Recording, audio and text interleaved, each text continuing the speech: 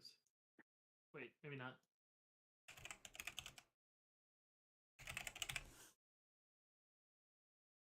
Thought I uninstalled that. Oh no.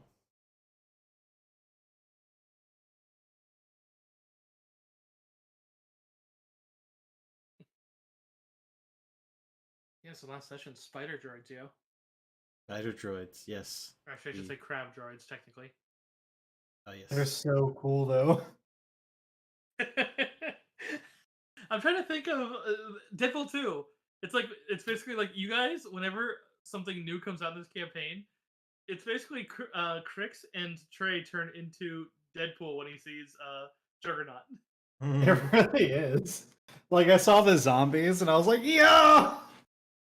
It's so exciting. No, I don't want to be anywhere near this. I was like, oh no, Kresh doesn't know about these. I guess I'll just be dumb then. Meanwhile, in your head, you're like, Literally, my head, whenever I charged that first one, was literally the last thing I should do is charge this. The last thing I should do is charge this. here I go, man. Killing it. Kresh doesn't know any better. Yeah, I just when I brought out the crab droids, I heard like the tone from. Actually, I think even Stormy recognized a bit because like it's just the way you guys all acted. Like, oh no, oh no. It's just It's so cool though. I can't with this. I geek out too hard about, about this particular. not that they're gonna show up because that's way after the scope of this campaign. But I just imagine like in some space part that suddenly like a TIE Defender warps and you guys are like, I know that one. What? It costs more than a Star Destroyer. Like, we're so dead. It's so cool. It can fly faster than most of them. It's tanky and shielded and has beam weapons, and we're so fucked. It's got shields. It can fly near suns. We're fucked, but like, it's so cool. Dude, the TIE Defender. I remember that was the craziest shit when I did one mission, and I was so irritated with this. There was a Corellian transport that kept getting away, like in the first like 20 seconds of the mission. It turns out that it basically just immediately jumps, but it goes to you have like a couple seconds to get to it, and basically it's basically the beam weapon prevents it from turning to its hyperspace vector, so then you can disable it. I'm like, oh, that's so good. Oh, that's awesome. So, what did y'all have for dinner? I haven't had dinner yet. My folks brought me groceries, which was real nice. Also, where's my model? I watched YouTube studio and it's just not here. How about whenever I buy a house? Cursive, right? How about whenever I buy a house? You and Declan can just come just come move into the old compound. I would love that shit. That would make my life so much simpler. Oh, wait, how do I? There it is. Okay, load. What the hell? And Declan, don't worry. Oklahoma's not that different from Texas. It's just like shittier. So it'll be like the B-rate version. It'll be like the B-rate version of your state. Don't worry. We have Studio model Cursive Angel. The file is broken or corrupted. Oh no. Excuse me? How'd that happen?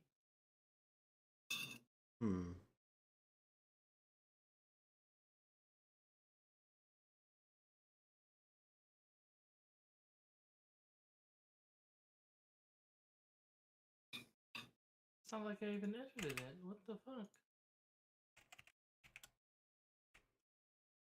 I really don't know. I've never had to troubleshoot those before.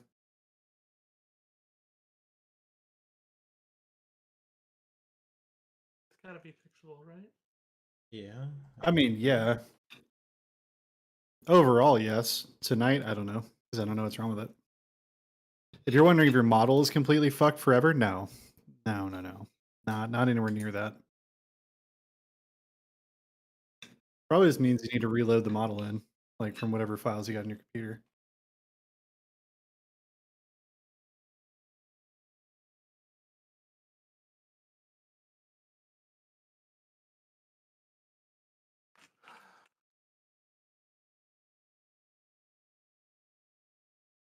This is a fun heart attack.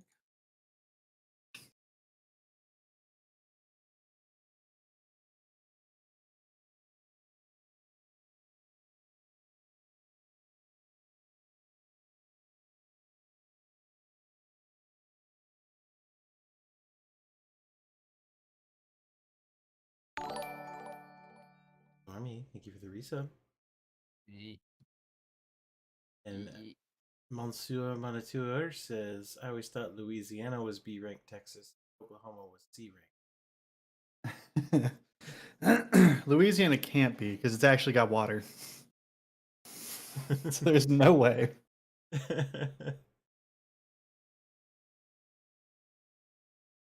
Mm-hmm.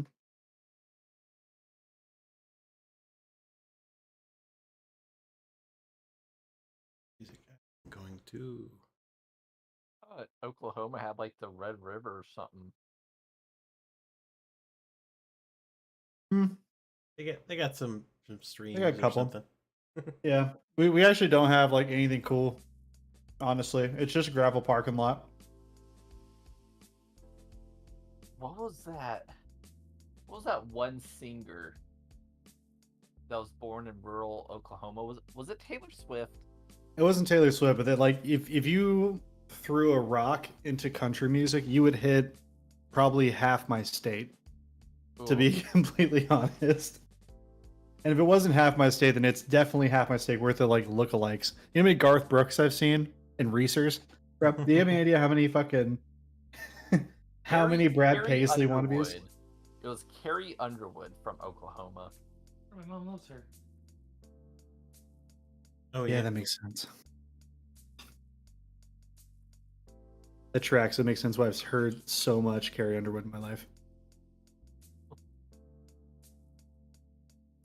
One of my good buddies moved from Oklahoma to Austin when he was very little for for like later on in elementary school. But he would always tell me that like there was absolutely nothing to do there except like ride dirt bikes and stuff when he was little.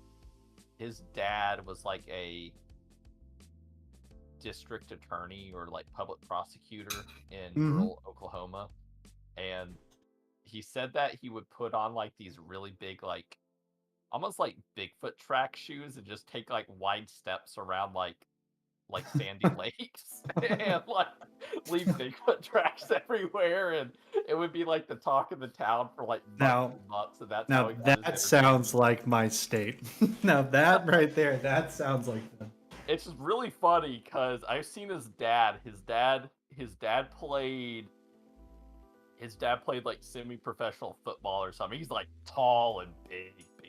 So like he looks like a human Bigfoot. So I don't. I don't doubt it. Welcome to the channel.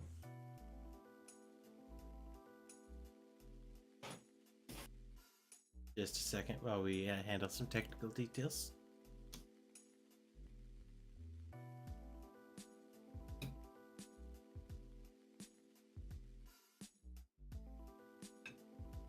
You streaming today, associate? Mm-hmm. Nice. I would be streaming if my rigging was complete. There we go. Is it all you're waiting on? Yeah, so I was actually supposed to... I got a message from the rigger. Not gonna name drop, of course. They said on November the 20th that I would have it the next day. And then they also said back in October that October the 17th that I would have it the next day as well. So been playing the waiting game. That's painful, dog. Yeah. Alright, I'm just gonna get my windows up and then we're good. No worries. I was waiting for you to get your stuff settled before I did my thing. I was about to have a heart attack. I was gonna... Yeah, it sounds like Cursive waiting on their art. Oh my god, yeah. Yeah, I've been lucky enough to not have any of those interactions yet. Yeah, I remember like you were one of the ones that like calmed me down with the first one at one part when I was just like, oh my god, just. Awesome, Dante. I'm looking forward to that. This person is getting a anthro commission of me. Ooh. Oh, very cool. That sounds really sick. Cool. Yeah. I wonder what kind of animal it's going to be. Yeah, I wonder. So, gee, what could it be? You know how everyone in this so our Star Wars team, whenever we enter or leave a new area, it's always like pretty much with on blast. Oh yeah. explosions, kicking and screaming, crying, bleeding. Hot exit, nearly dead. Yeah, That's you how we had get one it where done. You got to kind of limp away, but you had to do that from a building. Yeah, I really want to get a commission of like this Star Wars group of like everyone taking a selfie together with like Fricks or with Kresh holding out the camera, you know, with I everyone behind literally, Kresh taking I'm a not. selfie and like a burning city in the background. It's just like welcome to Cato Nemoidia or something Yeah, like that. everyone someone in bandaged up and limping away. Someone in my chat had the suggestion of that we need to get a group art of you guys, and then what it needs to be is that you guys are all flying through space with like a planet that's like under attack, and you're all literally flying by the literal seat of your flaming pants. No, so it's funny you mentioned that though, Stormy, because I need to talk to Mars about it. I literally just keep forgetting. But I meant to commission Mars to do a couple group arts for our Star Wars ones, and one of them is actually a perspective group shot of literally Crash holding up a selfie cam, and then all of us my grouped gosh. up. I'm not joking. That's literally what it is. You can ask Mars. Like it's in our DMs, but that's one of the crazy. commissions. Yeah. That is so crazy. I would that would go so perfect on like a postcard. I would just like send you all the postcard after I get it printed out. Yeah. What episode are we on? 18. Yes. I do have a really nice art printer, so I could do that. That was my thing saying. I'm gonna go live. Fucking intro. I'm just going live. Yeah. Yeah, I'm going live. Going in raw. We didn't even do intros out here. I got Also, pork Kevin, what tenderloin number and did you good say friends. 18. 18. Thank you. Was that your sneeze? I just heard the super high pitch. No, I'm working out of state right now, and I'm staying at a friend's apartment right now. Ah, gotcha. My sneezes are actually higher pitched, by the way. A lot louder. Mine are very loud and bassy. I don't sneeze. I don't have a nose. Estante says, no telling what the species is, and the outfit and pose are also a secret. We'll see. Or I won't. I don't have eyes. All right, Right. there we go. And we're live. Oh, hi, live. Oh, hi. Oh, hi, Mark. Oh, hi, Mark. My Mark. Hi, Mark. Have y'all seen? Oh my god! After session day, remind me. Anybody who hasn't, and anybody listening, anybody's chats. If you've never seen Star Wars featuring Tommy Wiseau, right? Go look that up on YouTube right now. It's one of the funniest videos you'll ever see. I promise. It's so funny. Also,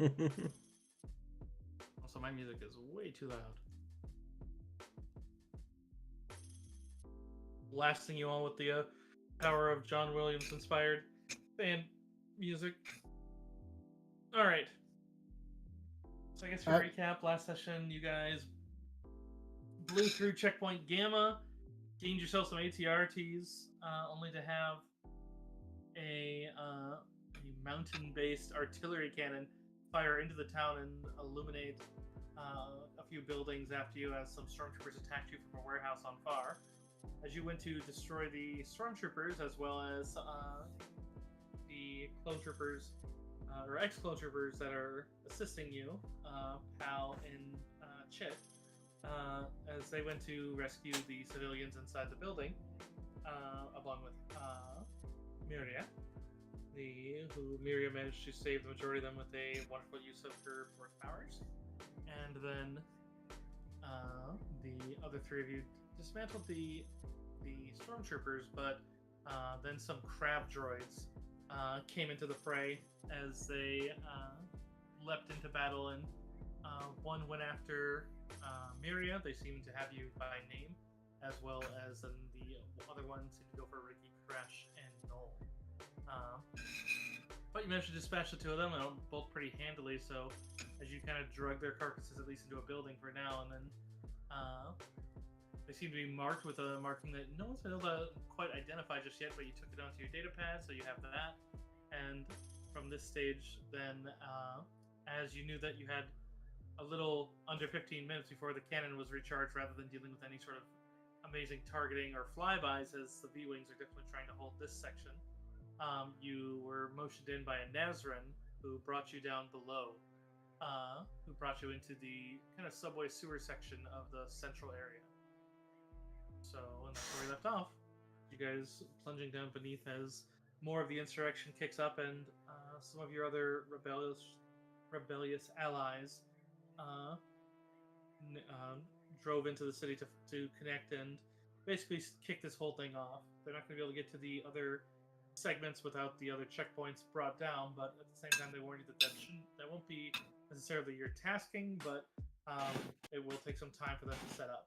But then they're hoping that they'll be able to get the entire city going, so then all the other cities will join in. And there's not enough Imperials here to hold this planet.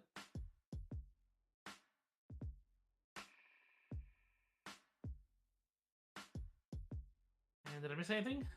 What the hell? No, you did beautiful. Yeah. Right as I alt-tabbed my music cut out, so sorry for that, chat, but just weird because I have plenty of what do you want to call it, gray space for the thing to continue, but I guess it's just being finicky.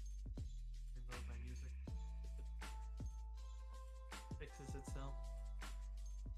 Takes its head out of its selective. Yes. Oh. Thank you for the follow, 8-Bit Winter. Yeah, thanks for following Cursive.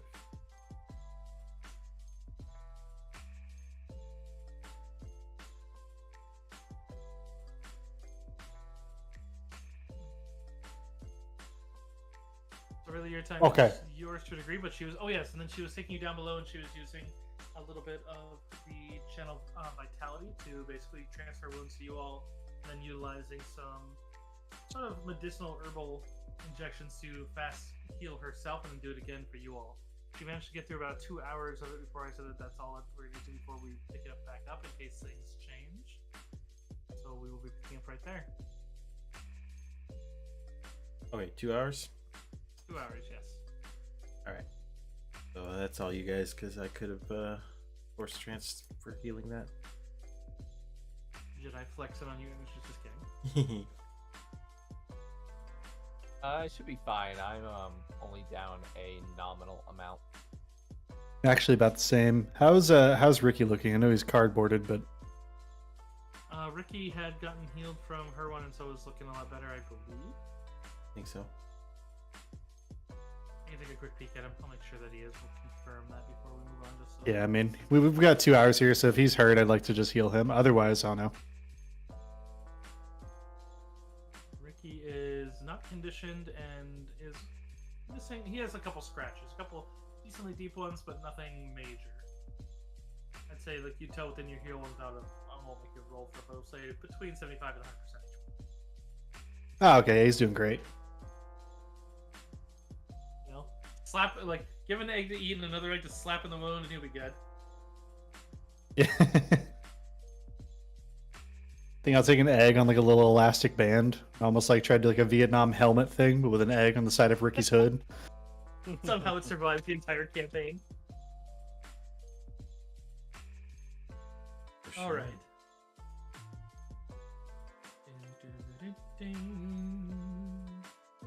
That's, I think, one of my favorite Star Wars themes is when they weave in the Skywalker, Luke and Leia theme into the action. It's so good. Oh yeah. Trumpets in the background, like dun dun dun, dun, and it's like, oh, it's so cool. For true. Those trumpets doing that always just makes me think of the Imperial March, like, which I've always kind of like, you know, associated with Vader, and so it's like, but it's like, you know, it kind of links them to Vader, but in a much more heroic manner, and it's like they literally painted a picture through the song. All right. So I normally say your time is yours, but in this case, it's if you guys have other stuff you want to do during the 2 hours, I do need to know. But otherwise, Sarlaac has moved off, as well as what was it? Iliaka was the other one that moved off. You guys still have Chit and Pal with you. You seem to be very good with rapid fire DC 17As. Yeah, that was fun. They are kings of the full auto. I guess I could top off on some scavenged power packs. Yeah, definitely. You want to do any skill rolls to find anything or look about? You're... All right, Dante. Thinking maybe like a where's it? Man, I was just looking at it. I don't know, like a perception roll or something. Yeah, those are survival. Gather information, survival. I'd say survival in this case. Yeah, that's fine. And keep in mind, Jordy McDroidface, although you didn't bring him with on this part of the assault, but if you do bring it back to him, one of the things he did get was the power discharger. But given that he couldn't roll as fast as the running, you have him in the surging. But I just need some ammo. Okay, with that one, yeah, you do manage to find a power pack that is not terribly discharged, but it is a little discharged. But it looks like it's being utilized for a light that Yurka Agol, the Nizon healing you, says that, yeah, you're more than welcome to take. So, about 4/5 full. I didn't really want to cut you guys off, but I actually carry a few of those just in case other people run out of ammo, so you can have 2 power packs, Stormy. Ooh, okay. I'll give myself another full one. It's gonna be another 15 shots per power pack, right? It depends on the gun. Yeah. Power pack is a generic ammunition for most guns that use it. So times 4 divided by 5, 12 shots. otherwise, Azrin would be able to tell you that the remaining of the slaves to be have been moved to the central area, most likely to be either moved off or executed relatively soon. But she knows that a couple of the other more combat savvy rebels are basically waiting for an opportunity to try to free the last of them, since they're taking them from all 4 districts and the central, as well as moving off any that aren't particularly claimed or set, until they can lock down the insurrection.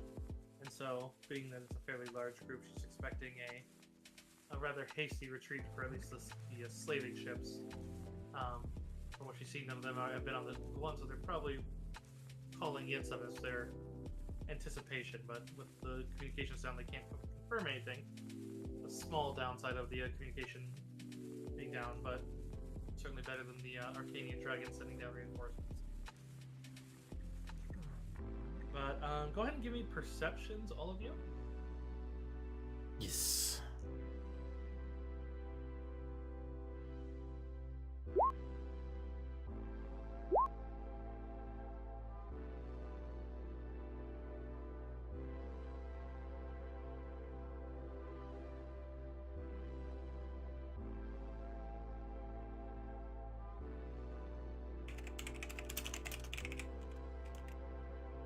So, alright. We'll go with first Stormy, you're just kind of, or excuse me, Noel, you're just kind of in the moment, just kind of like looking around for stuff and playing with your power packs and just kind of not really noticing any rumble as different than the other. Fresh, yours in particular is like, it does sound like there's some sort of subterranean sort of rumbling going around the area. That it does sound like it's coming from a nearby other basement area, probably one of the other sewers nearby, as it seems to be a rather stern, like it seems to follow what sounds like a collapse and more rumbling. Miria, I would say you could see that it seems that the stairs down here look like they're probably not going to hold forever. You have to move either deeper in, or you'll have to lead back out onto the road and try to find cover out there, no matter which route you want to take. Okay. We're gonna have to get moving, guys, if we wanna. Over here.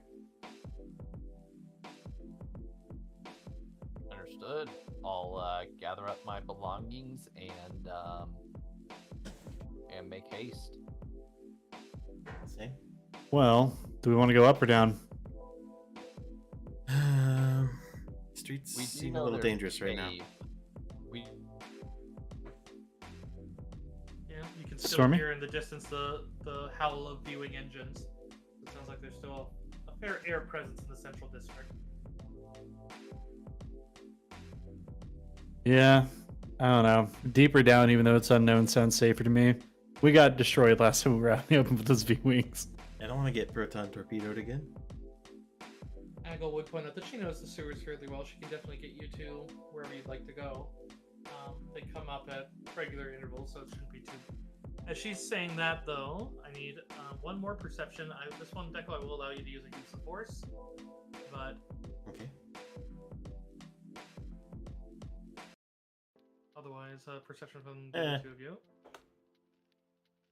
Perception. 1 second.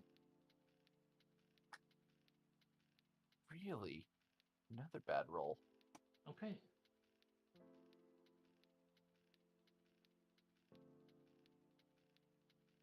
So, we're going to change this up a bit. As you guys are talking, you hear her. She kind of drifts off for a second, but only a second, as you'd suddenly see what looks like a quad section of different geometrically drawn lines that are cutting through a wall. As it looks like a laser is just basically cutting a slightly triangular trapezoid as it blasts open a wall, and you can see what looks like a small squad of crab droids has blown through the wall and is coming straight at you. Sons of Believe. bitches. So I'm going to move you guys to a combat map here in a second. You can go ahead and roll me initiative. That's the one that's initiating is the one that carved open the door. There seems to be 3 of them in there. They're kind of in a tight corridor right now, but as they do that, the stairs leading out of this segment collapse. Yes, you know. Who doesn't love being trapped in here with these babies? I pressed the wrong initiative button. Press it harder. You can always just Yeah. roll it again and replace it with your first number. That's all I usually encourage people to do. Yeah. Sure. 27.04. I'll keep the decimal at the end. Yeah, it's always helpful because then it helps if there's a tie. 27.04. I just need to upload the proper map one because I do like my second roll of 33. Alrighty. Let's kill some more crabs. I would like to annex Stormy's initiative roll, particularly the 33, since he's not using it. I think there are still they don't call them teamwork pizza in this one, but I do believe teamwork pizza exists in this one where you can basically everyone uses the best out of everyone's. Everybody rolls like, hey, how fast are you? All right. Which is so nice because, as I talked about before, initiative blocking is such a huge concept. Yeah, you can Like- burst people down. Like, I had to stop doing it for my NPCs because I kept doing it where I'll just roll 1 for all the NPCs and I'll average their initiative modifier. And then I couldn't understand why it's like, man, all my fights seem so much harder than normal. And I realized, oh, I'm stupid. I literally just made it harder on all of you. Wait, have you been doing that to us? No, not to you guys. Oh, okay. That happened to a prior group, to my old live group. A couple years in, I realized how bad it was, and I was like, ah. Oh yeah, 15 guys hit you. Have fun. Well, it turns into a giant rocket tag, and so it's like you guys have just as much strength that way, but whoever wins that first one is definitely advantaged. Yes. Right. As opposed to. All right, so let me get the token I had up for these. Oh, did it? Looks like I have to go to the prior map to get it, but here, we'll move you over to this one. Because my upload of it's not really taking. I don't know what happened to it, but we'll just copy one from the old map.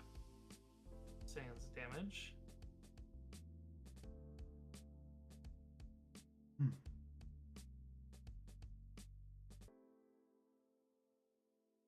He's already dead. We did it, team. Good job. Good job. They are currently kind of all over each other. So they are basically squeezing right now because, as you know, they're huge size and that's a large corridor. So Crab you basically, tunnel. but you are basically you have a slight advantage for the first round on attacking them, but after that, that's going to go away. The first one's ducking down, clearly trying to allow the other two to come out and start attacking. And then if you guys would like to take position anywhere you feel like your character would be, I'll trust you to were small ones. I was going to put the civilian nearby, but it's clear that their little targeting heads don't seem to be paying much mind to her. Again, Are these these seem locked on you. are these 5-foot squares? Yes, 5-foot squares. So you guys should each take up one. Could you make Grow you? this a little bit bigger? Yes, I can grow you. Thank you. Probably because the Oh, big boy. roll- We established that Right. Noel is short, though. Big boy. Cursive. need to drag you out. I don't know why It's you not drag yourself working. out. I swear, are you dragging out by the name and not the picture? No, I'm dragging up by the picture. Don't use drag the out by the name. picture. Drag by the name. Name. Test with the name. All right. Test with the name right now. If you have a duplicate, I'll delete one. Whoa. Down here at the bottom? Anywhere, drag it anywhere. I just want to see if it works because I'm very No, not at the bottom. In the character list. in the character list where you have like the chat box, you have a little picture. Oh my god, it works! Yeah, that's how you always do it. Always go by the My name, not the god. picture. Picture is for. I found out why the picture doesn't work. The picture is for reordering orders. So if you want to like here, I'll like literally just drag you down, and now Miria's on top. Then you use the. But all right, so let me roll for the two that have not cut open the door. I honestly thought you guys were gonna like you guys usually have good perception rolls, so that was surprising. But they also have decent stealth. But I rolled a 1. yeah. Oh, you already rolled for turn order storm. You don't need another one. Yeah, I'm re-adding myself to turn order because it went away. I think only Cursive can see it right now. Oh. I'll tell you guys when you go. That we seemed to have that issue last time, I think, too. Well, this is a good week. We got Mummy's Mass this week, too. I'm so excited. Yeah. Although we're down 1 already, so we'll see how that goes. Sorry, what? Koala's birthday. Oh, right. Oh, that falls on the 8th? Is that the 8th? No, the 8th is on Thursday. Right, but they're having dinner with their mom on Friday. Oh, I did not know that. Okay, so they had 8 to their rolls. One's going to be 0 no matter what, so we're just rolling 2. A 21 and an 11. Wait, no, not that one. That's the one that's at the front. He's not gonna. All right, put it in order. Boom, there we are. Oh, yep, we have 2 nulls in there. Let me get rid of one there. All right, Miria, you're up first. So here, let me get your Nazarene civilian. Well, you can go ahead since she's supposed to be near where they cut in, but they don't seem to be targeting her. But she does basically fall prone near them. Sure. All right.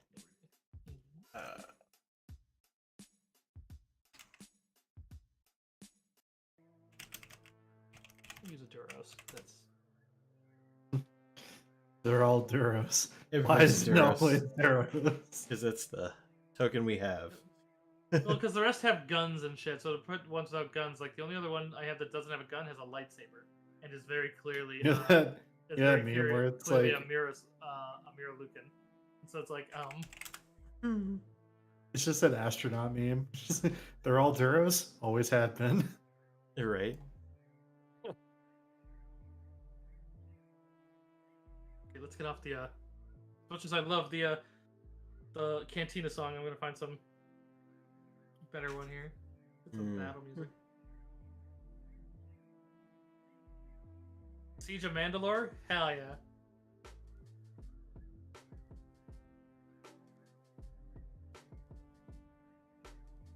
Okay, well, I guess I'm just going to make it difficult on them.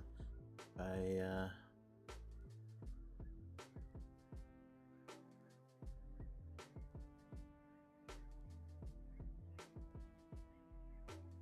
are huge size, so they can just walk out over you, but they will trigger for the pleasure. Sure. And I'm going to do my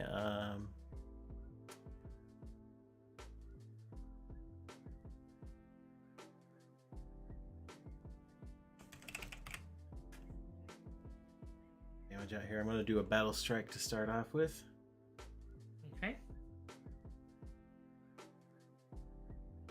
To use the force, 27.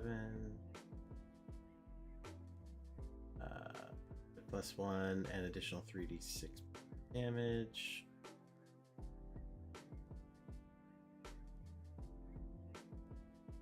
And a rapid strike.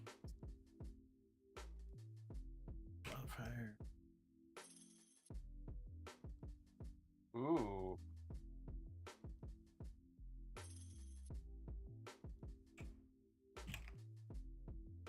I'm assuming that hits. I'll roll the other damage dice. Yep, that one does. Control 39. Oh. 45. 49, 48. 48. Oh yeah, I did that wrong. 48. Okay.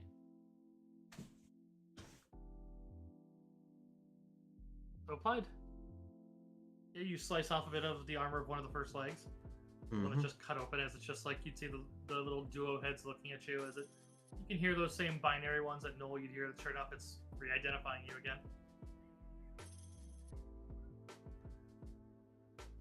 Seem persistent. All right. Is that all? That's all for this round. Noel. Could you start with clarifying kind of our relative position to the streets? So basically, the stairs down there have collapsed down with some rubble, not entirely, like they're not gone, but otherwise, up that way, it goes up and then does an L turn to the right.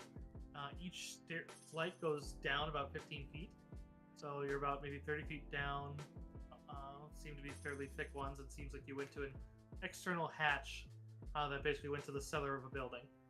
Okay, so we're about 15 feet down from the street level. 30, because it basically went to an L turn that went another 15 feet up, and each flight was 15. Okay.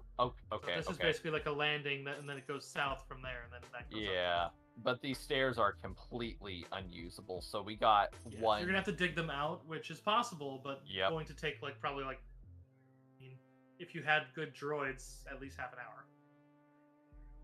Okay. I have weakened these ones HP, so you're not, since you're a person down, so they aren't at their full HP that you faced before. Yeah, so we're gonna have to fight. So I'll start off by initiating the Born Leader, giving everyone a +1 to attack, and I'll say, hey Miria, that was good. Why don't you give him another swing and give you my what's it called? Give you the trust ability, so you gain another standard action on your next turn. Okay.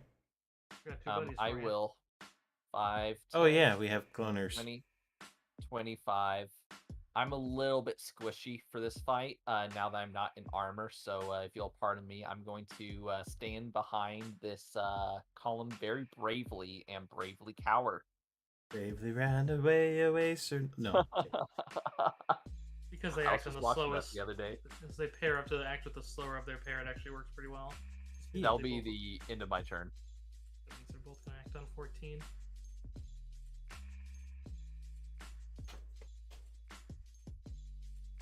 Okay. So that's one of theirs. It's the closer of the one. So that one is actually going to scramble out. And will trigger from... Oh, no, first...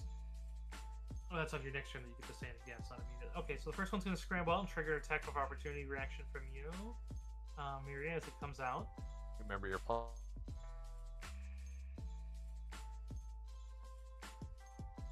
Okay. 2, 3.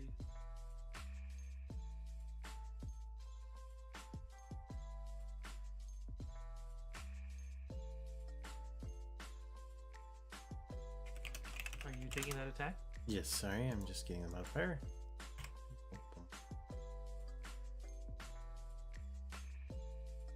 That one still hits.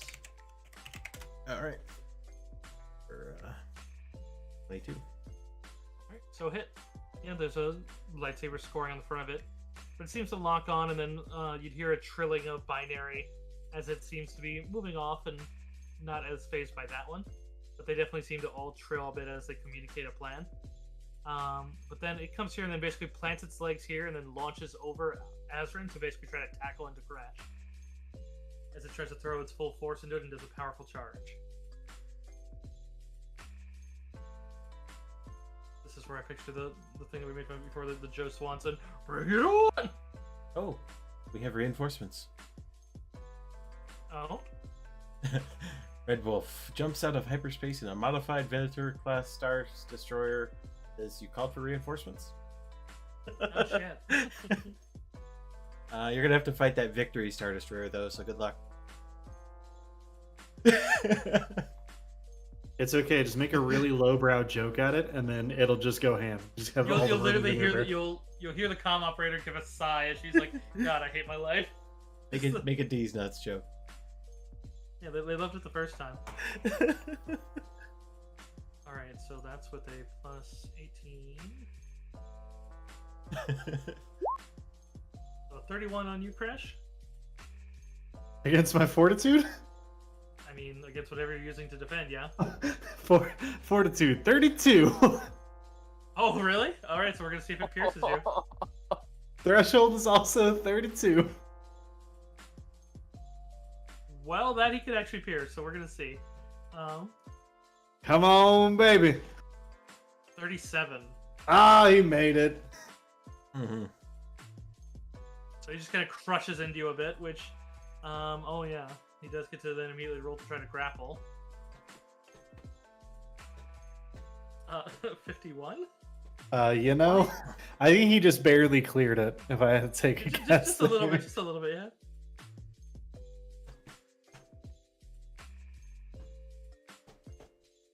Okay, so... I will actually take this time to burn my reaction to use delay damage, just for that, the 30-some damage. He's not going to do anything about the grapple, just the damage. Okay. I do need you to make an opposed grapple, as he is going to try to pin you. If he pins, he's going to try to crush you. Dirty 20. Okay, so he has to oppose you with his roll, which he could fail, but with that modifier, he's not going to. Without a 1. So he does manage to actually grab onto you and squeezes a bit. Actually, not even a bit, quite strongly as he grips in, which means he does his normal claw damage, which for him is a D8 plus 21. So for 22 more damage. Okay, cool. How much was on that first attack, by the way? The first attack was 37. Okay, perfect. Sorry, I'm delaying the first hit, so I'm just making sure I got my math right. Which will go on to the clones, which I think they're gonna full auto that guy. He is larger than their spray pattern, so that'll increase their damage die, which first one's gonna use his to aid the second. So... No clones. Ooh, I didn't. We know they're good at fucking this. Clanker! They're good at Fucking this. Clank! Yeah, they got the droid hunter. Alright, so let me get to the GM side. There we are. Alright. So with theirs, that puts them up to... The first one goes to attack. And then that was... The sergeants, that's what they were, so...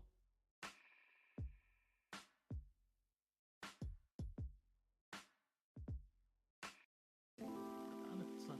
Fine, we'll go to my history.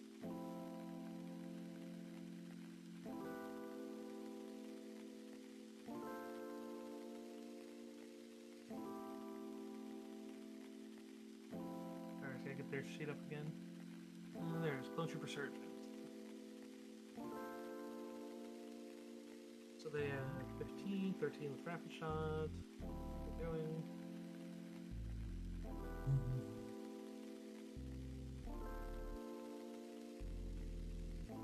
Well, that's 2 shots, so they're not doing the full auto. They want to do full auto.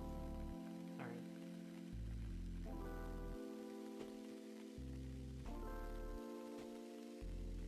Okay. It's going to be 25, which will hit. So 3d10. And then, since you're hitting it into large, just go up. Then damage when they're going to go by 4 dice. So point blank, so I was just 5. telling chat, it's been less than half an hour into the session, and we're already in trouble. Yeah, the crab droids are scary. Okay,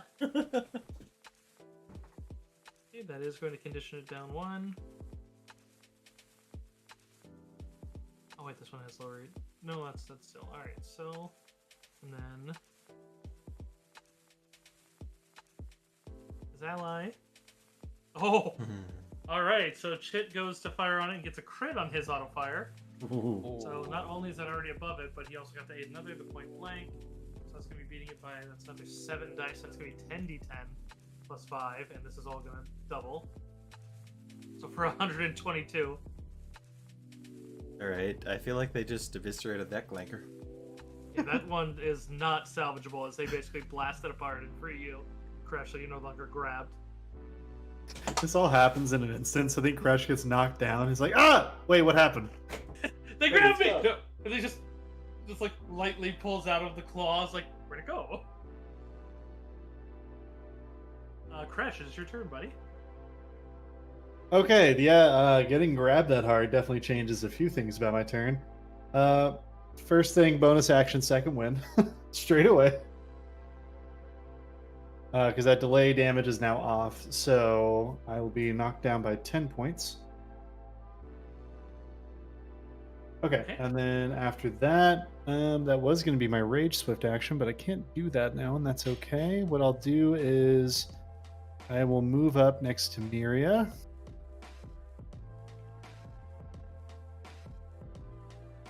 Sorry, new keyboard, fat fingering. I'm moving next to Miria. That thing is going to take a stab at you with its claw for moving through a certain area.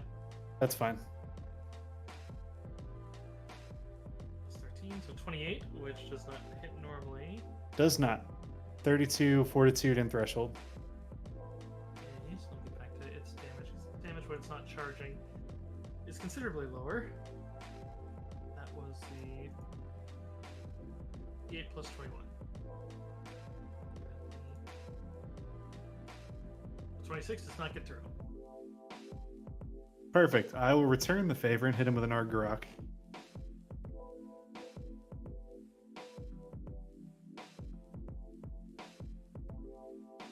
Dirty 20 to hit. For 33, and then you charge, right? So another 4. No, I'm just gonna keep myself nice and honest here. As nice as that would be, I didn't go in a straight line, so that can't be a charge. You could have moved away and then charged from. Okay. I mean, if you want to give it to me, I'm not gonna complain. I mean, that would be an extra 4 You're not in damage. the best of scenarios, so I'm fine with giving it to you. Yeah, that's fine. Yeah, I totally charged him. I totally did that from the beginning. What are you talking about? Of course I did, girl. What you mean? So that's actually 37 damage. Puts 254, then another 30, so 84. So yeah, that one is incapacitated.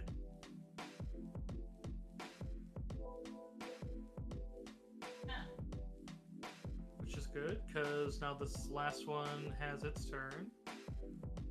I feel like these things have less health this time, or we're just rolling like crazy. They have less health. I lowered their health by a quarter since you're down a person, and then their offense is slightly changed. So basically, these ones are just a different variant, but made by the same guy. Yeah, based on size, we're missing a quarter, and so are they. Yep. They're still doing the same amount of damage and have the same accuracy, because I can't change that because it's kind of bounded to your armors. So if I lowered their accuracy, they'd be... So it's like, well, they're still dealing damage as they would, but their action economy is a little... Rather than lower them down by a number, I just lowered their HP and then their reflex and fort saves. Or defenses. All right. So I have to get my chat. And, ooh, thank you for the hydrate. Sorry, my cat's hanging out near my mic. Y'all might hear her. Boop her now. All right, hold Scritch. on. I demand scritches for the cat. Shit. All right. I don't think we need orbital bombardment when we're underground. That would be an interesting choice. It's a bold stratagem. To whoever your channel member is that is doing that, when we did AOL chat room, Space Battles in Star Wars, I actually was the leader of a small guild, so I was the commander of a interdictor class Star Destroyer. It was my and it was called the Charybdis, and I loved it so much. We were basically renegade empire, which was fun. Basically pro people, but still dictators. This is basically we're here to defend the galaxy kind of mentality. It was actually quite fun to run. All right, this one is going to charge. However, it's going to charge a target it's more focused on, which is going to be Miria. You're getting that same treatment from the charge. So plus 18. So a 30. All right, well, I'm going to attempt to block. I mean, good call. You saw how much damage it did to Crash. I get to roll twice, so... Twice. I don't need to roll twice. I just love this idea that, like, you're getting you're getting rushed by this gigantic metal monstrosity, and you put your lightsaber out. I mean, Obi-Wan does it with the Ackley, right? I mean, I always imagine that it's the like if that's the lightsaber slash where you cut the tip of their claw off. You're like, "Bah!" Yeah, as it tries to stab you, you're just like, zip. Like, stop it. Yeah, that'll block it, and then it just blocks all of it, right? When you use it that way. Let me... Yeah, I'm pretty sure. I know the absorb energy is all or none, so I just thought. Redirect from block. Maybe I should get the Force. You should. You had multiple you can chances use to get it block already. without a lightsaber, it's pretty good. Okay, yeah, and if you get a penalty for every time you've used it, unless you have the style, then yeah.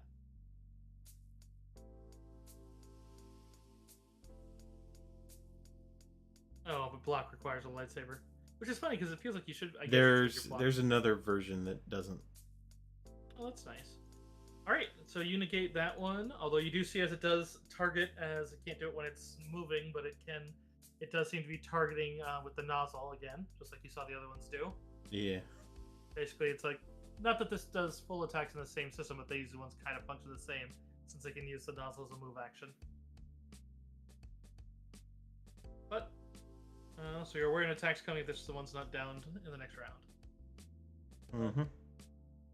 Miria, you're back up. Oh, back to me.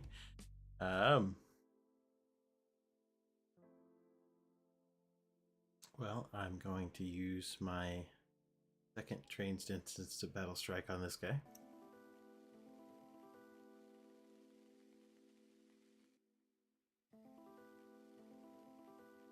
Uh, 31, which is the top one, so 3d6 and a +1 on the attack. Get him.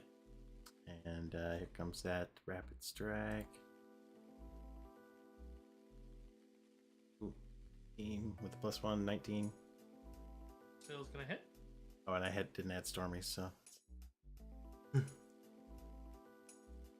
considering it, no worries. Remember, So what's the total damage? And so let me add the damage. Wait, you have an extra standard action, Stormy's reminding you. Oh, that's correct. So the total on that one was 9. I see 33. What do you see? Oh, I'm looking at the attack roll. 33. Great. So I guess take another swing without the battle strike, I suppose. Yep. Hey. Good damage roll. Yeah, and with the extra 1d8, so. With another 7 puts the 71, and that amount of damage is going to threshold them once, which is enough to bring that one down, actually. Good use of that one, Noel. Good job. And that'll bring you guys out of combat. Did seem like these Very things nice. kind of tunneled straight to you. As you could look that they came through some other former rail lines that they used, but it looks like they basically carved their way through walls and basically came down a couple blocks away and then came right over to you. So it's clear that whoever this droid master is kind of locked into your position, or he may have a tracker on you. Can we investigate for either a tracker or how it is these guys are tracking us? Yeah, you could do a heal check. Let me help you with that as I activate my I should say. coordinate. So you get a +3 on this roll, treat injury. Also, I believe one of you had a visor for finding artificial objects. That was a piece of loot on a different planet. I think it was that's Ricky? Ricky. Well, we can certainly say he's helping here for that. Yeah. He got lost in the egg sauce. That's why he wasn't in combat. He just, that first round, he was just busy. What? Nah, you guys got it, see? Explosives would be bad in a tunnel anyway. And Ricky's really good at what he does, but right now we cannot have what he does. You would see that there's some remainder on Miria as you guys check each other, that it seems like that goo that they sprayed out also seems to have quite a bit of basically a comm static generator that they all seem to be kind of giving, making her kind of leave a bit of a comm trail. You. Miria, don't take this the wrong way, but I think you should shower.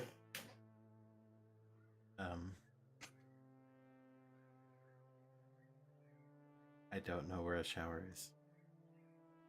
You'll most likely need some sort of electromagnetic, basically, overrush, which you can't immediately do here, but definitely something you could do with some time in a workbench. You just need basically a generator to basically kill the little nanobots that aren't doing anything else hostile, but otherwise basically just kind of suffusing her and just kind of each of them giving a small comm signal, but the cloud of them kind of indicates her position. Only I could force lightning myself. Oh wait. I mean, you could do it once.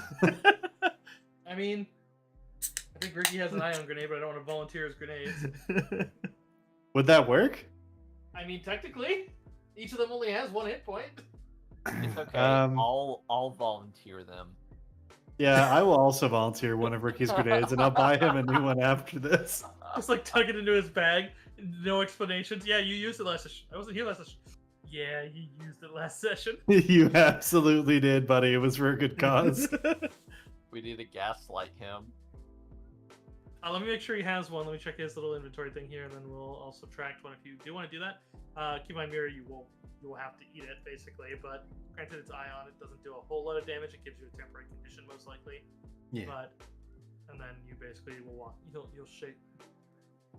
On the bright side, I mean, you have both of the group medics here, so.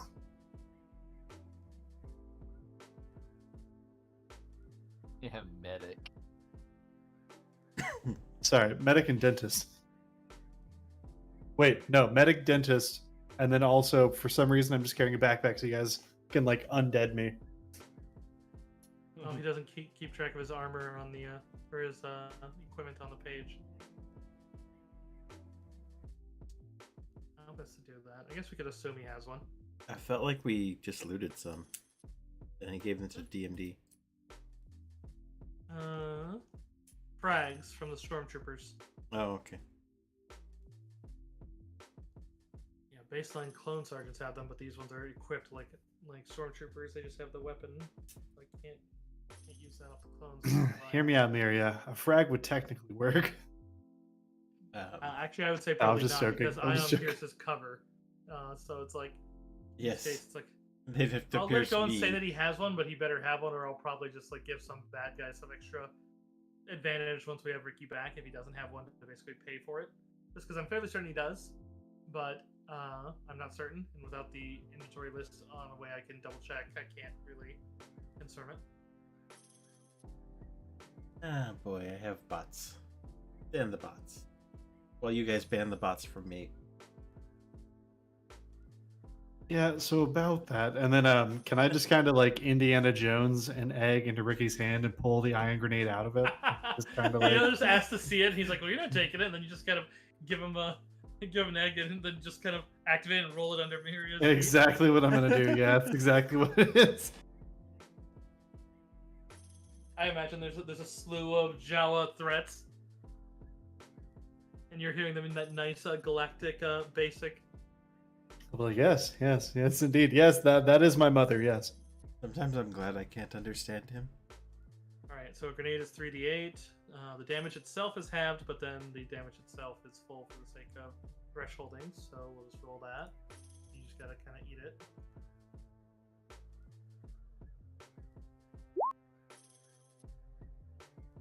Which I don't know if your threshold is actually 16 or lower, but It is not.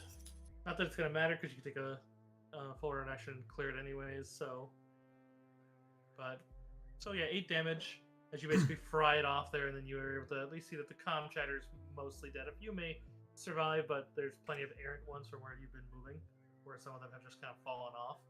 But it's clear, yeah, they're basically, it seems like they try to immediately seems like they're just trying to neutralize you, and then they, pending that, they seem to try to spray you with not only stun spray, but then it also seems to be marking you. Well, that's just gross. Frankly, Not a it's bad plan rude. for a bounty hunter. There's some Yeah. creepy stalker shit going on. It's a bounty hunter. That doesn't negate my point. I want to know how loaded this bounty hunter is. This has been a lot of crab droids. Oh, we're gonna find out how rich he is when we kick his ass and steal all of his money. And by steal, I mean conquest it all. I mean, Gonna once he's spent it tactically all on acquire. destroyed crab droids, he won't have any left. Seized for the good of the rebellion. Yeah. Didn't steal this, I discovered it. No, so what do we can we oh no, because we already tried to identify any kind of like symbol or insignia about like who this would have been. Yeah, unfortunately. Your best bet is getting it somewhere elsewise. Otherwise, if you can get to something like your ship, you could then use a communicator to communicate off planet. And if you did that, you could ask Switch. Right. I gotcha. Miria, or how are you looking right now? All right. Noel, you're unscathed, right? Yeah, Noel's looking pretty good. Could we just do like a heal conga line where like I get between Noel and Miria and I heal Miria and then you heal me? Yeah, go for it. Let me aid you.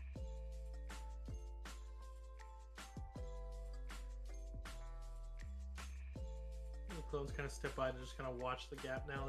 That seems to be the only interest in kind of what they were doing before. Hell yeah. You gain a +2. Okay, since I beat that aid by 10, you technically gain a +2 to your roll. I think in this system it's determined by the DM generally. I thought Well- aid another was if you beat it by 10, you get you give them a +2 on their rolled out. Is that Correct. right? Yeah, that's Okay. correct. So I Ah. beat it by So, 10, so you you have get a 30. +2. So that would have been You just have to 18. make a 10 too. You don't have to beat the DC by 10. Usually 8 Oh. is. It's just you basically able to offer your expertise. That DC goes up based on the difficulty of the DC. Ah, yeah. But in this case, it would just be you just have to get base 10. As long as it's something that is. 15 But yes. plus 17 plus 7. 17 plus 11, right? Because it'd also be my wisdom mod. Ooh, Yes. I forget about wisdom mod. So yeah, so 28 back to you, Miria.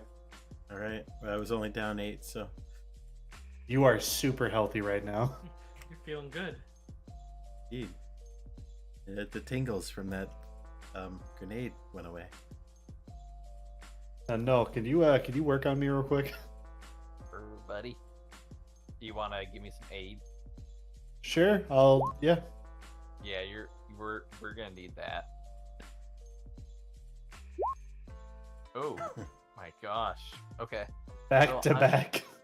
Yeah, that's gonna be a 18 plus my wisdom. 3 plus my wisdom, which is 8. Okay. Roll 1d8. You're not getting too much, but you do get 11. That works. Are you still looking pretty bad? Don't tell me Crush your actual is- health, but Crush is actually looking pristine right now. oh, okay, because I still do have the healing stimulant where I can use multiple med packs. Nah, I'm good. Okay, let me subtract a med pack and we're good.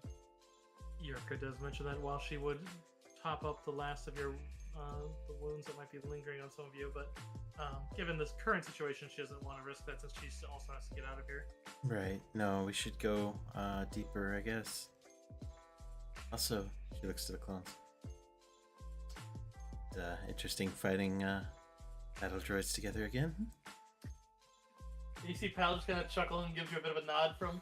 It's a bit awkward behind the stormtrooper mask, but the mannerisms feel very familiar. But in any case, yeah, the stairs back up to the surface are a bit crumbled, so it's like unless you want to spend a good hour digging them out. So yeah, heading in deeper, Yurka would be able to give you directions to go wherever you want, get you back to the surface a distance away from where they're searching for you. Luckily, although any sort of investigation or like scouting of the tunnel they came down seems like they came down from an alleyway. Didn't seem like his. So wherever he deployed them from, didn't seem to be like his base or whatever, or her base, wherever that bounty hunter is. Got it.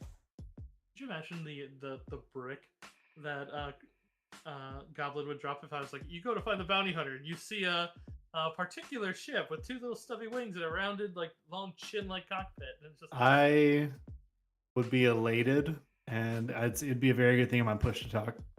At the same time, you'd be like, isn't he like 12 right now? What the fuck? I'll be like, he's not alone. There's a much scarier blue man with him. Right? Oh. See, I was thinking of a certain other droid.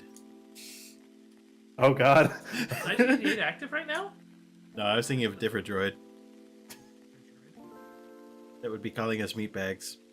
Oh god, HK-47. That's thousands of years. Man, that man's old. I mean, he's technically still around in Return of the Jedi age, but I've been floating through space. I need to use the restroom real quick. I'll be right back. Right.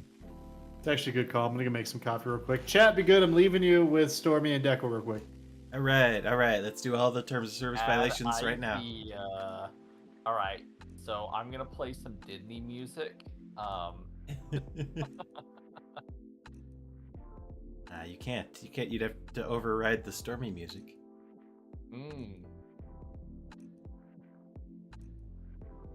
Is there Stormy music playing right now? On my channel, there is. Ooh. Oh, I hear it. I just turned up the volume.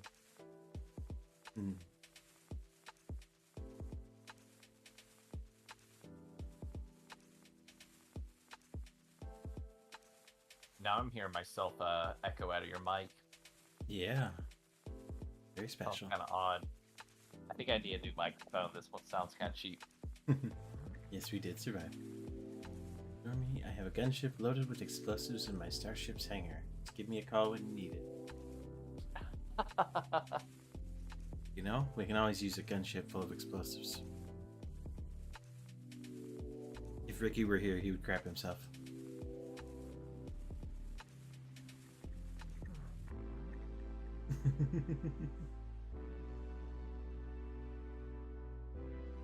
I could definitely use a gunship, period.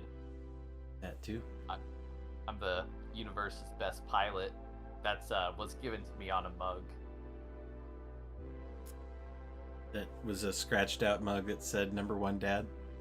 Yep.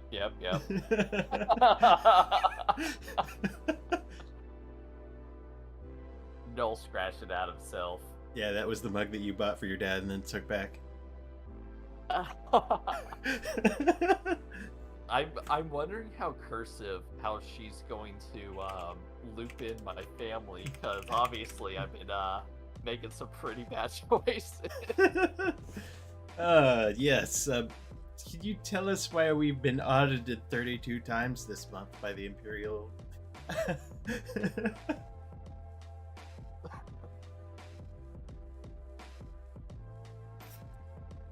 Noel's gonna have to gain a few dark points while meeting his family.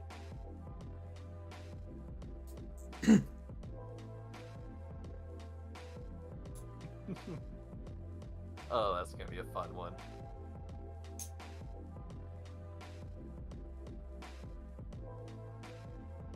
Being good is no fun, though, on Associates chat. Right? Being good is no fun, especially in this game. Well, I mean, like, you have to commit a few war crimes to to get through the game, in my opinion, but... I don't know. I'm going for the no war crimes run through. Ooh. I mean, Ricky already has one war crime. Yes, I know. That's not my fault, though. It just happened. War crimes happened.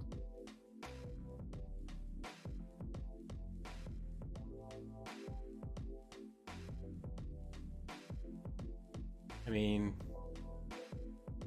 it all depends on what you define as what. Yeah. I did kind of force push someone into a giant pit, but they were trying to kill me.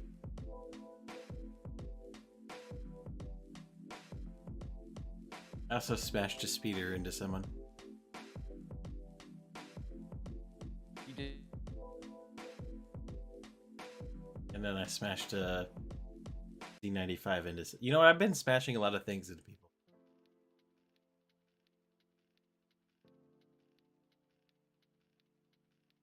Don't fight us if there's large, heavy things around, or you will get smashed. I'm back. Welcome back. Yeah, Miriam is that. Who here seen Game of Thrones when they're talking about that one cousin that was like, smash the Beatles? That's Miriam.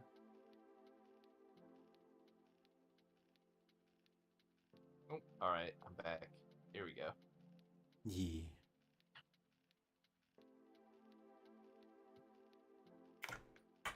Which one are you listening to now?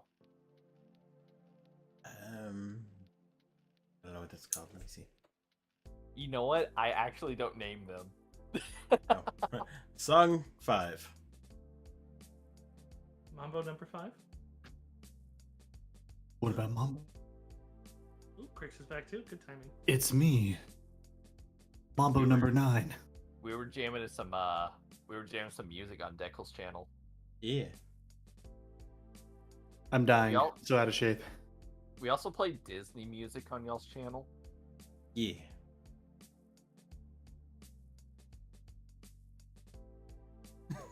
Good. It'll be fine. It'll be fine. Ooh, it's Blue. Blue? Hello, Blue. Whoa. It's Blue. I was telling Blue, I was like, oh my god, I'm so out of shape. I'm like out of breath coming up these stairs, and Blue just puts in my chat, just fat. Like no other word. Fat. Wow. Fucking rude. You be a fat. That is rude.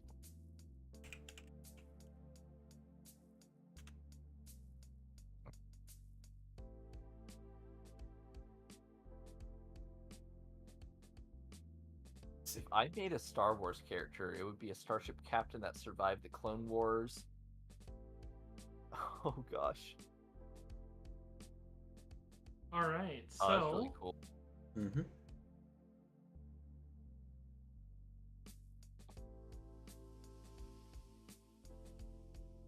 as you guys rise up out of the, or you guys are all here and ready, right?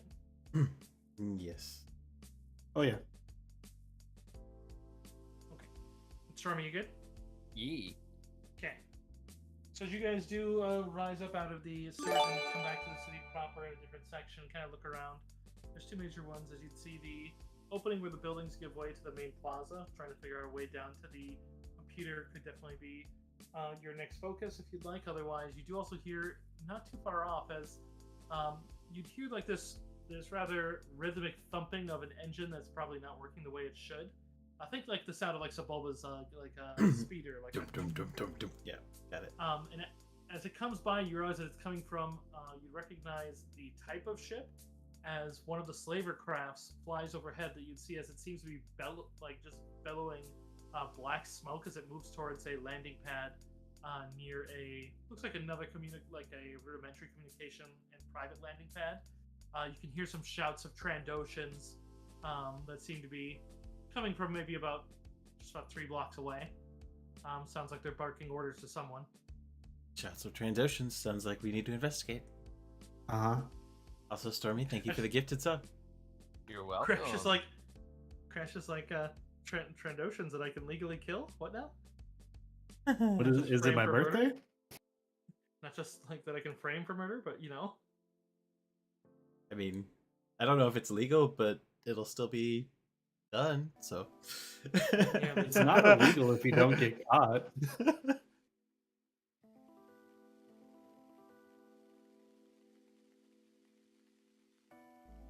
So, as you go, then pursue the three blocks. There is a chance that you get accosted by stormtroopers. So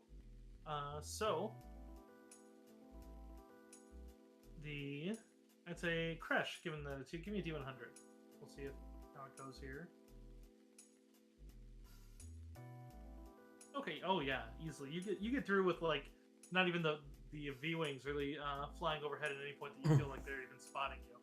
You're just dun dun dun dun dun dun, dun just Right. But Must in be any the wind. case, so the black smoke is definitely kind of actually getting to the point. It seems almost like a sandstorm as it's coming, and it's just whatever ship that is. You're not certain that it's supposed to be space worthy, until you'd see it as it looks like they've very rudimentary glued, not glued, but like cannibalized some other ship to replace what looks like a door that had been torn off the side along with some of the armor. Oh. It seems like the engines itself may have taken a hit. Did any of you speak Trandoshan or moreover read it? It's certainly not me. No. Nope. Okay, you can see that in the kind of cut-like marks on the side. It seems to have a name painted in red, but the rest of the ship is just utterly black. It looks like they've actually made some red paint that seems to be just around the engines themselves, but the smoke makes it almost impossible to see. The smoke itself is this acidic vapor, and since you guys are using breath mass that were given at the start of this adventure, it's not terrible, but it's definitely noticeable as your eyes water a bit. But as you finally turn the last corner, you can see as there's a group of Trandoshans that are in old military jumpsuits, along with 4 multi-legged beasts. All of them, including the beasts, seem to have breath mass worn or strapped to their heads in the case of the beasts. And they seem to be driving at a rather rapid pace a large line of Nazarene towards a ramp leading up to the Black Ship's landing pad. You've seen ships of this type before, as they're the ones that have been carrying the slaves. The Trandoshans seem to be in a hurry and aren't being gentle at all, as they cuff and beat the Nazarene, forcing prisoners along a dock covered with cables and into the ship's loading ramp. The wall itself seems to spark intermittently as those cables, you'd even see as one that they shove in there seems to take a shock and drop, and they just leave him where he drops. And they just continue on. This isn't gonna sit well with Crash. Can you Nope. hold him back? You don't need to hold him back, but I would like to. How far are we from these slavers? Let me take a peek at the starting of it. Yeah. You're starting a good distance, about 20 squares away. They're moving at a pretty decent clip, but if you run after them, you can catch up probably before they get onto the ship, probably as they reach the pad. Kind of, it's a little telling of what my battle map might entail, but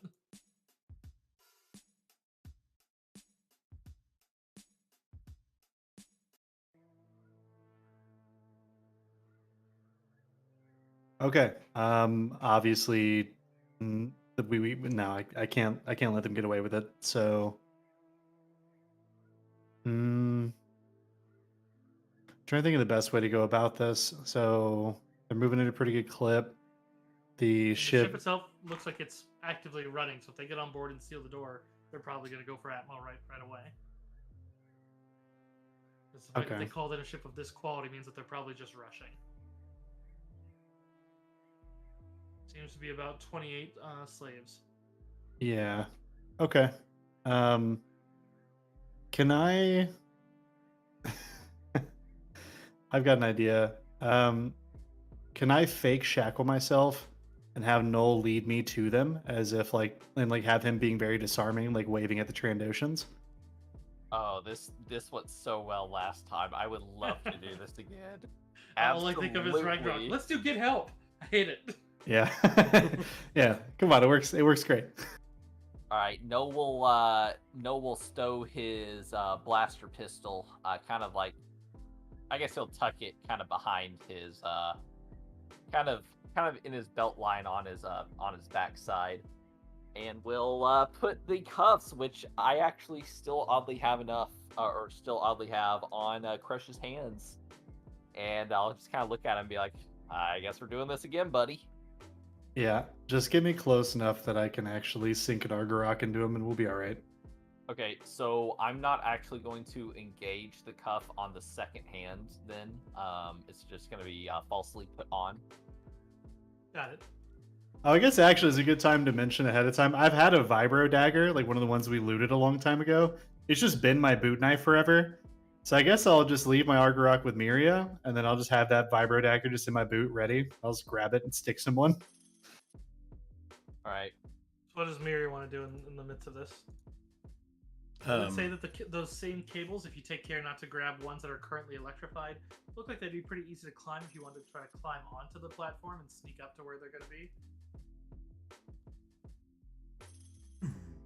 Well, I can try that. A little sneaky.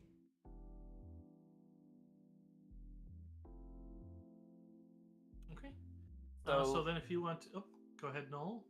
So I was just gonna run this by the group. So if y'all remember, I've consistently rolled below a 10 on every single one of these fate prisoner checks before. So Don't let that discourage you. It's wonderful. all right. Let me. You know what? I think it would be fun to roll the dice first and then role play off the dice roll. So, let's see. This will be a. I keep saying performance. This is a deception roll. That's pretty average. That's above a 10. That's Yeah, above a 10. Yeah, that is above a 10. I rolled a 2. So Noel's going to lead. You know, specifically, Noel's going to have the Argarok in one hand, and Noel will just kind of be waving his hands above his head and just be like, just not specifically saying wait, just be like, just giving the universal sign for wait as he's leading his prisoner towards the convoy. All right. I guess, Kresh, if you want to give me some sort of deception roll too, I suppose I'll allow that one. I guess like thematically, it's like pulling it in my cuffs and stuff or whatever, you know. The whole Leia pulling Chewie in.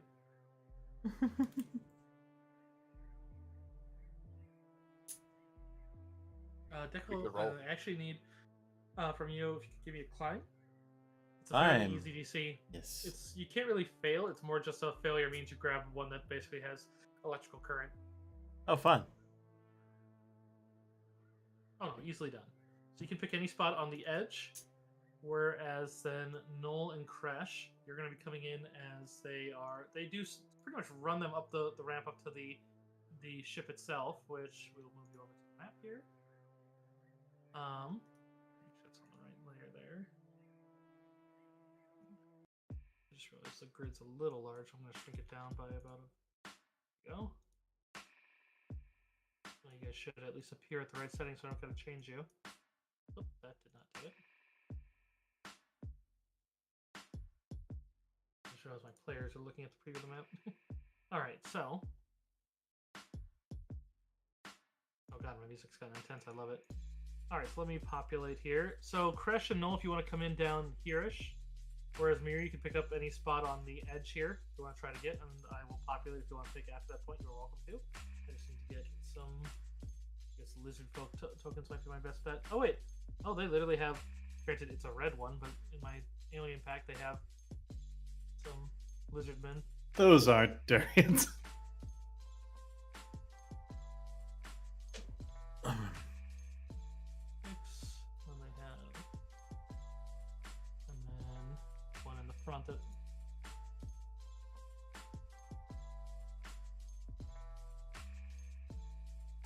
All right. You do see the ship itself is actually hovering a couple stories up, as it's not actually landed, as it's just basically landed here and is basically holding it down and is straining its engines to stay where it is. But you can see underneath the red marks, as you'd see near the door in Galactic Basic, as it's marked as the Bloody Credit. The bloody credit. Yes. And here, I'll get some marks for the Duros. I mean, they're not Duros, but the Duros ones that I've been using for Nazarin. Get those big Duros. There's the Duros I was looking for. 10, 11, 12, 14. Yeah, Red Wolf, the Master Jedi is here. Okay, some are already loaded up there as they see you and they see you approaching. Let's see, we'll give the one that's kind of in charge.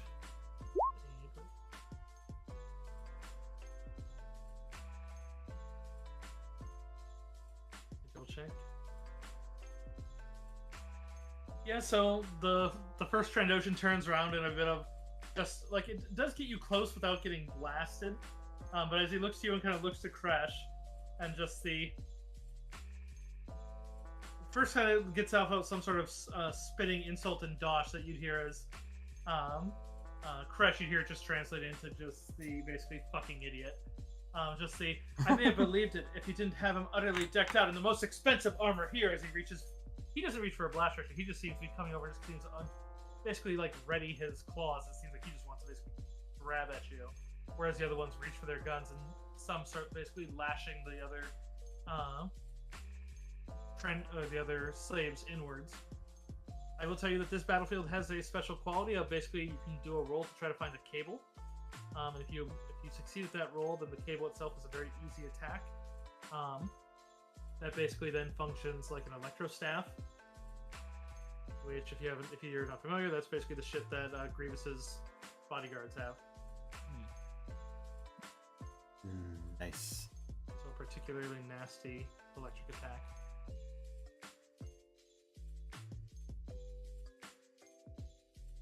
So, this one's going to be initiative. The turn order up, so make sure to target yourself. Hopefully you guys will see yourselves on this one. I will roll for all 9 of them.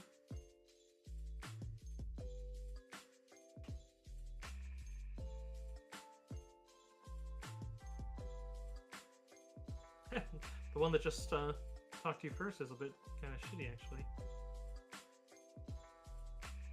Good. I'm gonna try to stab him in the chest. They add 4.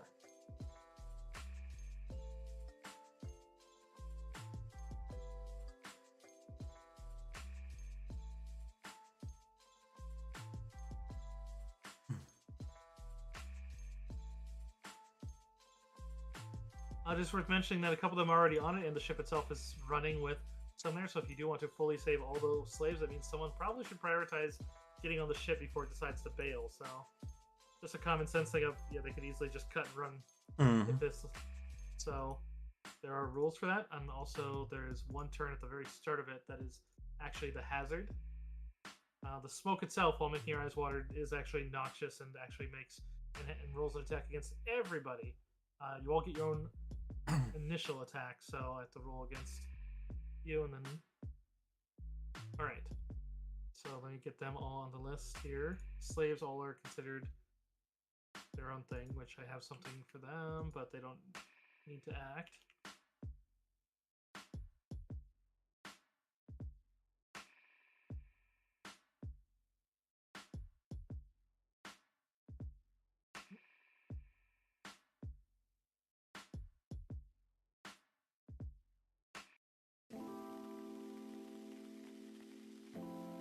Alright, so to start off, looks like Noel's going to be the first one, but the very first one's going to come to basically the start of everyone's turn.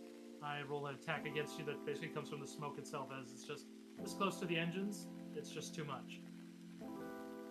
So basically what it does is it rolls an attack roll that is against your fort defense only.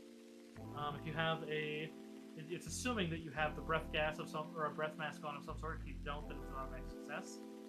But otherwise it's a d20 plus 5. Okay. So in this case, Noel, what's your fortitude defense? Fortitude defense, give me 1 second, is a 20. 22, you said? A 20. A 20, okay. So this one does hit you. So this one slightly changed just because the normal one was 1d6, but I've lowered the damage aspect, but it deals 1 point of damage to you, but you go down 1 condition track. Ooh. Alright.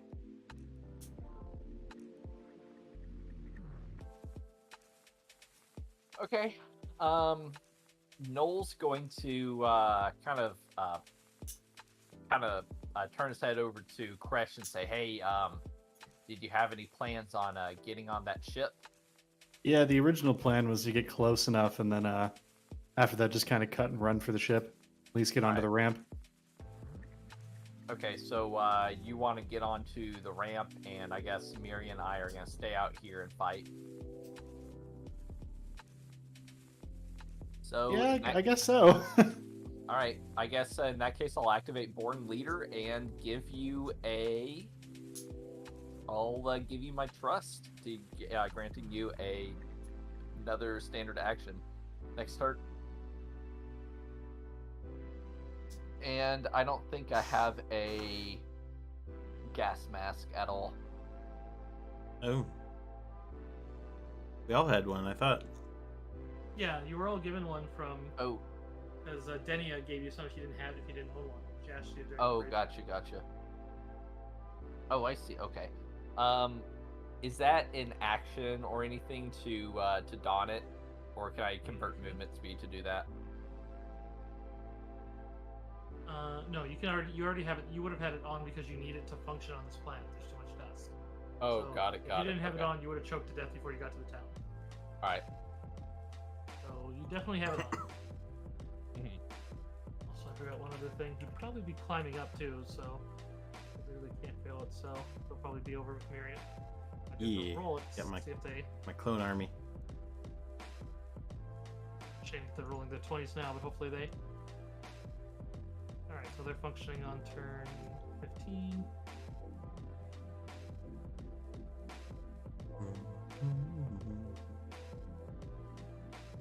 The good old days.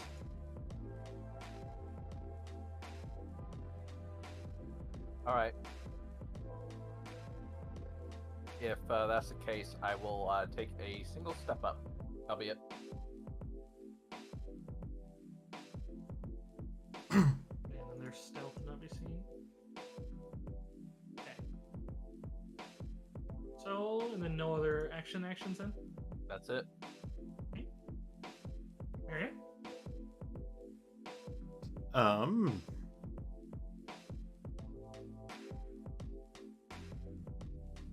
Yeah, interesting. Yeah.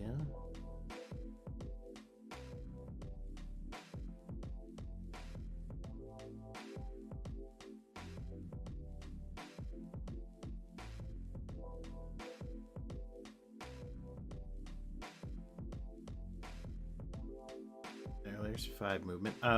Would you say that I could make a non-trained ranged attack with the Argarok at this guy? Oh, you're gonna try to force move it? I was just gonna throw it at him. Let Kresh sort it out afterwards.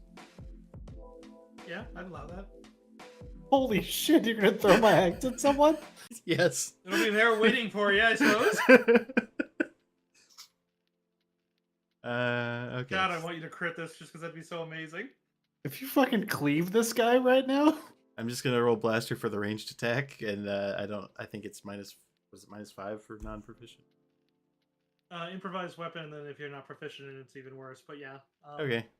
Well, we'll try. Your stealth did beat them. They didn't notice you coming up, so. You know what? I'm gonna force point it. Don't forget about Born Leader, right? Isn't that a thing right now? Hold on. You add a +4 to. Nice. Jesus And then you need to tell me what the damage of Argarok is so I can roll that.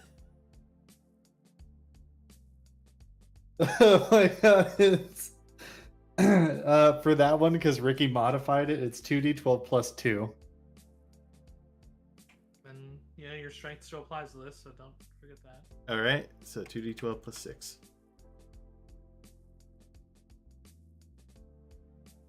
I can't believe you just run up and just huck my axe at someone. So the Trandoshan like literally is like busy watching that, kind of like playing his claws as he's basically stepping over to try to like come after the two of them. But as he does that, suddenly the Argarok just kind of flies over with a little bit of your force focus and just embeds in his left arm. He doesn't exactly like scream or really even jolt too much from it, as he just kind of looks at it and then looks over, and it's just kind of like you just see this look of utter disbelief on the lizard's face. As he just like, the fuck? That Argarok was in my hands. What? You said you gave it to me? Yeah, very beginning of this, I said I gave it to Miria. Oh.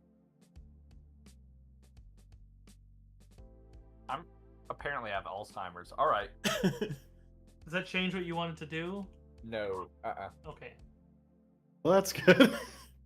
I can't believe you just threw a whole Gamorrean axe at a lizard right now. Well, I was just trying to give you back your axe. I appreciate it. Miria, such a team player. All right, I love it. Also, man, my window is being real finicky about staying open. Hope it's not bothering the stream at all. Man, my stream is dead. Thanks. Literally nobody. Yeah, let me see if I can give you a retweet or something. My turn. You know what? How can I? All right. So next one is one of the other ones that is.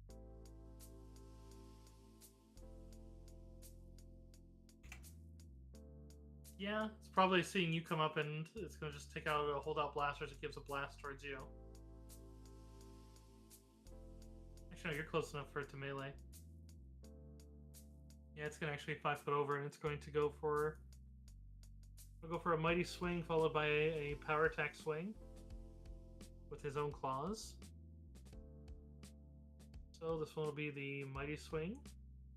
Go for a +10. 19 on the reflex. That is going to miss. Okay, and then the power attack is a bit more of a flail. Also miss. Crash, you're up. I had a question about economy. Okay. 2 of them actually. So one, what is the economy of me drawing my boot knife and then charging that Trandoshan right in front of me? Move action and then a single standard because you're close enough. Okay, cool. And then just because I'm curious, what's the logistics of like, if I wanted to, right, as a backup plan, could I just run by and grab the Argorok and keep running? Like, what would be the logistics of that? That would be a disarm because it's embedded in him. He doesn't have direct control of it, but he still could try to dodge out of the way, so it'd still be considered an attack. Okay. That one's more of just like me being curious for future reference if I end up having to pull my axe out of another person. I'm just going to pull my boot knife, so my vibro dagger, and then I'm going to charge that one straight ahead of me. Okay. Go get All it. right. I'm sorry, a little bit of a chain. I apologize. I'm actually going to rage and then pull my vibro dagger and then charge him. Wookiee Rage.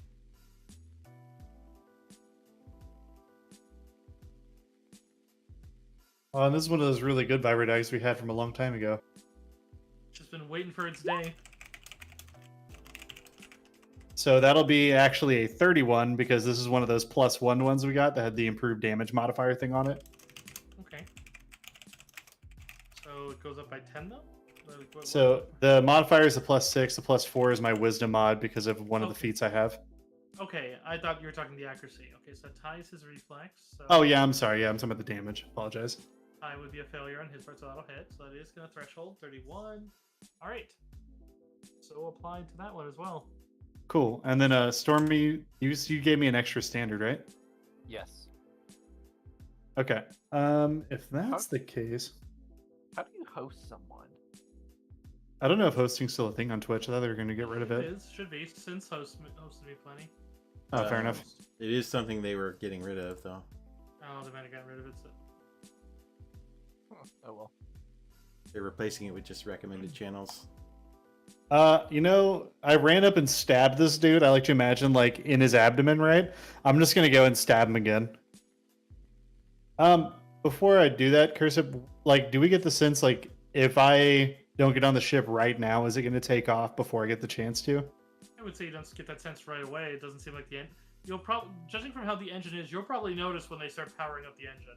Because like it's Okay. bellowing smoke, and it'll probably bellow it on a much greater scale if it's trying to get out of here. Because right now it's just focusing on keeping level with the platform. Okay, cool. Yeah, if that's the case, I'm gonna stab this guy again. Yeah, you're all considered basically to be basically a bit deafened, but not enough that you can't speak or anything. Just from the oh whoa, what was that? Oh, Deckle, thank you for the 5 gifted subs. Yeah. Yo, and that's actually 24 damage with a 28 to Thank you hit. so much, hon.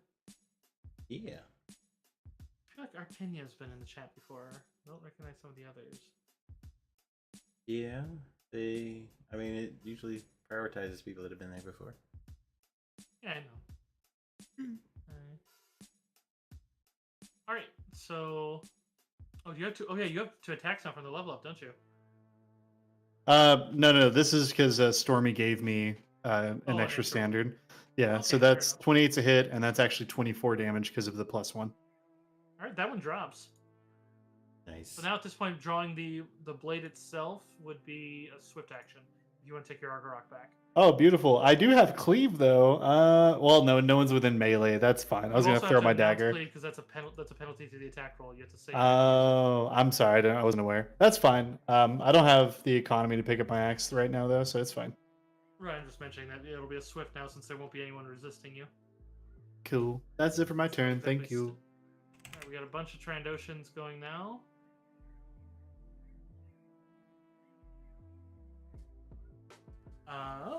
So yeah, they go to start open firing. If they're not within a point, they can just 5 foot over. So the 3 over here are going to 5 foot at her.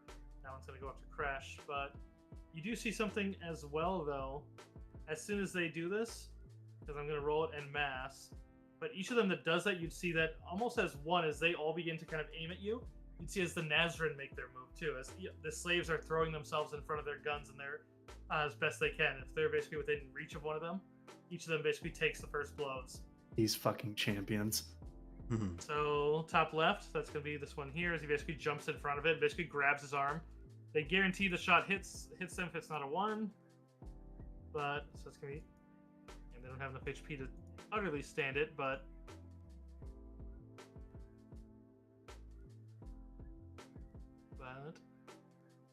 seeing that one go, another one seems to draw the same as they jump over in front of the second. Shit. Stormy, thank you for the 5 gifted subs. Oh, Fast Panner, aren't they? That's one of the kind of a group friends, isn't it? Well, thank you so much, hon. I am Gilderoy. Yeah, We're gonna fast. set Twitch algorithm. Fastpan's in our Discord, I think. Yeah. I know they posted to me before. Yeah, I guess. Ooh, close to hype train. Yeah. Hey yo. Oh. Alright, so that one does hit. And for another 13, yeah, they drop.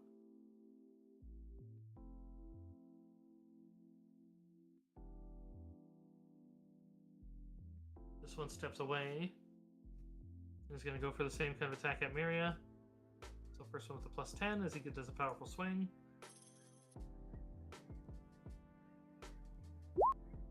Natural 1. And then with a +6. Oh wait, was it 6 or was it 4?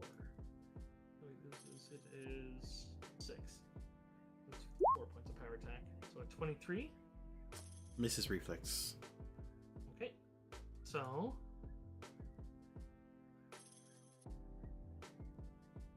and then that's this one here, who steps over here. And he also tries 28. 28 would hit. Let me attempt to block. You just threw the Argarok. Oh, that's true. Go ahead.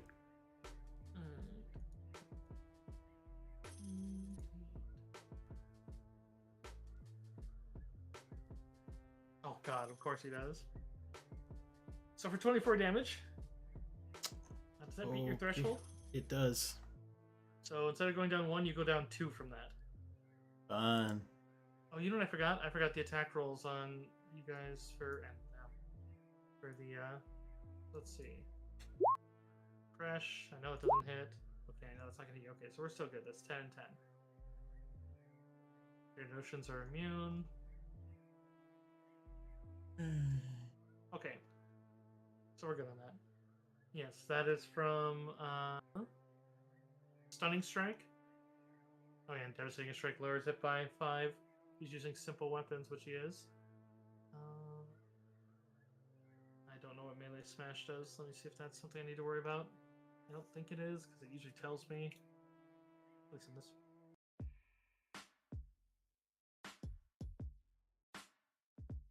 Yeah, just an extra point of damage on all melee attacks. Easy. Alright, that's them. Onto the clones.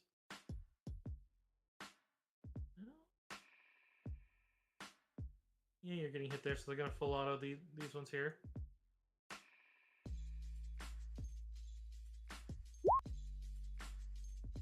Oh, plus 13 is 23. 3d10. gives an If to it his matters, buddy. they do have the +1 from me. If it does. Oh, I will keep that in mind then. So 18.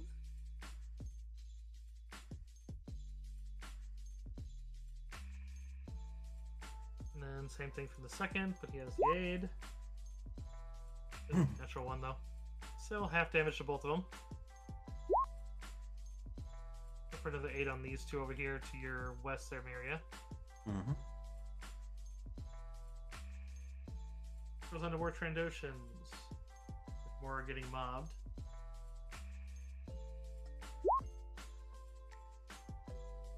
Where's the 34? 2.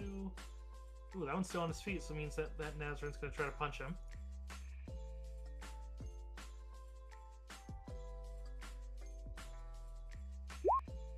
Oh, it misses.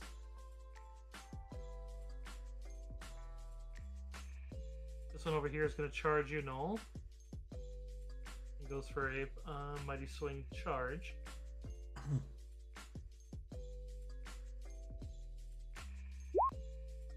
Oh, and miss. Hold on. Okay, holding. Reaction to a ranged attack. Nope. Sorry. What did he roll to hit?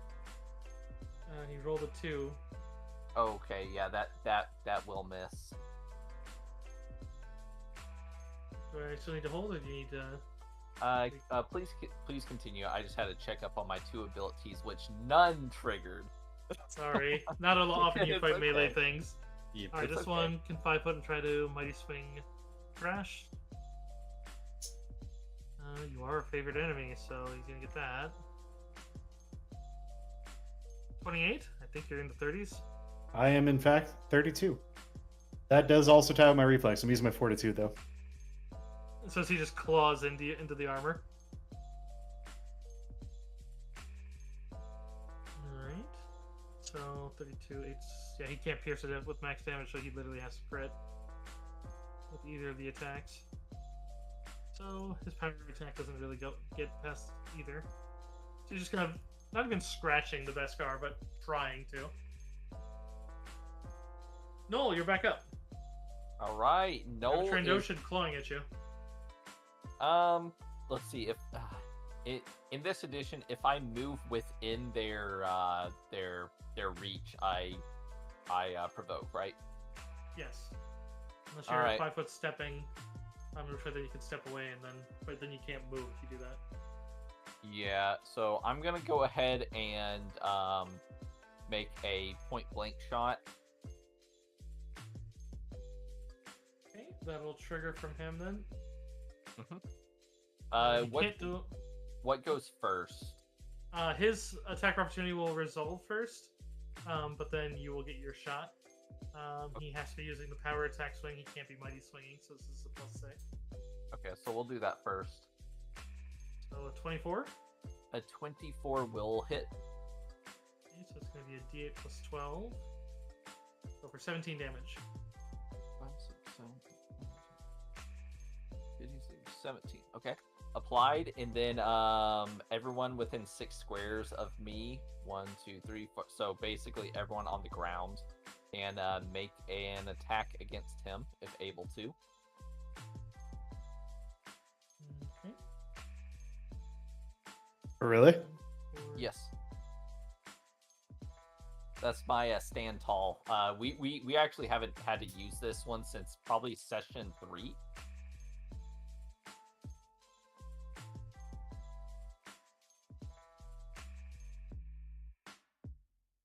You spot as one of the Nazran looks down and notices Cable and tries to grab one for himself, but can't get it. But it looks like 2 of the others managed to grab one and hurl one over at him. Oh. Oh, they're throwing the they're electrified going cable at him? first. They're basically Oh, pulling they're up a going wire. first. They're pulling up a wire and basically. They're trying to shock him, holy fuck! Metal. So are y'all gonna try to shock him? I'm gonna wait for this to resolve. I have to know what these champions are doing. Crash is like, I now love the Nazran. They are all now my people. Yeah, these guys have been jumping in front of blasters. These guys are heroic. That's the fun thing with the Nazarene, because if you know your Star Wars, the Nazarene actually are fairly prolific in the rebellion. They love the rebels, and so it's like you literally see them in New Hope. They're like the big brown alien, and so it's like, Oh yeah.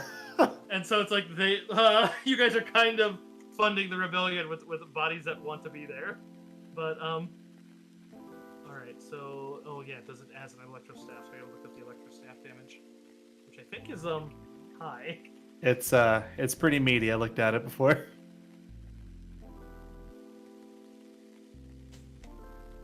2d6 bludgeoning and energy, but it is treated as a shock. But it's but the so it's like an ion, but the damage isn't halved.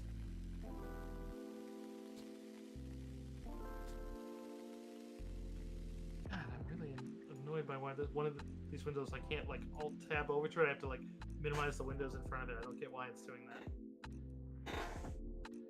So it's 2d6 from each one. So 13 represents stunning. Okay, that's not gonna get through. Trandoshans are 20, but they do shock him with 2 of them. All right. Is anyone else, Crush or Miria, going to be making any sort of attack against him? I will be. I'm a little surrounded, so no. Okay. Vibro daggers can be thrown, and he's out of my melee. So Remember, you get a +1 on this. swap my mod to Dex for good point. throwing. That would have been 3 hits from the cables, literally all but the first guy. Still not gonna drop him, but 6 more damage is 6 more damage. Yeah. Okay, I'm Oh, throwing. God, hydrate. Oh god. Stormy's trying to kill me. Stormy's trying to kill me in reality. Yes. Storm is bringing some of my channel's culture. He's getting you ready for those electrocutes. Okay. But yeah, cursive. I'm not within melee of this guy, so I'm just gonna throw my vibro dagger at him. Shook. What's up, Predator? Stick around. Or he did that to somebody, just stuck him in the wall. Yeah. Oh, all right. So that's actually 27. Or I guess 28 because of a natural lead or whatever, and then 26 damage. Damn. All right. So that's 2 now. Threshold he's been brought down. So 54. Yeah, he drops. All right. So my question is, what happens to my original attack that I made for him too to trigger all these? Can I Good redirect question. it? You can't. Yeah, you can't. Normally you can't, but I'll allow it because of how awesome that was. So I'll tell you, just going forward, your shot's basically wasted in his gut. But this one, I'll say like you can kind of twist it and hit one of those other ones that are kind of this. As long as you target one that's kind of in the same line of sight. Yeah. Would this one be permissible? Yes, that's fine. Awesome. Thank you so much. That's a lot of fun. Dirty 20. Alright, that'll hit for another 26. Does not have any damage on him yet, but that does threshold him once. All right, and Noble finally uses movement speed 5, 10, and he'll go up here 15, and in his turn. Alright, Miria, you have friends. Indeed. Well, I guess the first thing will be to ignite my lightsaber.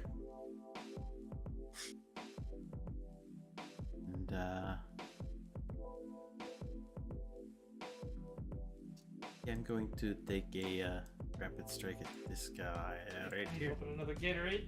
That's not enough Gatorade in one. Oh no! Hydrate, hydrate.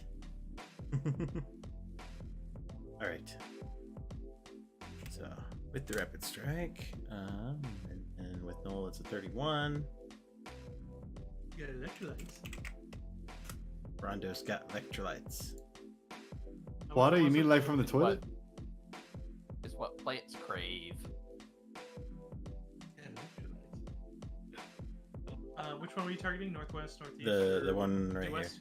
here. Yes. Okay, due west. Okay. So for 34 total? Correct.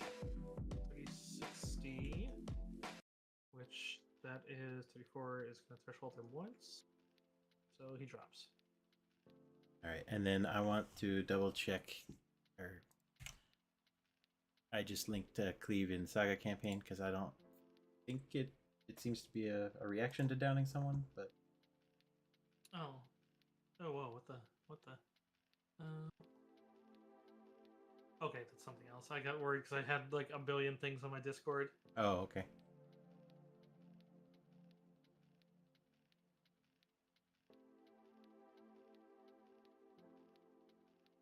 G-Crix, 2 computers. What's a reaction? Okay, so it literally is just the same as the other one. I apologize, Crix. I mean, you weren't within reach of that on that one turn, but You're fine. I was gonna let it ride regardless. I mean, okay, and then follow through. Let you move before it. Okay. how am I just now seeing this meme and Stormy? Okay. Yeah, go for it then. Leave away if you have it. All right. So for another 23. Oh no, you added the 8 then too, right? Yeah, if it's the same. 27. So that goes to 33, 53. Okay. So that one's still up, but that does threshold him once. He's not looking good. Got it.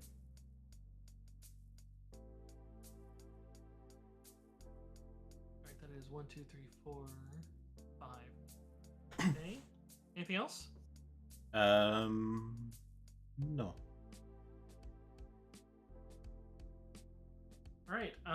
At the end of your turn, you guys would see as the 4 primary engines begin belching smoke very hard. It looks like they're trying to get away at this point, because you've taken down over half of them. You would hear as the other clones even call it out. It's like we gotta stop the ship.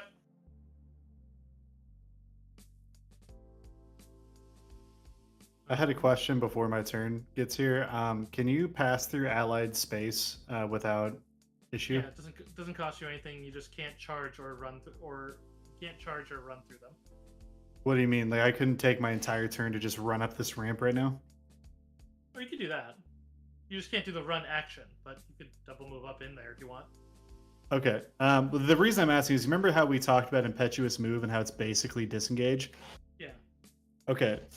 I need to recover a little bit of this damage, and then also, anyways, I'm gonna go ahead and do impetuous move. So I'm gonna burn a swift to do second wind, heal, and then that also lets me move up to half my speed without provoking. So.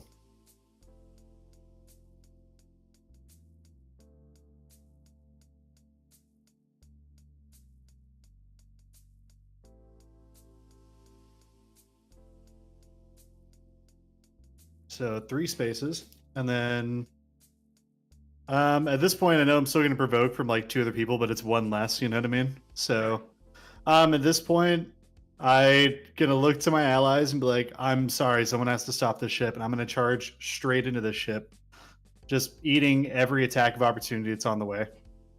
Okay. Yeah, that's 2 Trandoshans that'll get a power. Well, no, one will just get a normal swing at you, more accurate, less damage. Which actually, unless he crits, his base damage can't get through your armor. The other one will get a power attack, which both are still reliant on crits.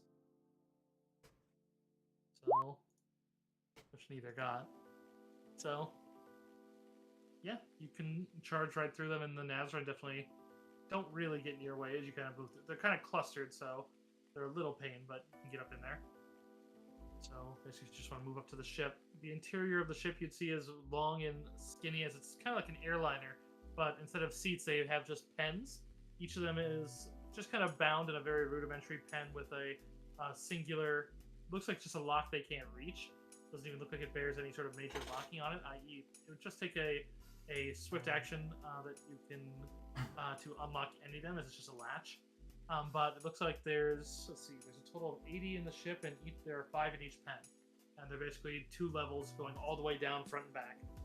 And then you can see other doors that look to go to like engineering and the cockpit and such. There are other Trandoshans in here. You see that there's quite a few that seem to be coming out and moving between some of the pens and kind of moving to the main alleyway to come to you, as it looks like. You can hear them shouting in Dosh as your translator translated, as it's just there's one on board. Keep going. Raise the ramp.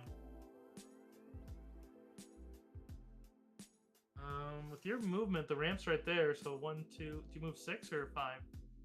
6 is my it's 6 is my speed. Okay, yeah, it would take you 2 moves to get up in there, so you'd be up in the spine of it.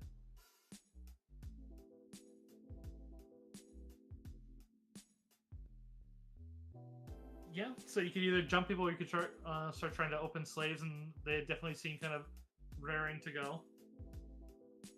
What kind of economy do I still have left? I've done a Swift, and well, that I would assume that would be my yeah. That's like my whole economy then. Yeah, you're out of a turn.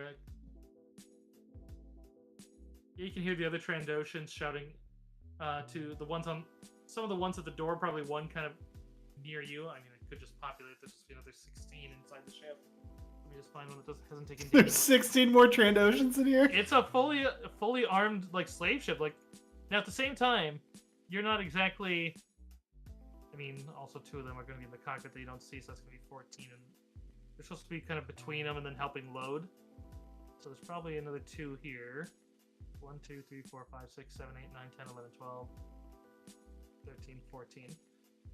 And those are probably out of sight too, since they're probably in engineering. It's like getting to the cockpit or engineering, both are viable options. This thing doesn't have the best engines. Like you can see it's already limping from the engine from...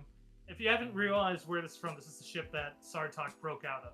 And basically he knocked the door out into the engine. So basically that engine's fucked.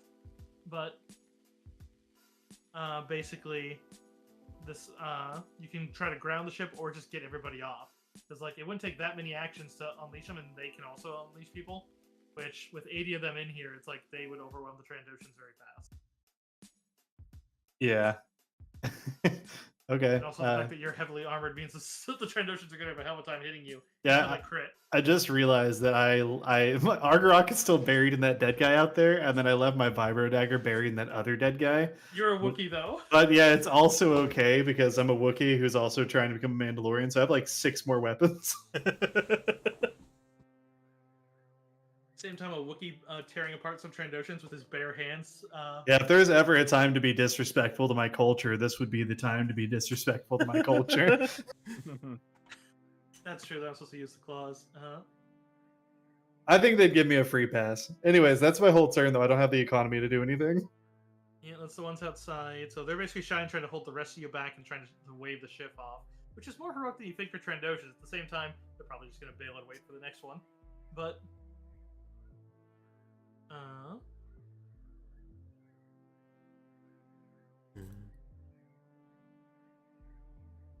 this one's going to actually 5 foot away so he doesn't get mobbed by the ones that are right there. But he's going to take a pot shot. Actually, you just ran past the ramp. He could... No, he'd be within view of them. He goes there. You have cover to it, but he's going to shoot towards you, Crash, because you just got on the ship. With a natural 1. He shoots the ship. You. Pretty much. This one over here. Won't be I'm not going to make them all like that smart. This one's going to basically take a shot at Miria, but gets mobbed. So first of all, thank you. Just got to roll the damage for his gun. That Nazran's still up, but like his buddy can't manage a punch. This one, Trandoshans is on Miria. We're gonna move this to the map layer. He can step down, kind of in the sandwich between you two, but also going to flank for Miria as he goes. But he's actually going to swing towards Null. A little afraid of the lightsaber. I don't think. What is your current reflex, Null? That'll help me out just to know it. It's a 23. Oh yeah, that's gonna miss. And the power attack, even worse. Okay. This one's gonna go for Miria. 28? I'm going to block. Go for it. Blocked it is. And power attack. Nope. Okay, onto the clones. They're going to climb up, since at this point there's not a whole lot of good full auto targets, as they just kind of not utterly side by side, but like in tandem with one another, moving up. And as they do, they're going to go with their rapid shot, allows them to do 2 strikes at 1 target with penalty as though they're auto firing. So they can't split the shot, but they can shoot. Miria's handling it. They're going to go for the ones out. Actually, yeah, they're going to go for the ones that the Nazarene are fighting. Yeah, good job, guys. So that's gonna hit. And a hit. So that's gonna be basically double damage. Oh no, they do 2 rolls. Okay, each. Okay. I need.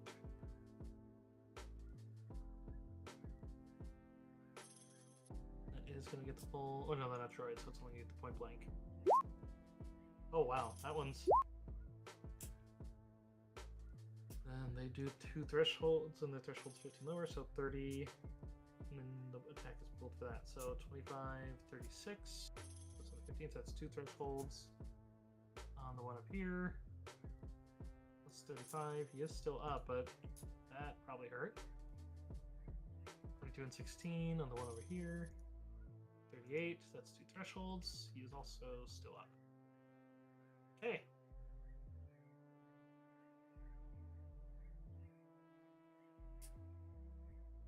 This one is going to claw. Alright. Then he's going to claw the other slave behind him. Oh no, I have actually. That's the only one that's breaking out. So yeah, he knocks this slave down with a very powerful strike. Looks like he pretty much, like, not fully decapitated, but definitely killed that one as he steps off down here towards Null. He can only get that far. This one's dead. Remove from the list. This one right here is going to step around into flanking on Null.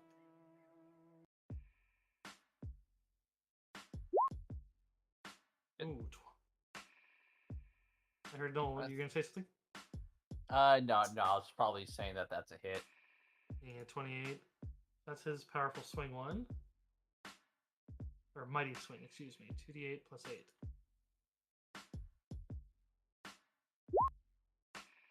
For 23. Okay, got it.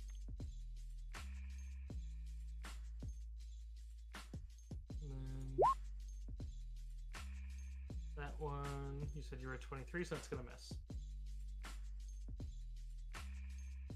Noel, you're up. Noel's going to immediately second wind bonus. Good call.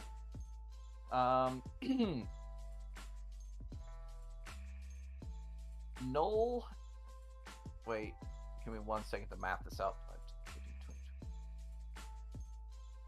Will action disengage? Is that something in this edition? Yeah, disengage is something you can do. 5, 10, 15, 20, 25, 30. I'm gonna have to position elsewhere. Yeah, it's getting kind of gnarly for you right there. Yeah, it really is. So that was my action, swift, and movement. Yes. That's all I can do. Yeah. I'd say thematically, you can see as Pal and shit kind of start to move to try to basically step in front of you, but some of the other Trandoshan, since they tend to go for weakness, might try to lunge after you. But Welcome back, back. Goblin. Good timing. Miria, it's up to you. Sorry, associate, I died. No, not yet. Not yet.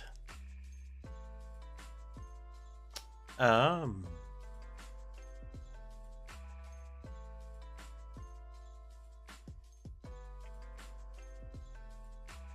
what the hell? Yeah, I'm going to swing at the guy west of me again. With a Yeah. rapid strike.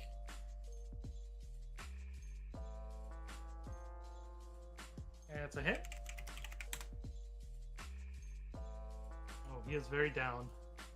All right, and then I will take my immediate action to reaction, Cleave the other whatever one? it's called, cleave this guy.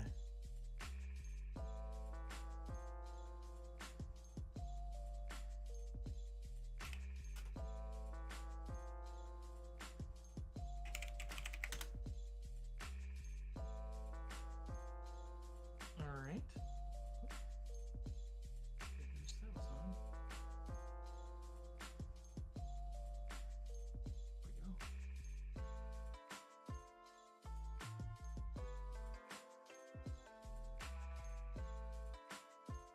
All right.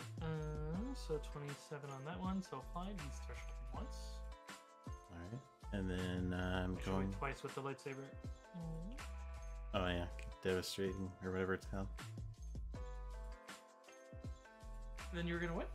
I'm going to use my move action to move up onto the ramp and probably here. Yeah, that one right there is gonna try. He's got a Nizon on him, so he's penalized, but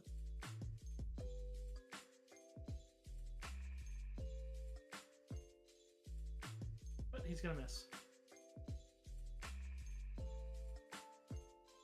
All right, before Kresh's turn, I do have those dog creatures you saw are on the.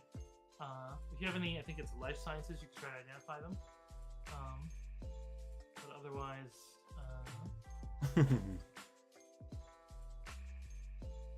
the ones inside either go to try to. Looks like they're going to grab guns, Kresh, but otherwise, a couple of them unleash those dogs as they come running down the hall at you.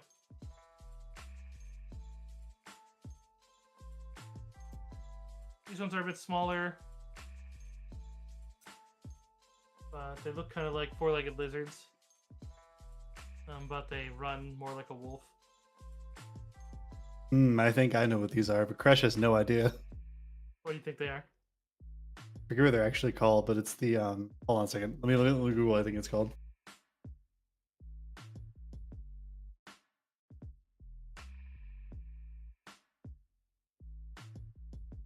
Oh, it actually gives me the stats for these things. Holy crap.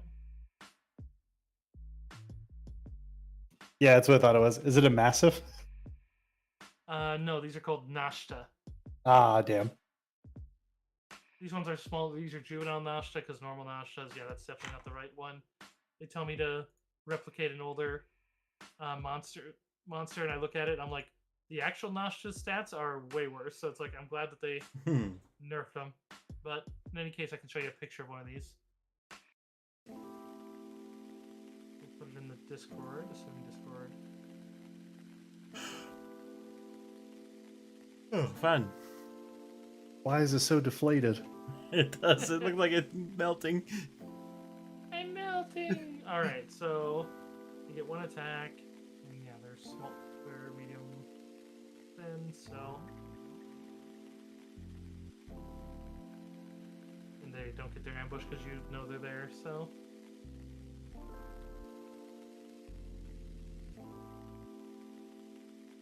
Alright, but only one can get you from either side, even though there's 4 of them total. Because these things, let's see, I'll look for a crocodile one, but in any case, neither of them is going to get through your armor, and without similar to them, without a crit, they're not going to get through. I got a croc or a gator.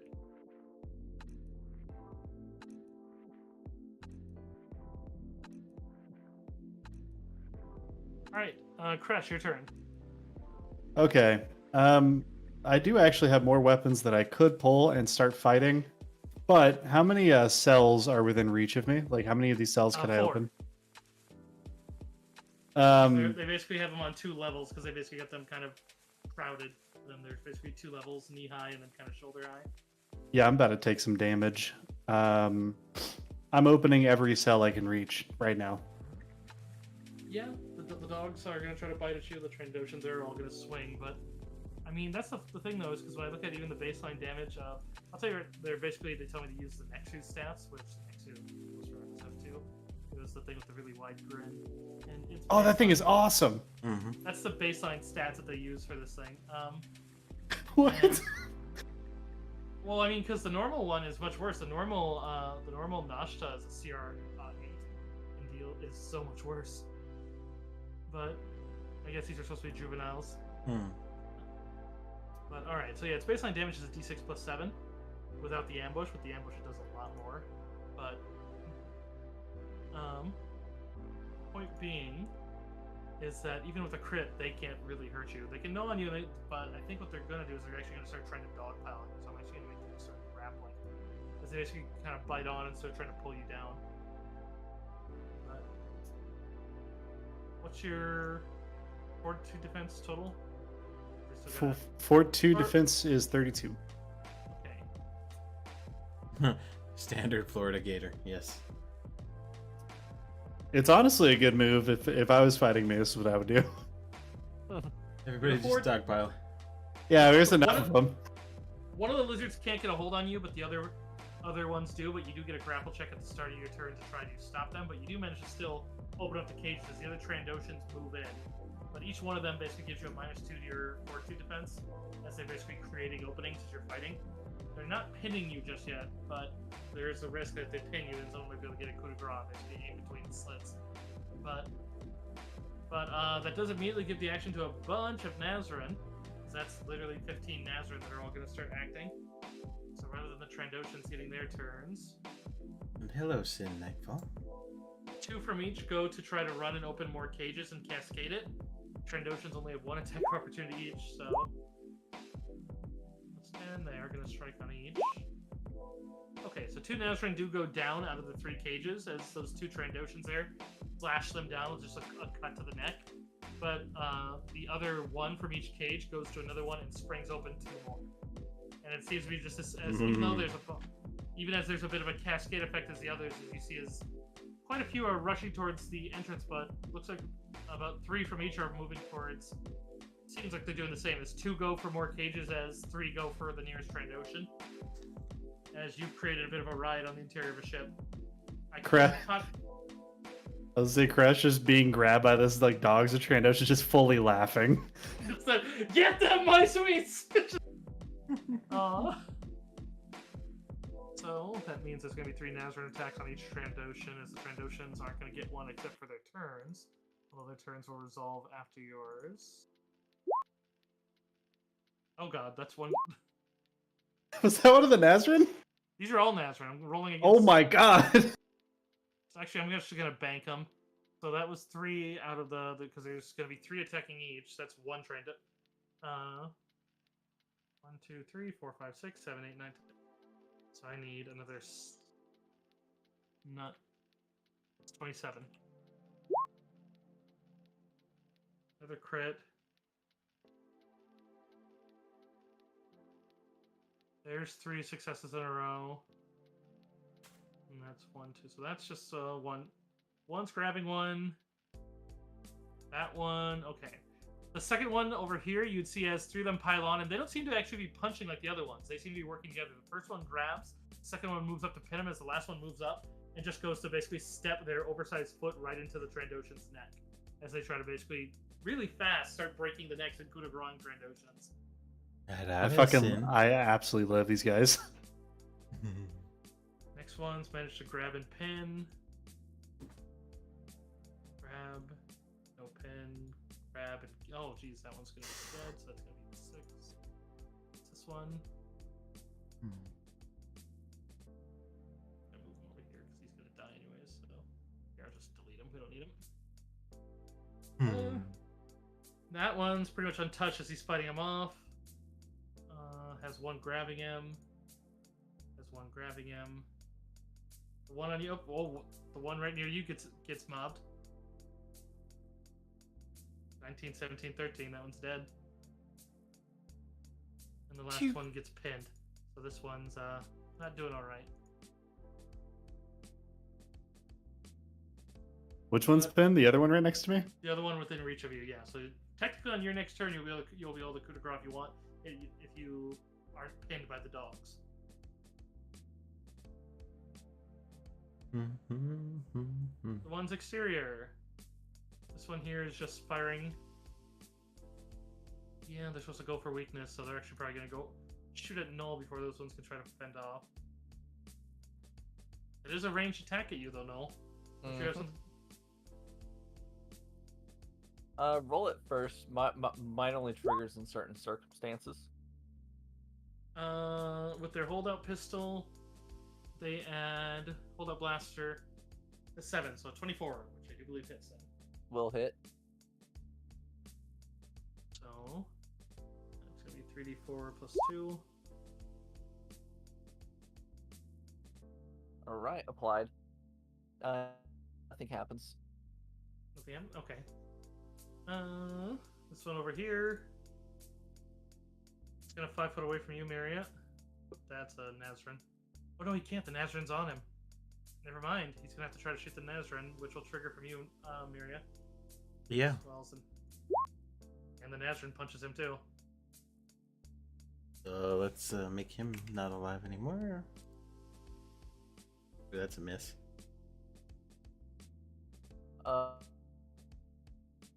Could be. Uh-huh. Oh, that's not great, but that is technically a +3 from me, plus another one, so that's a +4 plus my 2, so a plus. Wait, I'm confused. Okay, so a +6 total for me because I rolled a force point onto attack, so I gained my intelligence modifier, which is a 3 plus my +1 on there, so you're getting a +6 total for me, including my force point. So 19 will hit. Okay. And 26 will condition him and drop him. Alrighty. Woo, go no. Go team. Yeah. This one is going to step up, but he will trigger from, that looks like Chit. As he's, again, their fighting style says they go for anyone that looks like they're weak or low, so the fact that you're retreating has drawn their attention. But Chit's going to take an attack. He's just going to go for a boot. Boot to the face. Ooh. Oh, no. That's a shame.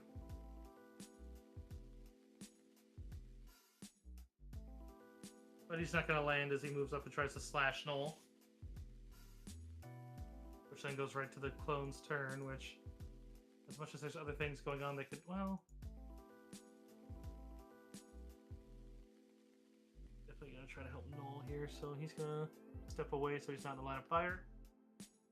And then he's going to fire at that one. Rapid shot. Hit. 2d10.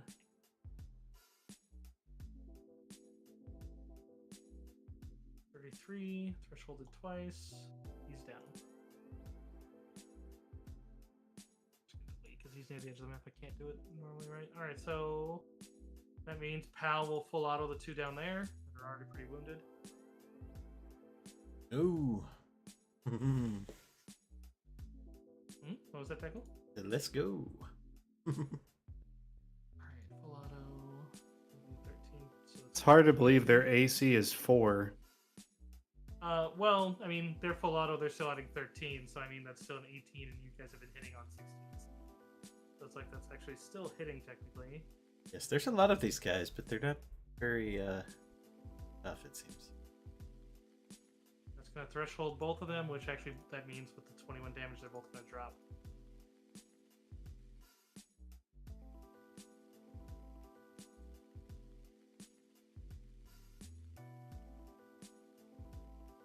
Alright, so we're past initiative where they started, so this is actually a pilot roll from the pilot.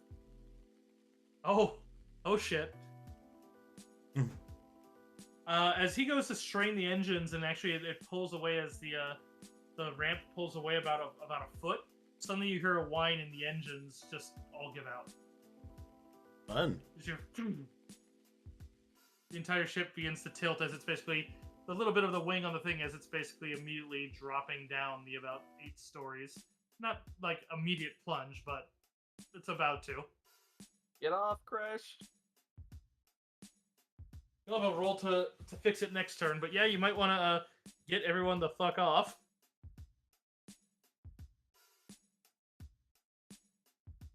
And the next 2 Trandoshans are both dead, so Noel. Noel is going to, I guess, move over here and shout out at Crash. Crash, you need to get off right now. You need to trust me as he activates his trust. Giving Crush another standard action. Okay. You guys out here do see as the Nizon here that are waiting in shackles. Shackled or not, start moving to the bodies as they're grabbing the holdout pistols from the Trandoshans. Hell yeah. Good. I really like these guys. These guys are just straight up ride or die. They knew exactly what the mission was. We showed up, stabbed a lizard in the chest, threw an axe at another one. They knew exactly what was going on. I mean, and they also may have heard that there was a certain group that has like none of you are like terribly non-iconic. So like, shit, the ones freeing everybody are here. Let's go. Like, it's this or slavery. But yeah, Miria, you're up.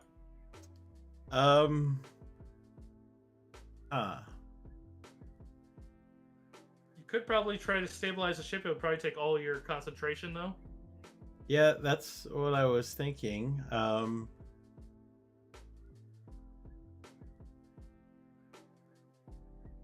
you tell me the size category of the ship? I sure can. I actually have its stats for if you try to use the force on it.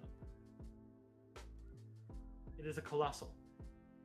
Colossal. Okay. Colossal space transport. It qualifies as a starship, not starfighter. Because technically yours is a starship that qualifies as a starfighter. For purposes of maneuverability. Also, that determines the strength of your hull. Means how much damage missiles deal to you.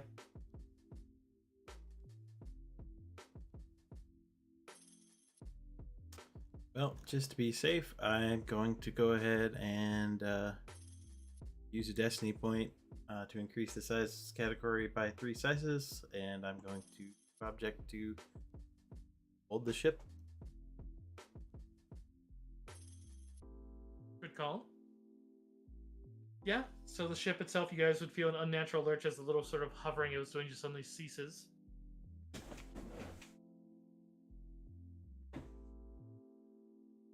And holds, yeah. So that'll put it to crash, and then the slaves, and then the Trandoshans. Right after you, crash are the dogs. Right, I get a chance to like get this dude off of me, right? Yeah. There's just a pile of the dogs on you. There's no Trandoshan on you right now. The other one was about to, and then that one got mobbed by Nazrin. The other one is grabbed by Nazrin and is currently in a vulnerable state. Okay, I need to get free so I can free more of these guys so we can all get the hell out of here. Yep. When you're grappled, you get a free grapple attempt at the start of your round, and your check could just break you free without an action. Otherwise, you can take an action to do so as well. Dirty 30. That'll break free of all 4 of them, even with them aiding each other. They're not heavy enough. Yeah, I think as I'm getting up, I just sling one off my arm down the hallway. You're just like, rah, rah. Okay, so standard actions. right. These guys are doing great in here, right? What's the economy on Coup de Grace? Like, what do I need to do to kill this lizard? Move in a full and a standard, so you would have a standard left if you did that. Oh, it's so tempting. I shouldn't. Okay. How many more cages, like, need to be open? There's still a lot of them, right? A lot, but they're on either side, and it looks like the Nazrin are working on that, since they've opened about 3/4 of them just with that first little burst. As soon as you did it, they basically kind of... all of them are holding action to open another one.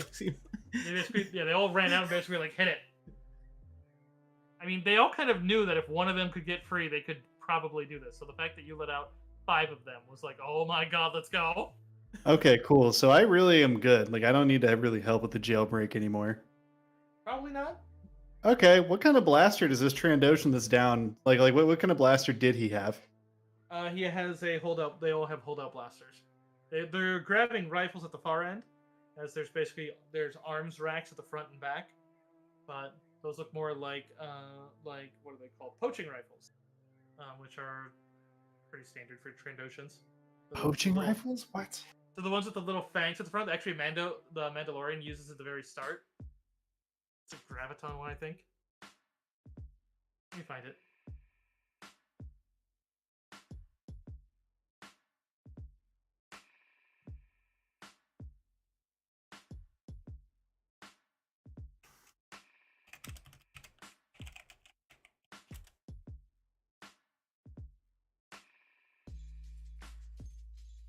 Honestly, it's fine. I don't want to derail this super hard, so I was thinking about stealing one of their rifles just to be an asshole and like walking around with a Trandoshan rifle after this. They're called Ambin sniper rifles. They're technically a disruptor. Oof, scary.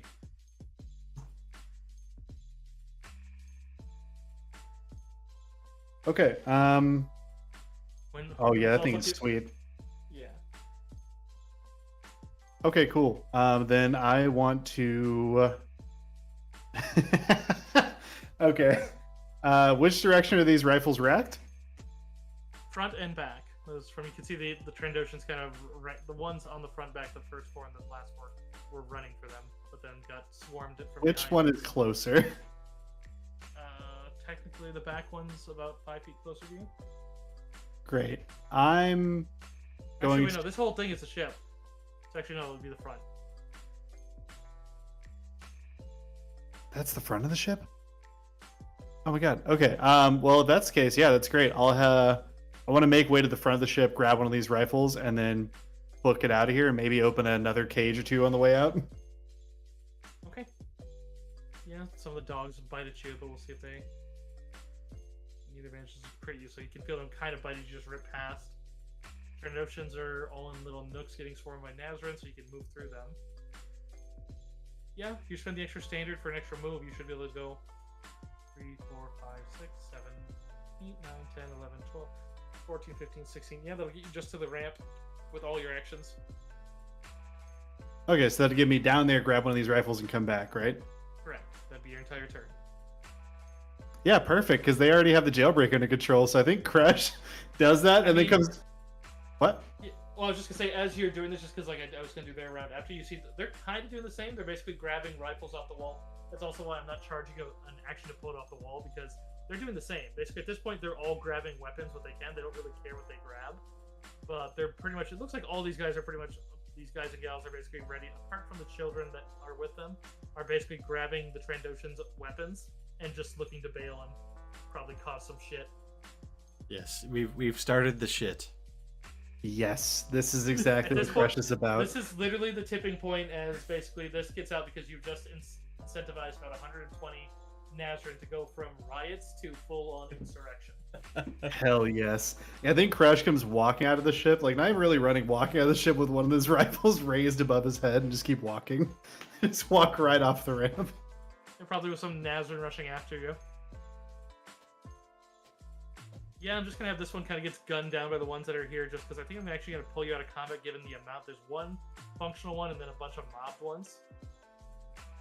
Since you're holding it, actually the pilot still technically might recover it, which he does, but there's probably a moment as you realize you can release it, Miria, but there are a couple Nizon who bust into the cockpit and you can hear them basically telling him to hand over the radio for a bit, as they're basically making a call on that before moving out themselves. But at this point, you guys have kind of handled this combat. Also, my music stopped.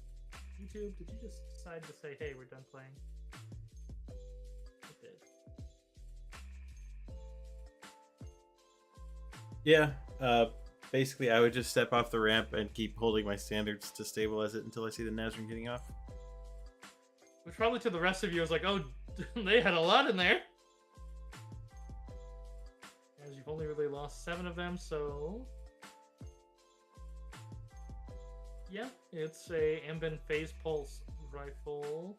There's a homebrew make for it. Otherwise, they call them poaching rifles in the system, which functions almost identical. Basically, it's a rifle that has that is disruptor, which automatically means that the damage threshold is 5 lower, and then if you can get disruptor-based devastating attacks, and then so basically you will disintegrate things. Otherwise, you cannot do more than 1 shot from the weapon per round, so no double attack, no rapid shot. Like there's nothing that lets you fire more than 1 bolt. This is the coolest tabletop character I've ever ran. Without really trying to, but mostly like halfway memeing and then the other half kind of doing something.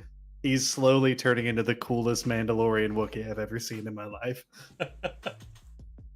It's worth mentioning that the Ambin Phase Pulses do have a very, very specific one that it does look like they function on both the poaching rifle and the Phase Pulse have the same one. It looks like they built it off, but they just increased the damage, which actually I'll just use the homebrew.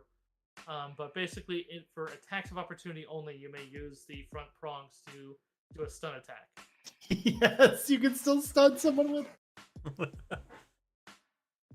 But keep in mind, these things take a whole power pack for 1 shot. So, but it's like that's still, I mean, but it can also load 5 at a time.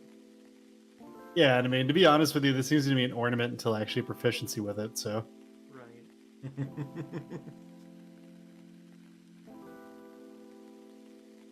And basically just ejects the yeah, you can get them recharged fairly easily as it stands, as long as you just prep for it.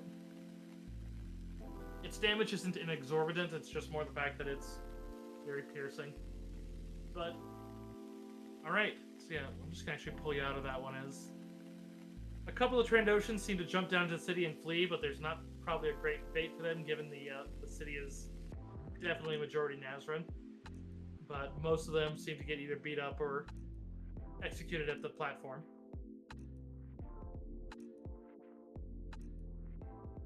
But otherwise, as you finally give off your control, and it seems like they've executed the pilot as well, as the bloody credit tumbles off the platform and collides with the ground with a rather large explosion for its, but otherwise casting that black smoke around for a moment before leaving a rather vertical red and black fireball.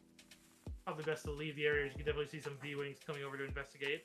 But at the same time, you'd see as a whole host of those Nazran begin open firing even from the ground at the starfighters. Oh my god, these guys are so cool. Hell yeah. Upside too is you would get on here in the comms that from Iliaka would read you that a lot of stormtroopers and 2 of the ATSC patrols are leaving the Martyrs Plaza right now. If you want an opening into the main one, it seems that whatever you've just done has drawn some major attention away from the plaza. So she and Sarlaac are making their way there. Let's do it. Understand this means there are other objectives still to do, but this is literally you have a window. It will close very quickly. We go for the heart. Should probably take advantage, yeah.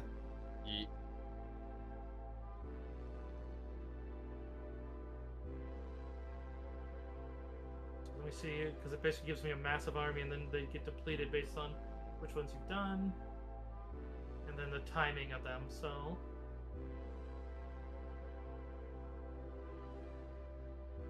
what's the cooldown on getting a heal? Usually 24 hours from medpacks, unless you use the medical stimulant, which then will condition you down, which then you have to take a minute to basically steady yourself to remove. Okay, yeah, and I need to. That's on yourself, right? You only can self-heal once, or is there use of any med packs? That's any med packs, unless you're using the different types, because then there's surgery and trauma packs. And Yeah. there's the first aid spray doesn't trigger that. But then the fast flush gives bonuses. And then if you have an actual medic class, the medic class gives you things too. Like they have a lot of talents that'll basically remove that. Mm-hmm. Okay. Well, if you could stim pack me, and then I'll just start shaking it off, so to speak. All right, I'm gonna take a healing stimulant so I can use more med packs right now, and I'm going to be using a fast flesh med pack instead. So let me roll this +5 on this roll. Give me 1 second.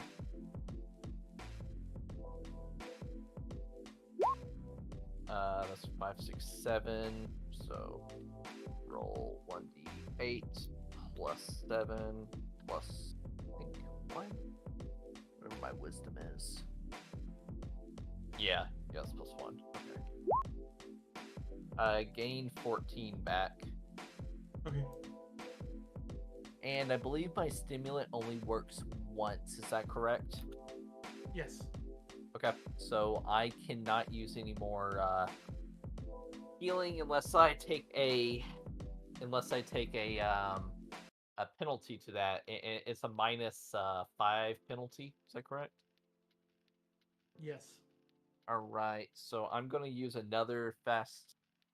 I'm gonna give Resh the fast flush med pack and say, "Hey, buddy, I need you to use this one on me." And it's gonna be a flat roll. Okay.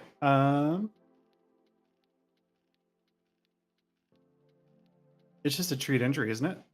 Mm-hmm.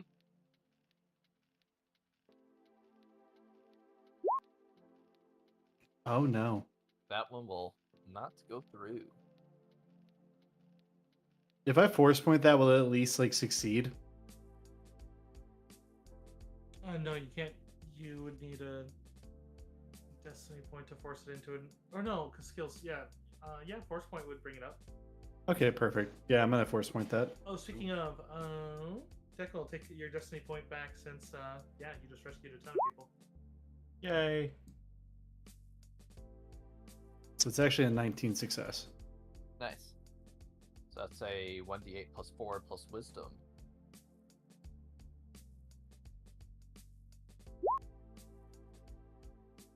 So said 1d8 plus 4 plus my wisdom. Mm-hmm.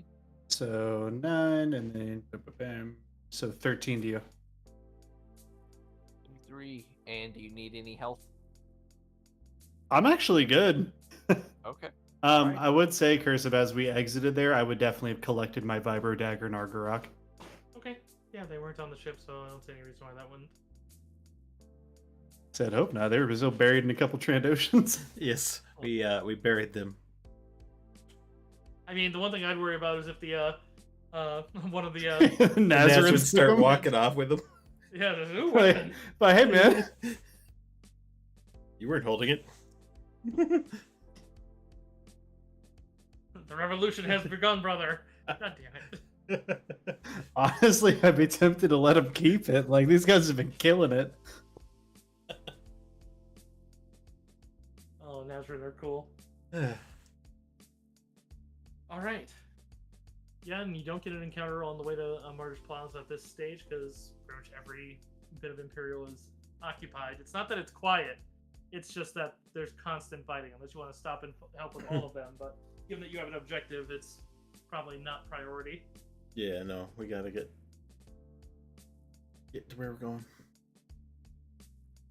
All right, so Martyr's Plaza is the picture of dichotomy.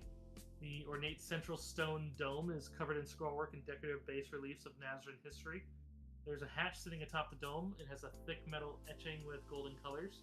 Around the dome, there are 3 15-meter tall statues, each depicting a Nazarene in robes, arms extended, face tilted up to the sky. They are noble and moving, but they are centuries old. Each shows wear from the elements, and their bases are cracked and worn away. One of the statues leans slightly, and the others don't seem terribly secure. But marring the peaceful and serene look are the ugly scars of the Imperial occupation. There are 3 armored turrets sitting between the statues, blasters tracking the outer rim of the plaza. Walking in patrol around the dome seems to be an all-terrain scout transport. Massive war machine armed with twin blaster cannons, twin light blasters, and a grenade launcher. The walker seems undamaged and is alert for possible trouble. You'd hear radios from Sarlaac that he'd radio that he is on the northwest gate, while Iliaka has brought her own droid as well as the Nazarene she's brought in from the south gate as you approach from the northeast. I'll move you over to its map.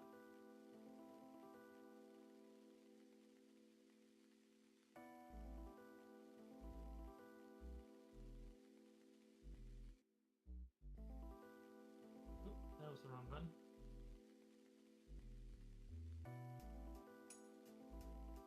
What? Does look like they had other ones. It's the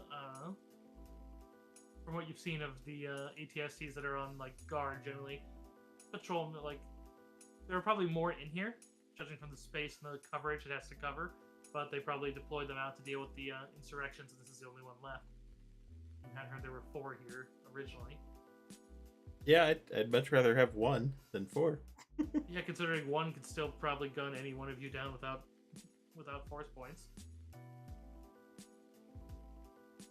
I mean, I'd imagine that there's probably a pang of, I don't want to say guilt, but maybe vengeance, and all of you, as you remember, the Felucian who gave his life against the first one of these you encountered.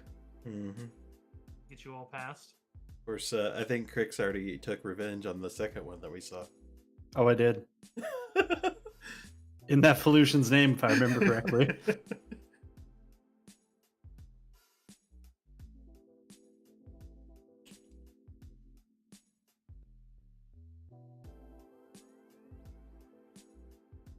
So it shows the starting point for these. I'm going to grow it bigger. Alrighty. So you guys can enter from any side, but basically the main wall here is fairly high and defended, and with the turret watching, you'll probably be a better chance just snapping open a door and assaulting. But keep in mind that you will have a turret that basically can, each turret can fire on 2 of the doors. So, yeah. You'll notice that they have some blind spots to the ones that otherwise, so like you could utilize the statues for blind points, but as you can see, they look fairly frail. Mm-hmm. So we're able to take them down to open up some avenues that the turrets themselves can't actually turn to, but Sorry, what looks frail? these 3 statues look frail. They are big. They look to be made of heavy stone, but they look cracked and worn and old.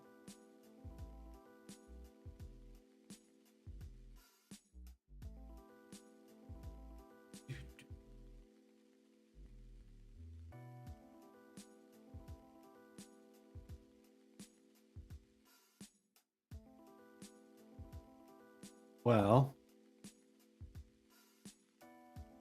Indeed. are we just choosing a side to start with and then just kind of getting after it? Pretty much. Otherwise, the other option that would probably be pointed out by Sarlaac is that surely you came in a ship, right? Yeah. True. If you want, you could always leverage your ship for a opening gambit. Would definitely create a bigger opening if they looked upwards, and most ships can handle those ones. It's just simply I wouldn't linger long with the air defense still active and Mount Artok potentially recharged. You Well. could send a skiff out to where you parked your ship, and then basically you could then utilize the weapons on your ship if you so chose. Not a terrible plan. And it's really not a bad idea. Wait, are they insinuating like the whole group goes up there and then does like an aerial strike, or just have a couple people go No, up there? just have it come and basically like open fire to start, because then all the turrets would look up and try to track you, and then you charge in through a door at the same time. Basically opening Right. all the gates at once. Because they have enough Nizon here to surge in, and then you also have Sarlaac and Iliaka and the clones who are... Stormy, I'm sorry. No. Yes. How you feeling? Definitely see some blood probably coming out of his eyes and ears and nose at this point. But he manages a grin and a very, very, very forced thumbs up. Hey, buddy, can you fly the ship? Yep. Take DMD. Have him gun for you. Yeah, where's Droidy? You guys he couldn't run fast enough on the charge up, so you guys said it'd probably best to leave him out so he didn't get exposed, because he can't do the run. Oh yeah. Okay, so Stormy, He's currently how in the eastern quarter. Stormy, how about you take that skiff, go get DMD, and then go to the ship, have him gun for you, and open up on these guys. Sure. The clones also mentioned they're going to send out a last-ditch effort for the those on the planet, as far as, since they know they're not the only ones that doubted certain things, and see if they can try to gather some, since it will take you about an hour to get to the ship and fly back. So Yeah. we're going to see whoever they can get. Just basically, it will draw attention of some of the Imperials, since they could easily trace back the same info, but they feel it's worth the risk at that point. They'll basically give them vague enough information that they could potentially get close, but even one, they'd even put one more clone would be an arsenal. For sure. Noel's gonna put some pep in the step and hustle a little bit. He's like whistling happily as it's like, oh, time to.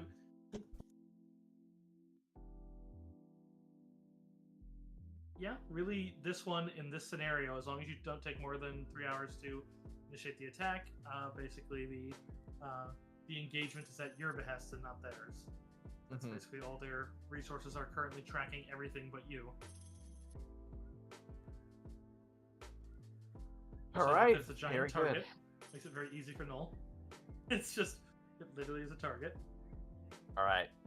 So, so Droid and McDroidface is gonna be the one gunning and I guess dropping the ordnance on this thing. And I'm gonna be making the pilot checks. Have I understood this correctly? Correct. All right, very good. Let me know when we get to this point in narrative, and I can start rolling some dice.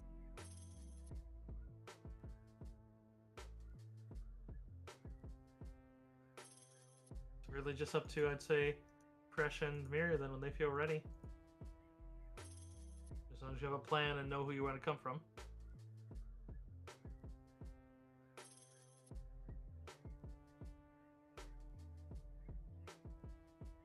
It's not the right upload. I mean, I guess say when I'm ready. It's like the Parmesan. Say when. Never. More.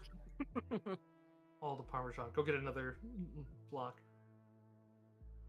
It lied to me. It said that was a AT-SC with alpha.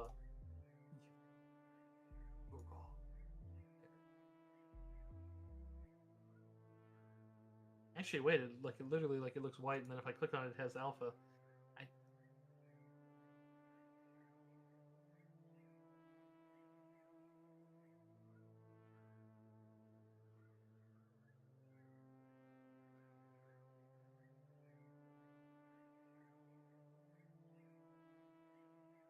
Is there anything special you want to do for engaging through, or just pick a door and go out with all your forces?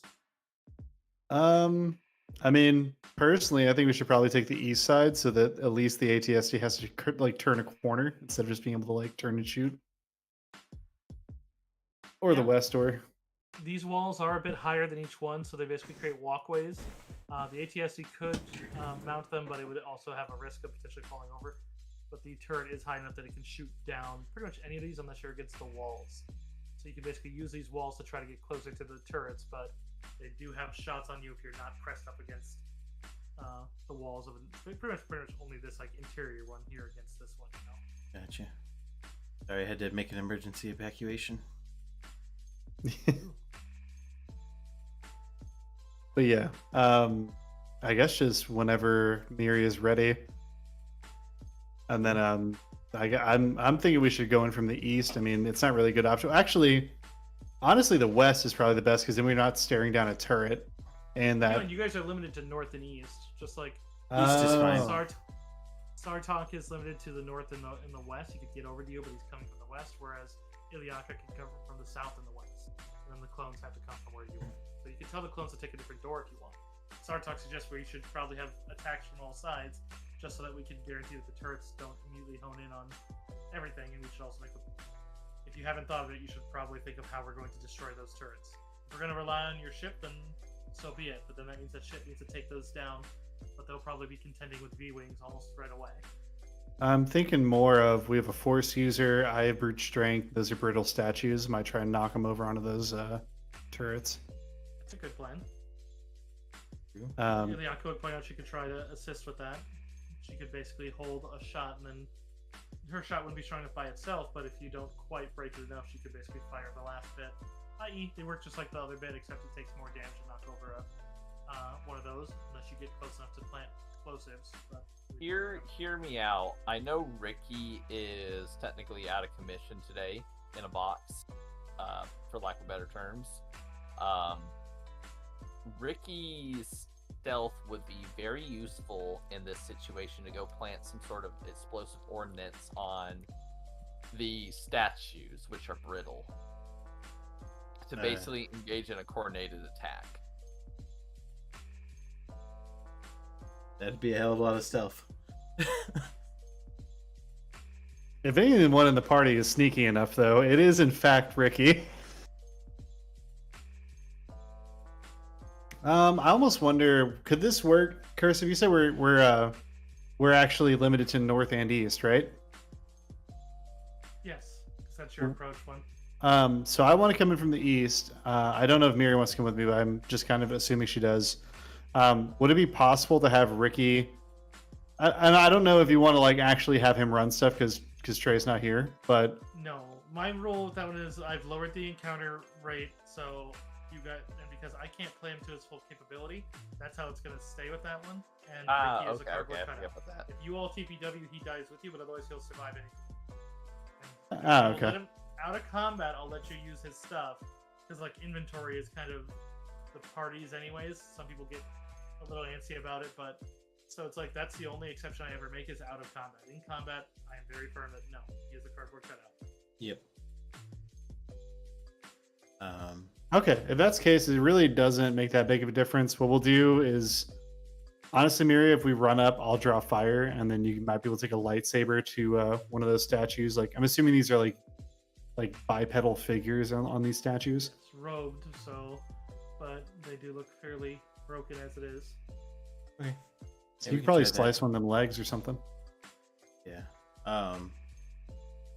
You want to go from the east? We could have the clones do the north. Do Sarlaac on the west and the Iliaka on the south. Maybe just tell her to wait until somebody's taking a shot at that ATST. Yeah, that'd be a good idea. Have her delay until that ATST is either moved on or reoriented. Yeah, she can move in and then get into stealth. Her one, the big dangerous thing with Iliaka is she works best if she can get prone, and since this one's more reliant on cover, Yeah. she's probably more likely to try to stealth past the turret and actually lay down somewhere that would be a hard shot for the turret, and then snipe from that position. It'd be very risky if they get a hit on her, but she'd be hard to hit and hard to spot. Yeah.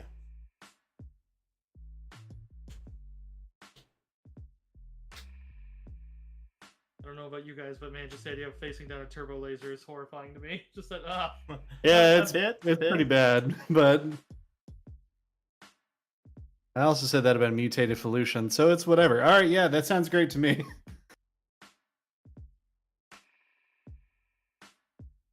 Oh god, more hydrate. Thank you for the posture fix in. Yeah, that sounds good to me. Basically, as we come in on the east, have south wait, have north and west go at the same time. Stormy, or I'm sorry, Null, if you wouldn't mind just trying to take a pop shot at either the ATSC or the turrets, to be honest, dealer's choice. Any of it's useful. That's gonna be up to Droidy McDroidface, my chief gunner. I mean, you have a front facing. Yeah, you have a nose gun. You get a shot guaranteed as well because there's just you guys have one turret and a nose gun, so you can always do a piloting roll that just requires you to get a proper flight. And since you are doing a strafe, then there's a second roll to basically not hit something. Since you are doing basically an urban strafe. Yep. But I have a set DC of what that takes for this encounter, so I hope it is above a 12. above Or a 12. Below a 12. I mean, if you really want it to be above a 12. Sorry, I misspoke. Yes, I understand. Oh, I am excited and horrified at the same time, and I am itching to roll. All right. Yeah, so it looks like we're Alrighty. probably going to be opening with Noel, because the first rolls are actually going to be Noel's piloting, because, yeah, the V-Wings are going to know beforehand, but you also are coming in. Most likely, I'd imagine, at either high speed and or a high vector, too, so that they're not going to immediately be on your ass, but they'll definitely be responding. Kind of as we're coming into sight, I will actually activate Foreign Leader. That only affects kind of people in my kind of sphere of influence right now, which is only Droidy McDroidface. I'm with you, sir! Unleash my fury at the lot of them! Very good. Here we go. With a 25. Pilot Chuck. Okay, so basically their rolls determine they get a penalty because they're currently distracted, so that's minus 10, so that basically What gets just 5. happened? What just happened? Oh, Sin, thank you for the gifted sub. Nice. Since it's sweet. Yeah. Oh. Shit, thank you. Sin, thank you for the gifted sub, and you hit one of my best friends, Razavi. That is the Yay. girlfriend of the leader of the Site 67 group, who is also hopefully going to be doing some stuff with us sometime. Real sweetheart of a girl. For sure. Alright. Thank you so much, Sin. Alright. Oh, of course, one rolls a natural 20 on this roll. So one V-Wing does peel off. Well, actually, no, but you still would with your roll. So if you want to give me another pilot roll and then Jordy, you could actually try to take the V-Wing out. But one of them is fairly respondent to you as soon as you get within the city limits. 1 second. Oh, hell yeah. Look at that. Full roll. Yep. And then how much does your ship give? Oh god, Droidy just crit him. Droidy's like, ha!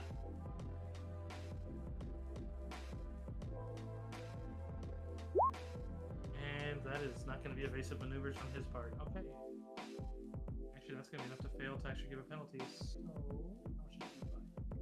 You got I the only turret damage have- handy? I only have the shipping ship face front cannons available, which is a 4d10. I have it on my sheet right here for you. There's 10. That was me not making a roll, by the way. That was me showing you. No, I got it. That's fine. That still could be the damage roll from your roll. So it's like, that's fine. I just need the other cannon. I think it's a different damage. Is it in the I think thing? Ricky might have had that one on his character sheet because I believe he was one using. There, that I one. have it here. Pin. The double cannon deals 40-10 times 2. Okay. Easy peasy.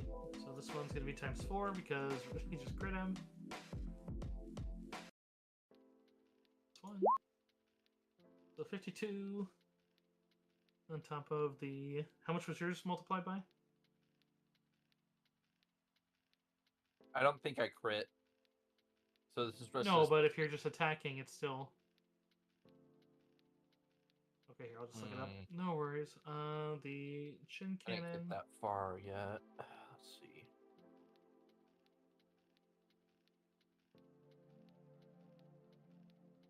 Light laser cannon, which is going to be 40-10. And then it's just, okay, so the times 2 is the double. That's because there's 2 of them. So you basically have a single cannon and then he has 2. Okay. So that's easy peasy. So his gets doubled beforehand and yours didn't crit, so yours is just flat 30 damage, so you're good. 2, that's going to threshold it. And that means he has to try. Fails his mechanics roll, so it's going to lose 2 systems. Oh, and there goes engines. Engines and shields both went down, so... Oh, he's not surviving that crash. If his shields were still up, that'd be alright, but, So yeah, as you guys go and he kind of flies at you guys, you kind of point the nose at him, and then you guys light him up, and you just see him kind of spiral as one of the engines goes out. You can see the shield wink out as he just cartwheels down into the north sector. Wonderful. You guys would hear the chain fire of the gun as you'd see your ship flying into the city limits. You would see a rather scary one, but Noel's initial piloting roll puts him easily weaving between the skyscrapers of Central District and there are plenty of turrets on those towers, but none of them are able to get a bead. So Noel, just so you know how this works, basically you get to do a strafing run every other round. And then your off round is basically you piloting, either avoiding turrets and or V-Wings. Alrighty. But V-Wings have a set amount. Like, unlike the Stormtroopers, I don't have an unlimited amount. So every V-Wing that goes down counts.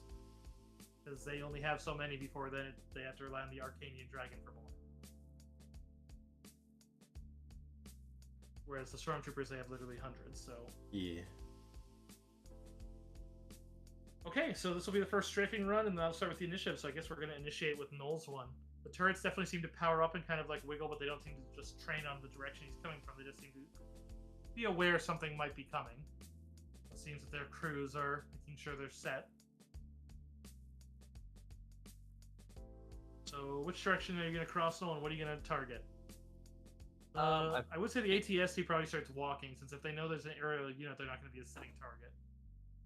So it basically comes out, and we'll choose what direction he goes. Clockwise will be even. So, yeah, Are these? It was Droidy that shot down a V-wing, or was it Stormy? They both did. It required both their damage to really pull it. Oh, okay. It was a V-wing, right? Not a B-wing. Correct, a V-wing. Okay. So it basically comes out and starts walking around clockwise around that area. Hey, Gabriel. All right. Okay, I where's the just 19? drew in the upper right-hand corner the strafe direction, so Okay, that northeast would to southwest. effectively bloop bloop. Yeah, so easy targets would be that the ATST. This would have cover that would be a potential target, but then you wouldn't be able to target that. So yeah, if you and him want to target the ATST or the turrets, if you roll above their AC by 10 or more, you could actually attack the other one with the same attack roll. Because that'd be you basically, as long as you're auto firing, that'd be you strafing both. But you have to beat your initial target by 10 in order to do that. Gotcha. I'll kind of defer to the group and see what they think would be the better of the two targets. I'd start with the ATST. That was my suggestion. Yeah, I because mean, y'all were yeah. gonna go and knock these guys down, right? Yeah. All right, 10-4. All right, I'll make a piloting check against it. I guess I have it rolled into shippy ship face front cannons with a born leader stacked on there. Ooh, okay. Nice roll. And Droidy will assist in that matter. Let me get there. It's that one he's not quite. He's probably not going to get the full strafe on. All right, ATST. Oh. You know what? I don't feel like I need to use any more force points. Alrighty. Okay. For this All right. round. So this one, the defense rating is going to be a 20 even, which means Droidy still landed a blow, but yeah, 8 plus 6, so 14 plus the foreign leader, so yeah, that'll hit. Got the raid. Ooh. So for 42 damage from him, plus another 21 from you. Starion, thank you for joining. 63. This one's, oh, I got this on the background layer. I can't edit it.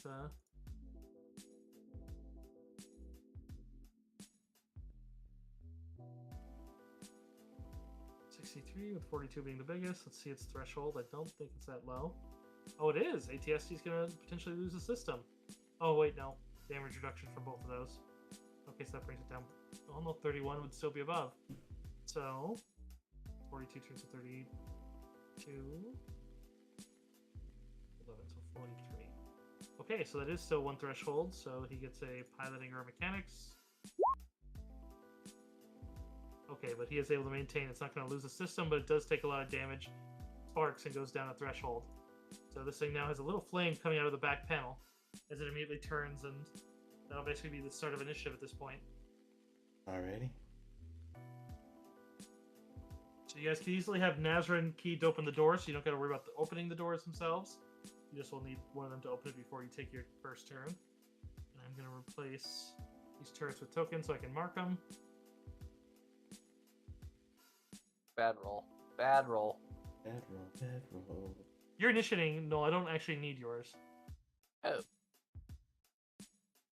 Noel's just been secretly sneaking out all these nat ones with rolls he doesn't need.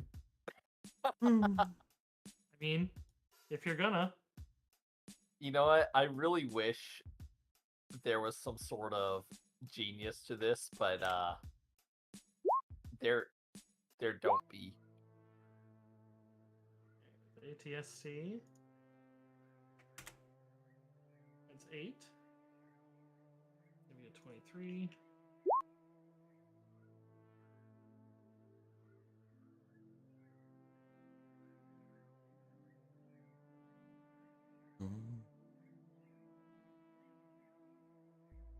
It works well for Sarlaac because he's the armed one.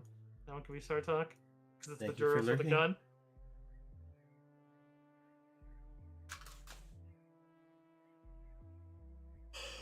He also adds 8. 26 for Sarlaac. And then I'm going to move their soldiers with them. I know that's blocking, but that's fine. And then we have in my library, because I know I uploaded her. There she is. Ryaka.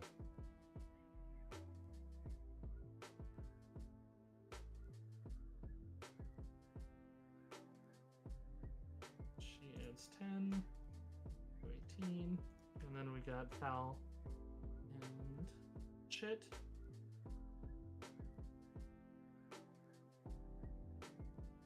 So basically on the start of each corner turn, whoever is coming from that side first also has basically a group of Nazran. They both give you cover, but doesn't mean that the shots won't necessarily hit you. But it also means that they will also do attacks on the first person's turn. Basically, one roll for all of them firing. Pal and shit. Okay. And they both had 8, but take the lower of the 2 since they always work together. Oh, so they're going dead last. Probably not dead last since the sniper's going to wait around, but.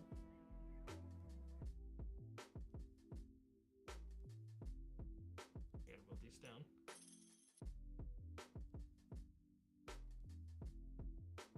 Okay, so they're not on the field just yet.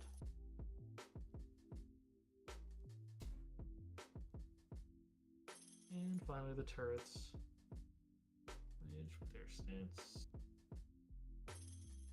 And 10.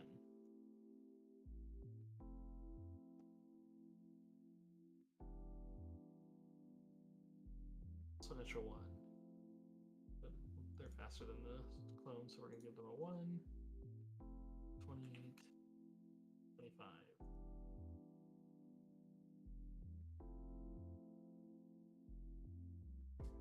Alright. So that is going to be the turret. Which you did fly through its arc, so it will. But it does mean its first turn is going to be spent shooting after you, which, I mean, was kind of the plan. Gets the turret looked away. Turns and fires after your ship. So you can do a piloting roll to do evasive maneuvers if you like, Stormy.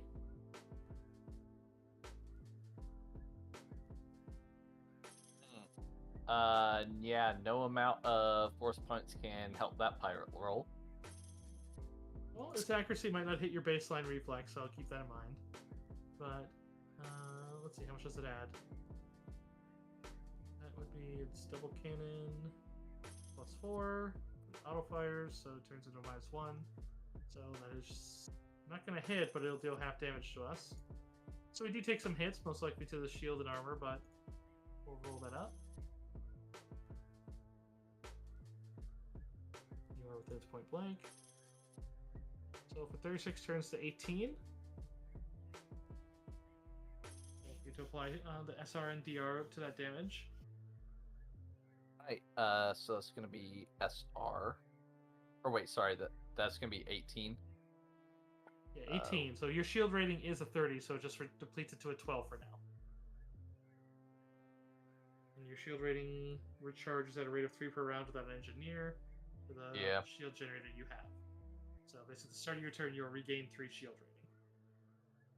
Alright, so so I just need to keep track of shield rating for right now. That's the most important thing. Basically temporary hit points. Yeah. SR12. There we go. That'll work.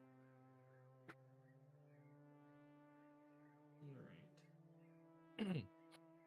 Sarlaac is going to open his door and begin his attack. Yeah, as much as the other ones would be using the other Nizon for cover, I mentioned Sarlaac's at the front of this one. Yeah, he's a badass. So if he's on the other side of that, he would step in. So 5, 10, 15, this would be 25, 30. Yeah, so he could get up to cover and he could take a shot. Which for him is probably waiting for, let's see, he sees that ATST is coming. But there's turrets here. 1, 2, 3, 4, 5, 6. Could try that. Now he's going to try to take a pot shot himself at one of the technicians in the turret. Oh wait, no, they don't actually. These are turbo lasers. They don't have slots. They're watching through sensors. So he'll aim for a sensor. Which scores against the outside of the turbo laser, and yeah, that Duracell's gonna just repel that. This one here, we'll roll perception to see if the attack, or if he, nope, he's shooting after the ship. So this one too also fires after your ship. Oh jeez, that's not as good. So 64 damage to the ship, which will take down the other 12 of the shield. Oh wait, no, you get a pilot. Oh no, it's a natural 20. You don't. Unless I can roll a natural 20 on my piloting roll. Yeah, that's not how that works. You just have to defense. Beans. Damage reduction takes down by another 15, so that's going to be 27 off the 60. So that is not enough to threshold the ship, but that is a good blast. That basically then you'd see the shield counter suddenly goes red and then goes out as you'd see that they've knocked out your shields and done some full damage to you. All right. Taken damage would be 32 off of 64, so 32. 32 damage out of the 120.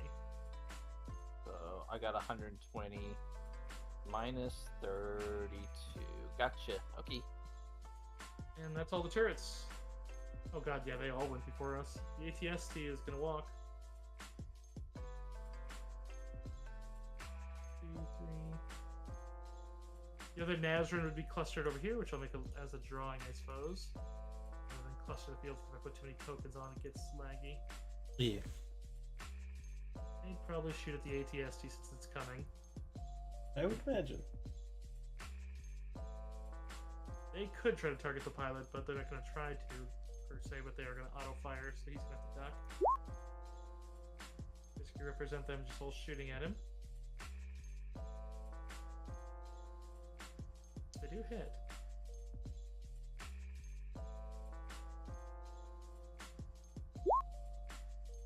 So the pilot himself isn't his, he ducks, but some of the blasts around it, you see they have to basically take, that is going to penalize his shot. So he's going to take a shot at the group. He's going to auto. Oh, jeez. Alright then. I don't think they have enhanced critical, so that's not going to take out the entirety of the group, but that's going to hurt. ATST. Is that the ATST or the... Yeah, the ATST just rolled the 19. Oh, no. 40, 10 times 2. Okay, that might... Well, that actually, no, it can't wipe out the Horde, but... Each army has 101 hit points, but... That's going to do a lot of... That'll take out a lot of them.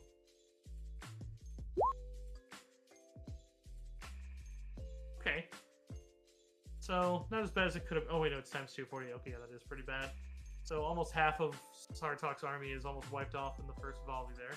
No, I'm going to move you to the bottom here since I didn't...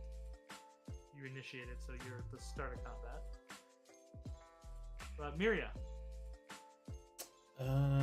Well... fun times.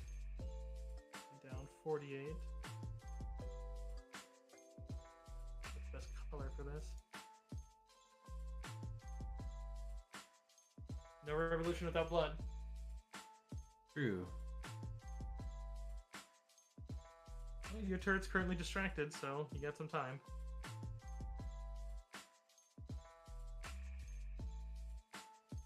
Question. Can I sense people inside of the turret? Yes. You'll be able to see that each of them has about 6 technicians. I realized what I was thinking of would be weird and dumb.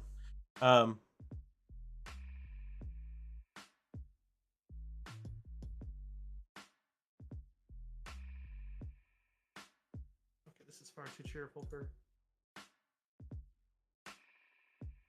Okay, Luke and Leotheme, I know I love you, but this is not a battle music.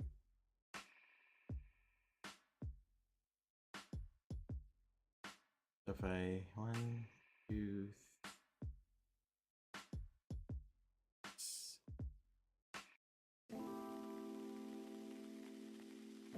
if I were here, could I charge this statue?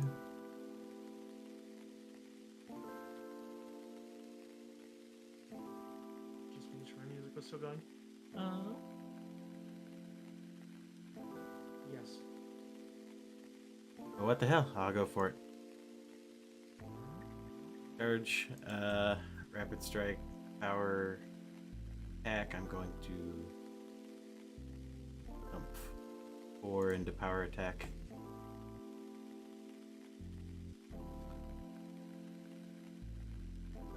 So, charge cancels the rapid strike penalty. -4 total on the attack.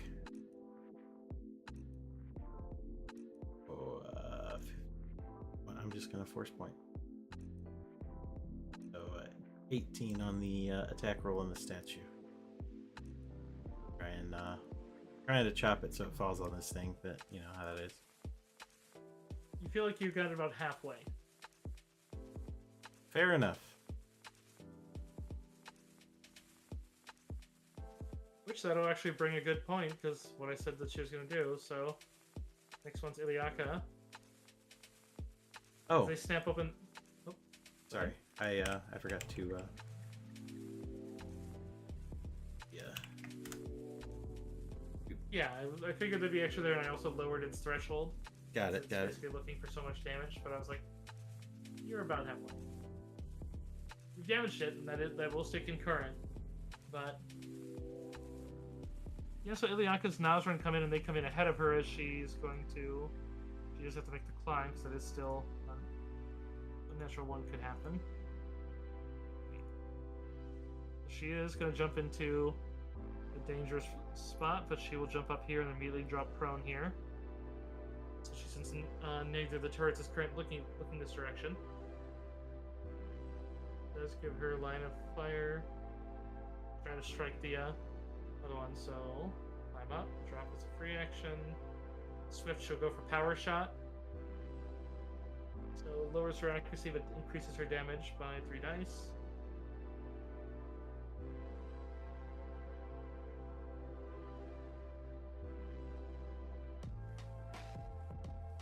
She still hits baseline 20 for hitting the precision spot. So 80, 10, 60, 10. However, thresholding doesn't matter. Used within point blank. She gets that plus half her heroic levels, so.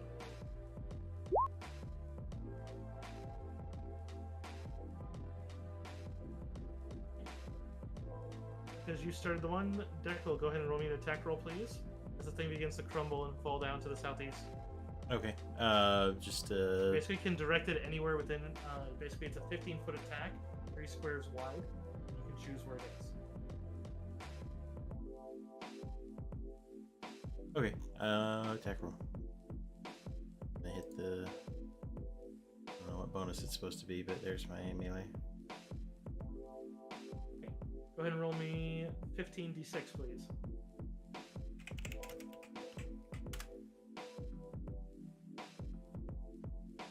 59. I do believe that I threshold the turret.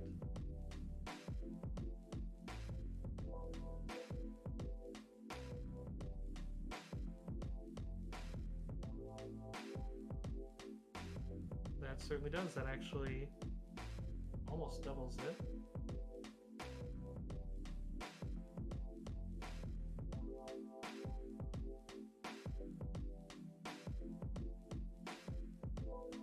Okay, so not only does it take a threshold from it, but it is basically buried under the statue as it turns to rubble, and the turret itself can't change its aim as it's basically stuck upwards at the last spot it was aiming, and basically it'll have to spend an action to free itself, as well as the fact that you can see that that thing is on fire. Like, you've dealt a ton of damage, as well as... Oh, you'd see as the turret goes to fire, and it seems that the turrets have become, or the cannons have become inoperable. That's a system that... Oh wait, they get a mechanics roll for that. There's 6 of them. Well, 6 rolls could fail. Nope. Okay, no, they do. They do manage to maintain systems. Okay, so never mind. I forgot that roll. So no, the turret is still active, but they are buried. So basically, they're down until they can free themselves. But it looks very heavily damaged from that. Fresh. Are these turrets aren't like open faced, right? I can't like see Correct. the crew. These are turbo lasers, so it's basically they have a series of 12 sensors on the front, and then they see through those. But they are utterly covered. You basically have to assault them. I see. Well, not gonna lie, I kind of expected that statue to destroy it. I'll tell you right now, you were literally 1 damage off. It did 59 damage. They have 68 hit points. Ah, yes. Classic. Well, I can tell you. Hold on a second. Oh, I'm dumb. It's thresholded. It is dead. Oh, because of the threshold? Haha! Because threshold lowers your max hit points.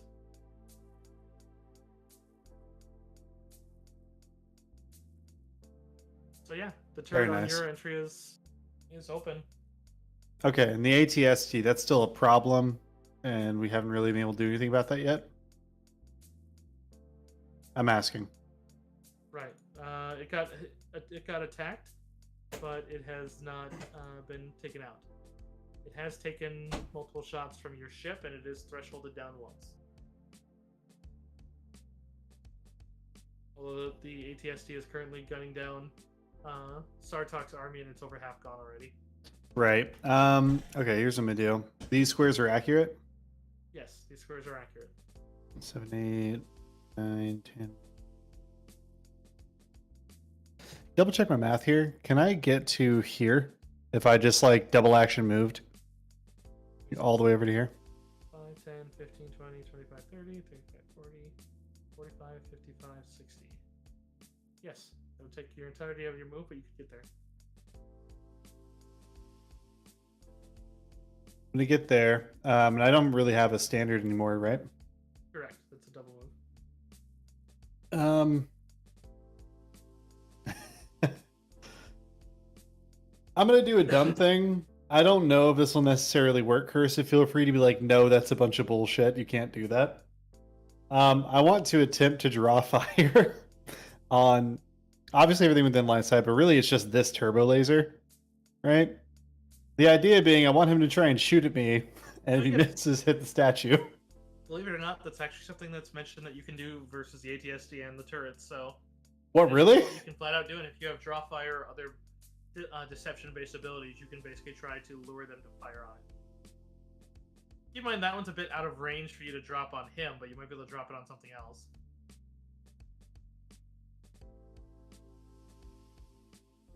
Like what? Like the wall? I mean, the wall, or you could wait till something gets closer. That's actually super fair. Yeah, I'm gonna wait. Never mind. Okay. Nothing for the swift action then? No, raging's not really gonna help me here.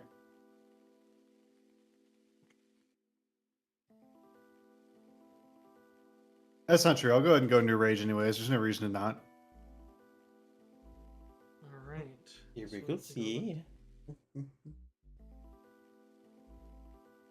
So this one's going to turn left and fires down towards the crowd. Dance. Dance for your amusement. Hee.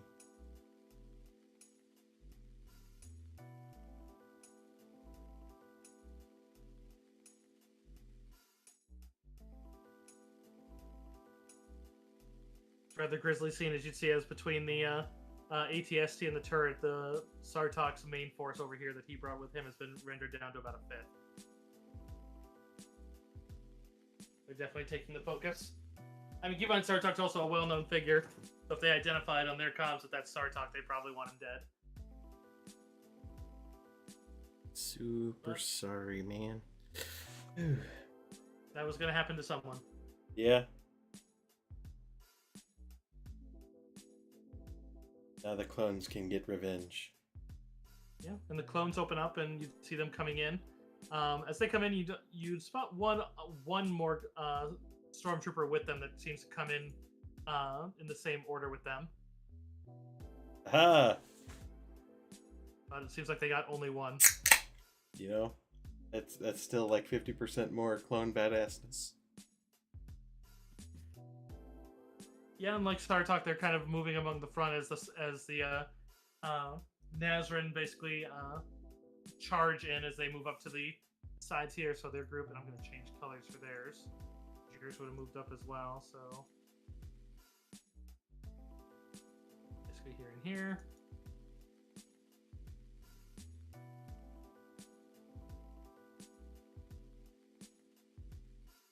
But you would actually spot them as they, again, seemed like they're all moving in tandem. And they charge basically up the front. So 5, 10, 15, 20, 25, 30. We get 6 squares in. Not enough squares for them to be perfectly that way, but they don't exactly take direct cover, as they just kind of move into a bit of a slight stagger. But Yeah, seeing you take down that one, they're gonna start gunning at this turret. They're all gonna full auto. They have frags, but they're full auto ramping damage, so yeah, they're all gonna do the aid. Oh, critical threat off the first one. That's always good. Actually, just critical. There's no threat in this one. So he doesn't get the aid bonus, so he doesn't get to ramp his dice, but that's still going to be 3d10 plus point blank. 22 turns to 44, back down to 34 with the one, so that's still thresholds at once. Second one.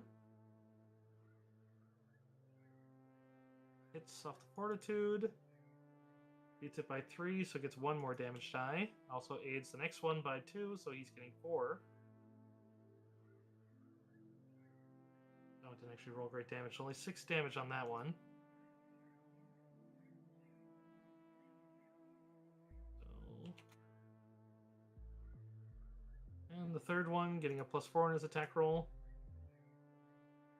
So he beats it by 6, so he's getting 2 more. 19 puts it to 59 with the threshold, so that one's down.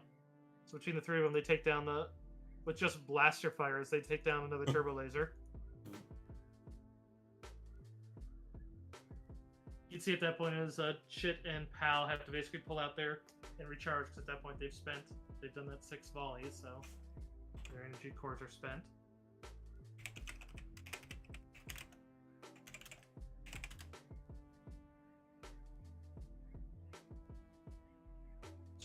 Just so I can get him on the order. Noel, back to you, buddy.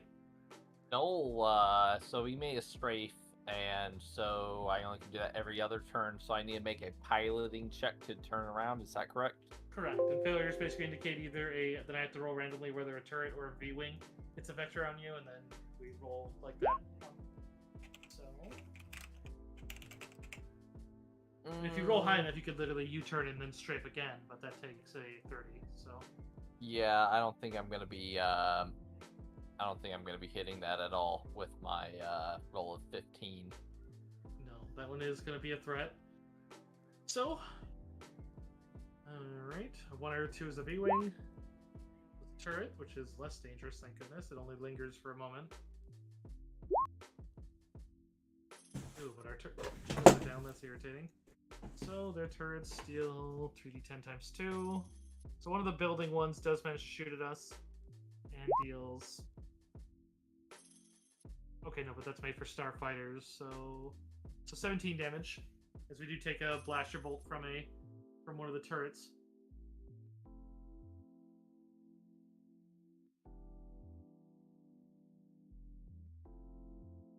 But that does take your whole turn for you and Droidy.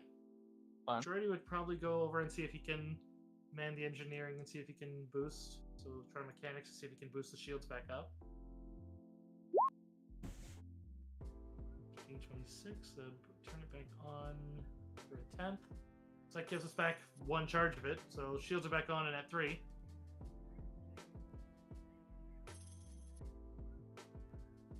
Got it. But he'll be able to move back over and fire the next turn. So it does give him opportunity to... Actually, wait, he's a droid. He could just stay plugged in there. I'm stupid. Alright, that turret's down, so I don't need him.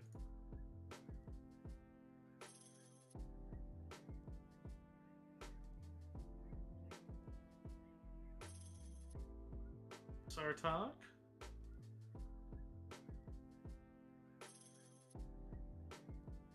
Sarlaac points for his people to move back out of the gate of the survivors that way.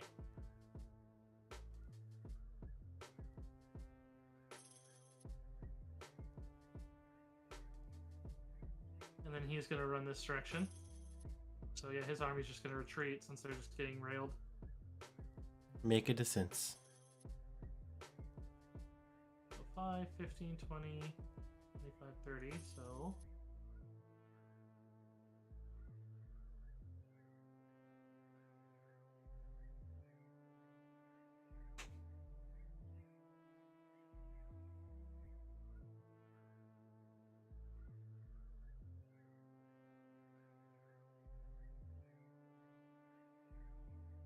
Crash, what do you think? Is that enough to drive someone to a pretty certain edge, or do you think he'd keep...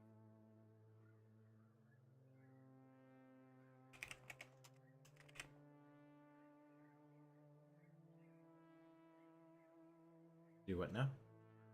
I'm just considering if he would do something, but no.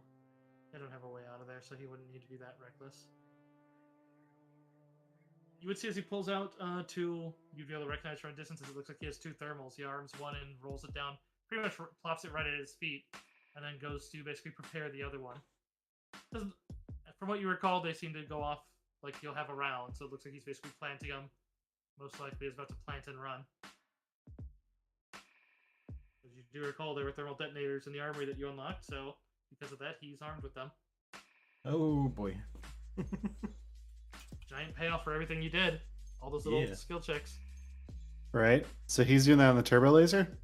He's dropping a thermal detonator at its foot, and he has a second one in his other hand. Since he could technically throw both, but then he has to deal with them as impact. So this basically implies he's probably going to drop one and run.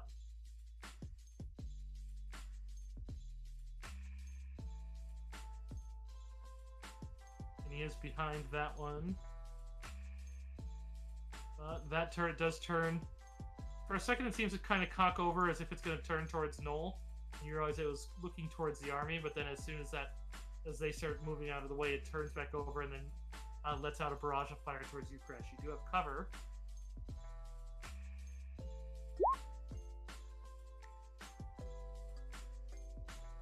So your AC is going to go up by 4.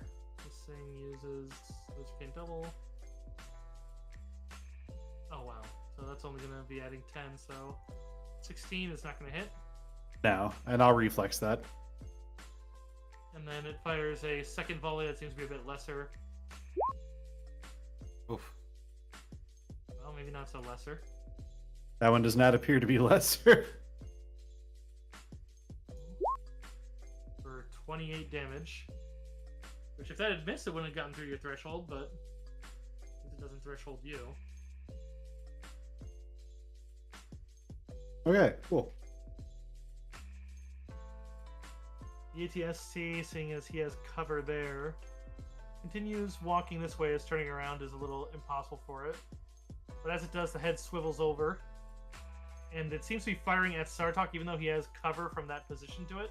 But it seems like they're basically blasting apart the thing here, as they're clearly trying to shoot at him. But they do lob a grenade at a different target within 12 squares. So let's see. 2, 3, 4, 5, 6. So they Crash. So the grenade launcher fires in your direction, Crash. As the secondary pilot target 2.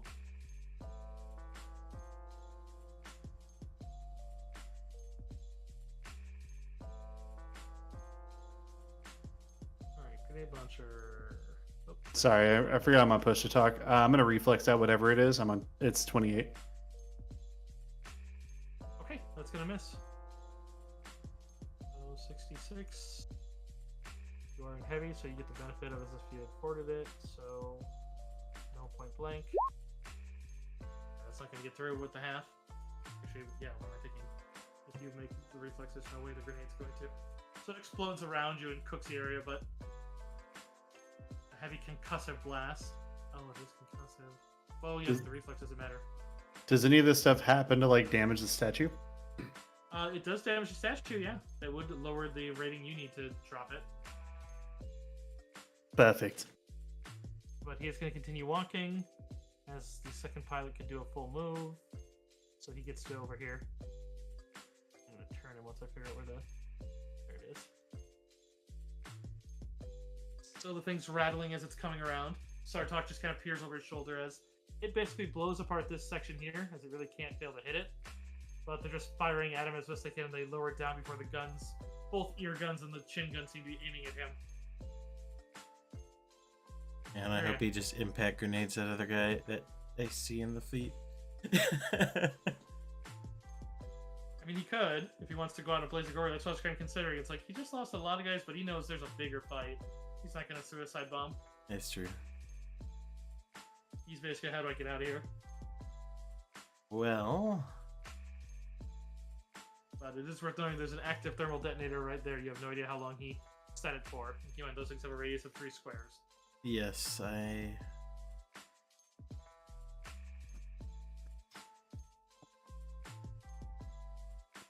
You know.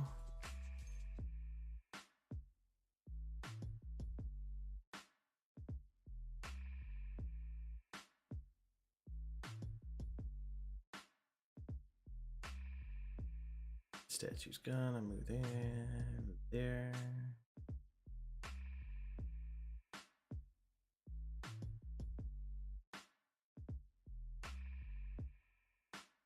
Yeah, I'm gonna go at this statue and try and knock it down. Go for In it. fact, I'm going to battle strike for the 2d6 version.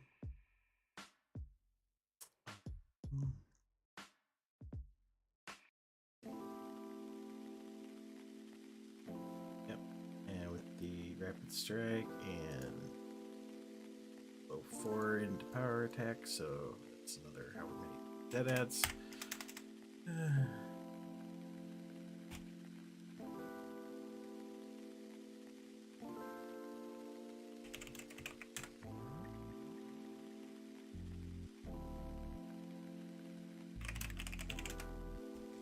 Yeah, similar to before, you're a little over halfway on that one. 6, yep. 38.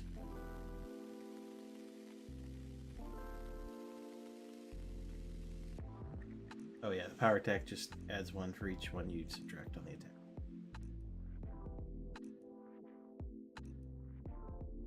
Anything further?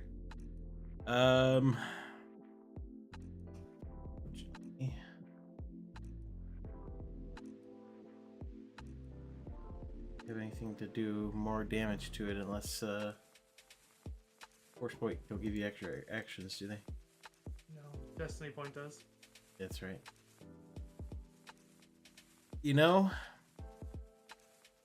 fuck it.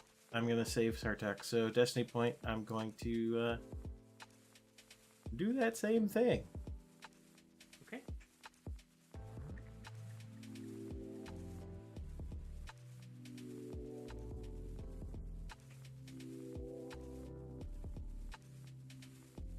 And now I'm gonna use that Force Point. Add a. Well, I don't know if. We're in the same I time built- network. You're fine, Stormy. Okay. That's a +3, +1, so +4 altogether from me. So that'll put you up to a with the 2 of you. Then that'll put you above a 20, which means you got the precision down. Oh yeah, and that's So- the 1d8. Okay, roll 1 more attack roll. Let's go. Say +10 on it, regardless, but based off your aim. I assume aiming at the ATSD, or are you aiming? Yeah, at I'm aiming at the ATSD. Okay. So attack roll is a 10, adding 15, so it goes to 25, which will hit an ATSD. Let's go ahead and roll 15d6.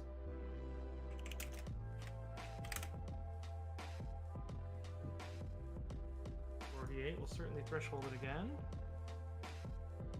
So let's see if that. So he's at 91. Oh wait, 81 because of DR. Welcome back, Asterion. Sorry to hear that on the computer. So he is still potentially functional, but we have to roll for potential mechanic. He has 3 in him, so 3 pilot or 3 pilot and mechanic, which for them is going to be pilot. Okay, they don't lose any systems, but they are thresholded down twice, so they are taking a penalty to their shots.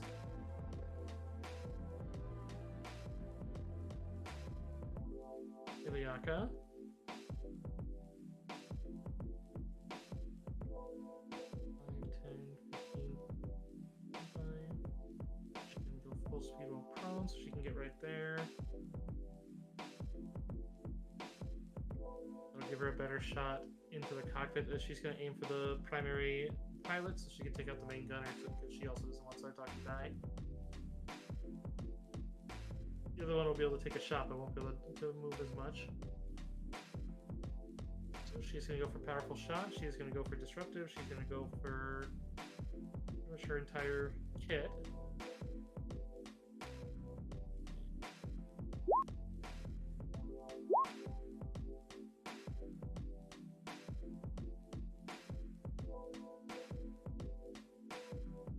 Yeah, and he's already down one threshold, so the fact that she drops him 4 drops him straight to dead. So you'd hear a cry out. I don't even need to roll the damage, which is why I love the sniper builds. She drops him 2 from the shot, 1 because she's thresholded him, and 1 because she did it well with the power shot. So getting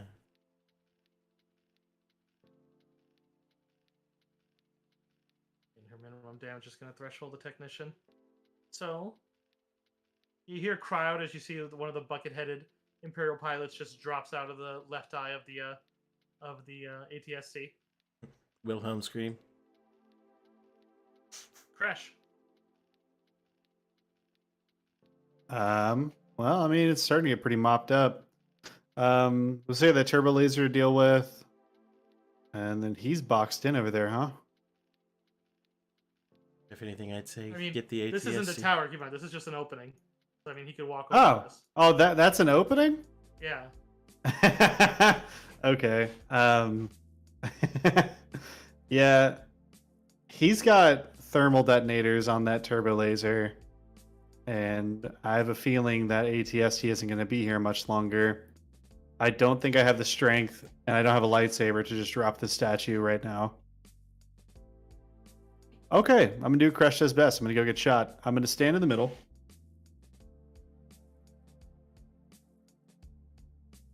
Are you about to draw fire that? Yeah, I'm about to draw fire turbo laser and ATST. That's correct. I mean, that turbo laser can't aim there, so it won't be able to hit you there. Oh, where can he aim? That one could aim. That one was the south and west. So each covered a third. I mean, if you stayed put, maybe. If you stayed put, it could hit you there, and they both would have to hit you there. It's just if you want to make it so they can't hit Sarlaac, you'd want to get within 6 squares of him, which would be out of the cover. So right here? Yep, that would draw fire from both of them. That's exactly what I want. All right, let's do it. Yeah, the ATST is also pinned with no pilot. Well, it has the other pilot, but and the other technician's going to surely take his. I'm aware that's a really good one. I'm still going to force point it because I want to make absolutely sure. Yeah, good call. Oh, look at you.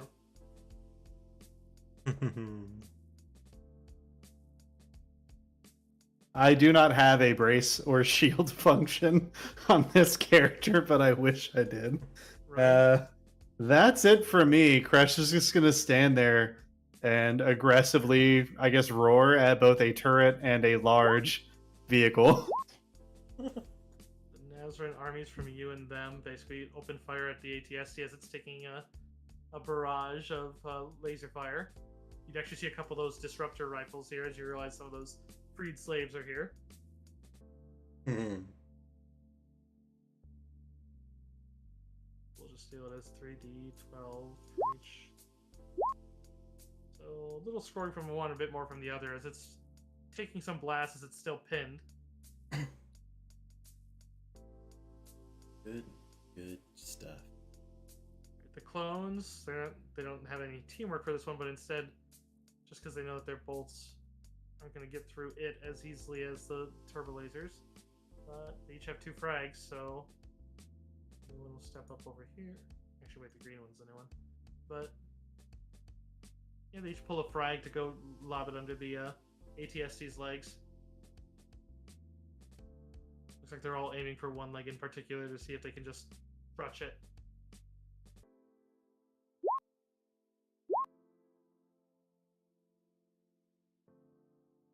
Well, they're aiming for a specific part. It's not a droid, but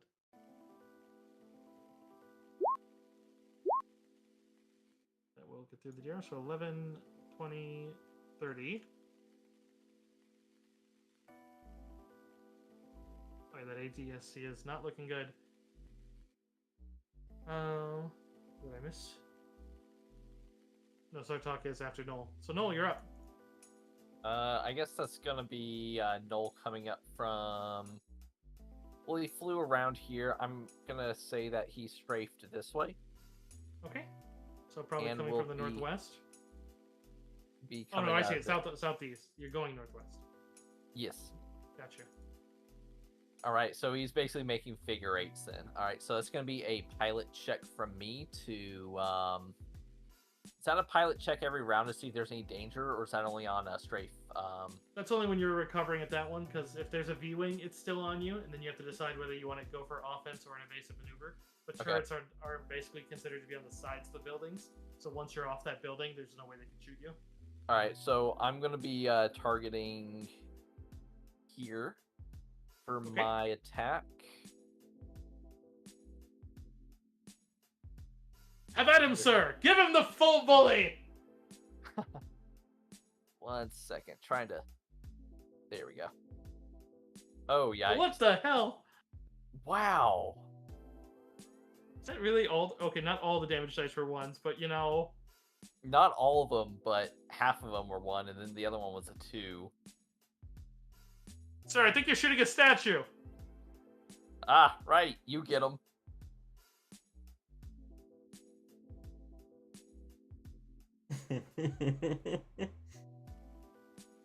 That looked like your cousin. It's fine. that was my dad. What are you talking about? I hate that shit. Alright, so 4D goes to 56, which then goes down to 46. Yeah. So without the pilot, he doesn't get a roll for any sort of defensive or anything. Let's shoot the pin there. So as the one holds it in place, the double cannon blows through that one and just erupts it in flame. As the ATST is still standing, but the cockpit is pretty much gone. Oof. Good job, droidy. Scratch another one out of my fuselage, sir!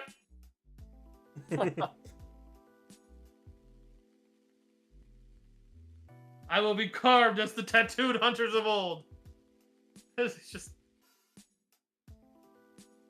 We're gonna have to put a bunch of stormtroopers and an ATST on him now. I'm so on board for giving tally marks to Droidy McDroid face.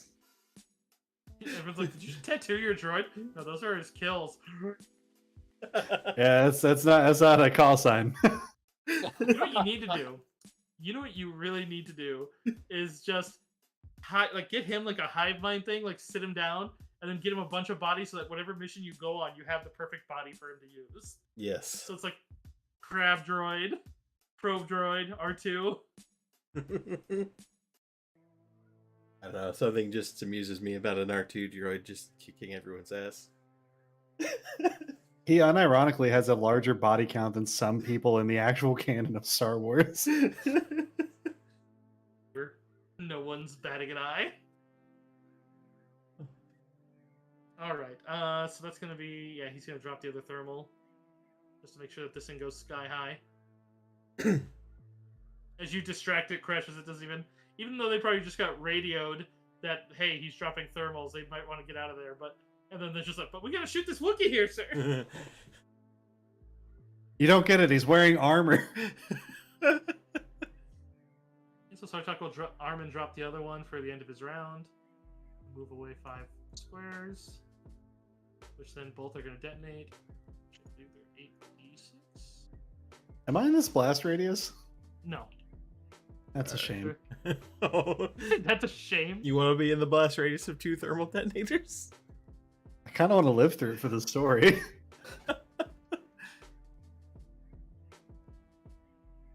So it's also make an attack roll for each one. And yes, it is 86. I had that right. Okay, so... Oh. Well, you know what? That's fine. There's plenty of other people here to help potentially kill it, but it is half damage, no add... No, correction, he does add. Saboteur, dice damage per die. Okay, still some pretty good ones. So half damage... So it goes to 16, goes to 6. That damage goes to 21, goes to 11. So he damages it, but actually that doesn't even threshold it as it definitely is still there. Which goes right onto its turn as it begins to unload on you, Crash. And all those... Oh. okay, the secondary fire is also... Man, he's just better at the secondary fire on Crash. You know, He that's really probably is. better than the Yeah, I was turbo just laser. it's probably fine. I was actually low-key hoping to eat one, just like be like, yeah, I lived through a turbo laser, but Well, you did. The second one was the one that I think that crit you, wasn't it? The other one where it's like, the yeah. second one's a lesser bolt, and then suddenly, ow. Alright, so... Oh, are those rolls for the individual barrels? Yeah, it basically has 3 barrels, and so basically the top 2 fire as one, and then the lower one. Oh, okay. Yeah, so he's hitting you with the single one, which kind of makes sense. It's, you know, straight on. Yeah, it's like he needs to target better. Alright, so yeah, the second one definitely is going to... but... Actually, wait, 17 plus 13 isn't going to hit you, actually. You just ate a fucking turbo laser in your chest plate. It's just, I imagine the force is massive. You just kind of go back and it scores the Beskar, but doesn't actually dent it or melt it. Like, it's just... I think I'm still thinking about that time that I got shot in the head while wearing a Beskar helmet, and so I start checking the chest piece. Like... Do I have a hole through my heart? No. Myria.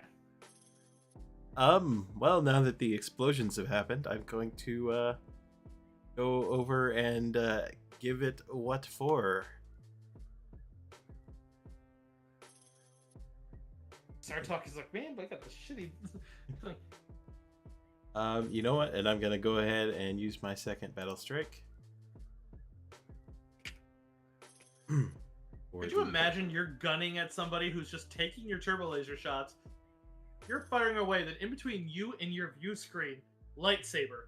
It's just that, ah! Sir? Alright,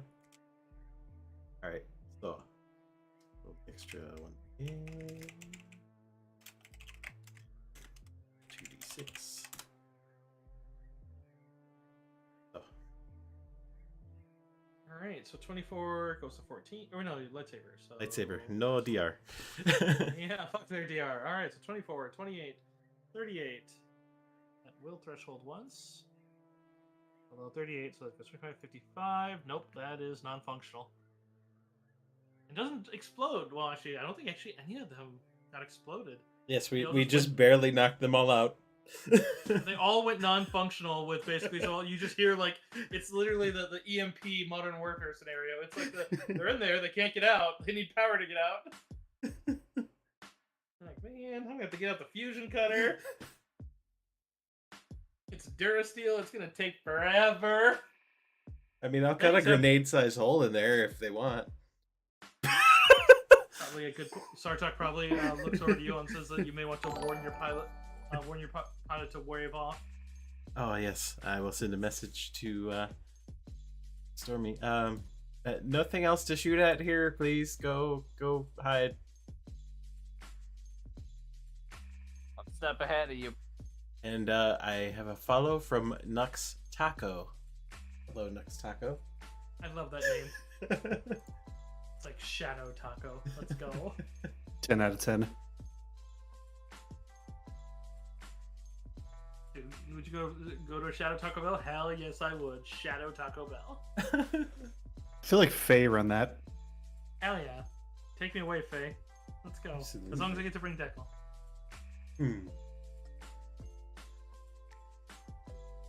Alright, so yeah, your Nazarene allies are able to point that the section right here is basically hiding a hatch that, I mean, you saw it there. It had like a little glorified little red and gold kind of design, but they point out that there's probably going to be Imperials down there, but less likely as defended, and as such, yeah, you'd be able to surge down there and take them all at gunpoint fairly easily. Oh yeah, army time.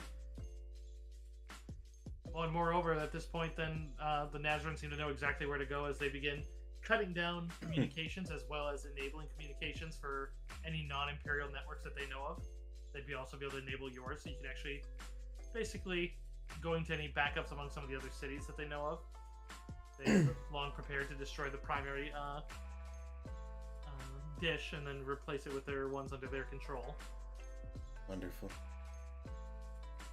But You can immediately hear reports of Nizon calling for different levels of support from him, but as they begin to communicate and coordinate, as well as it seems that the Nizon as a whole are defeating stormtroopers en masse. Thank you for the raid, Yes. Nux Taco. Very nice. Their casualties are quite high, but from what it sounds like, seems like whoever is in charge of the Nizon rebels is. None of them sound like any of their forces seem like they're What? breaking yet. Does also give you control of the rogue fragments. So the Arcanian Dragon, they report, has already sensed that something's going on down here, but has moved away as they are preparing landing craft, as it seems. As it looks like they're forming up, but some of the Nizon would be able to report that they're going to remove and scramble the approach, fragment approach. So any of them trying to land are most likely find a great difficulty of landing intact. You are a good wolf.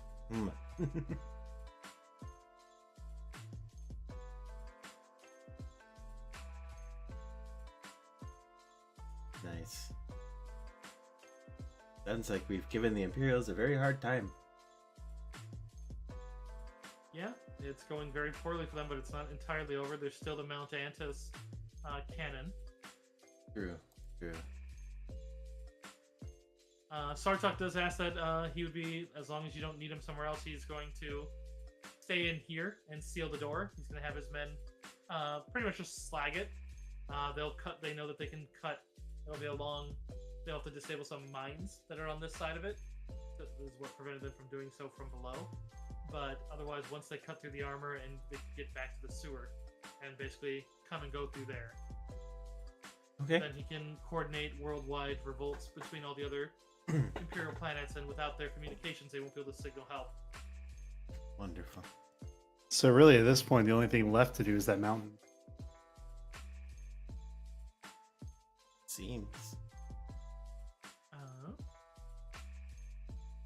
He says, but also I have something here that looks like, as he's looking through the computer, it's like, there's something here to pay back for you.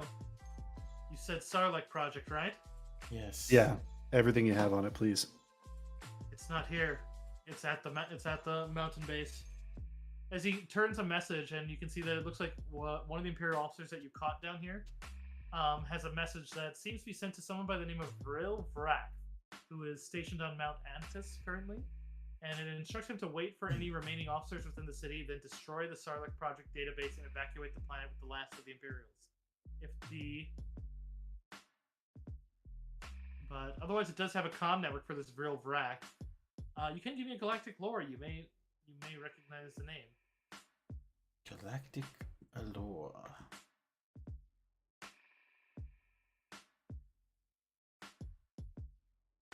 That's untrained. It's okay. It's not a terribly hard check. Vril Vrak is a droid specialized bounty hunter. What a dick. He is a Devonian? Everonian?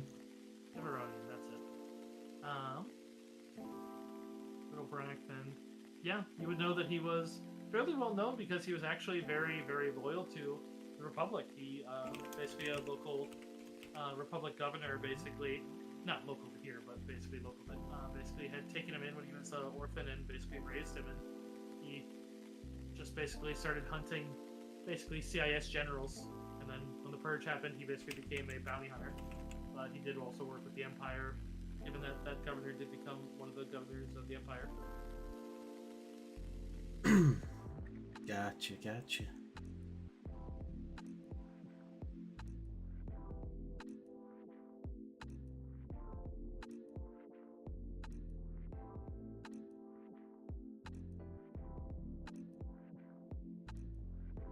So then, should probably go and get that before they destroy the info. Yeah, about that. Hey, Noel, after you land the ship and you get back here, it might be time for another diversion. Are the Imperial officers that we found down there, are they still in here? Yeah, you can do it though as you see fit. Autumn, Can we for the raid? Whichever one sent out that message, where I'm gonna walk up to him and I'm just going to order him to take off all of his uniform. Welcome, I imagine Raiders. he's not gonna. Welcome, Raiders. The tail end of a massive assault. Yeah. Yeah. Oh Remove his boy. uniform. Well, I mean, no. Actually, with your intimidate check, they're not gonna. And a bunch of Nizon here, all armed and basically ready to execute them. I doubt it's gonna take much. Oh yes, only human. Thank you for the raid as well. Damn, Dickel. How many raids is that? I think 4. Yeah. Oh, triple raid. Who's the triple raid?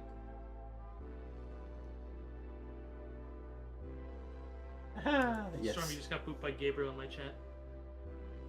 Yes. How was your stream, Autumn? But yeah, so I'm gonna have that officer hand over his uniform, and basically, just get it ready for Noel. Yeah. At this point, Noel, you could even land at the spaceport in the East Quarter, since that's been, at this point, mostly secured and still has 7 of its missiles, so you're plenty Sure. safe to land there. Okay. I'm assuming that's well within my piloting abilities to make that a pilot threat. Oh yeah, easily done.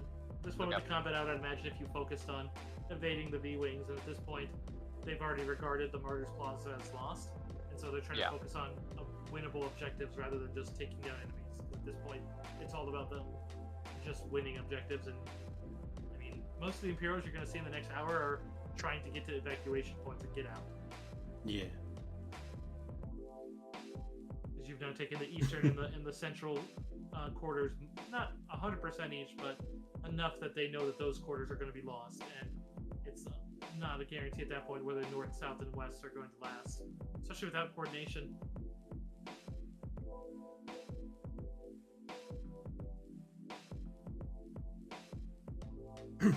Sounds like we did quite a number. Yes, unfortunately, Raiders, you missed a lot of the action. Yeah, I suppose once you get back to the underground one, you could. Sounds like there's an Imperial uniform waiting for you for one of the officer ones. Very good. I will Just think it might be easier for us to get in there without them start preemptively like destroying information.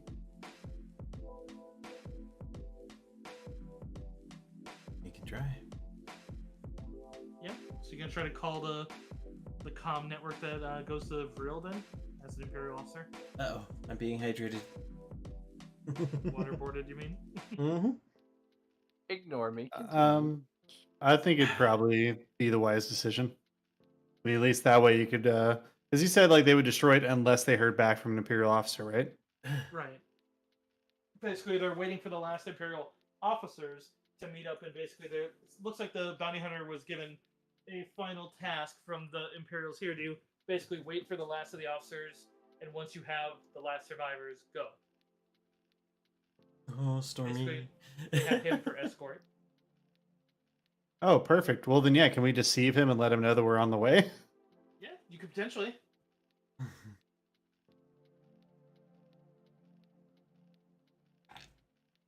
No, I know it might not be the easiest thing, but you could possibly try to convince this bounty hunter that we're Imperials and that we're on the way to not leave without us.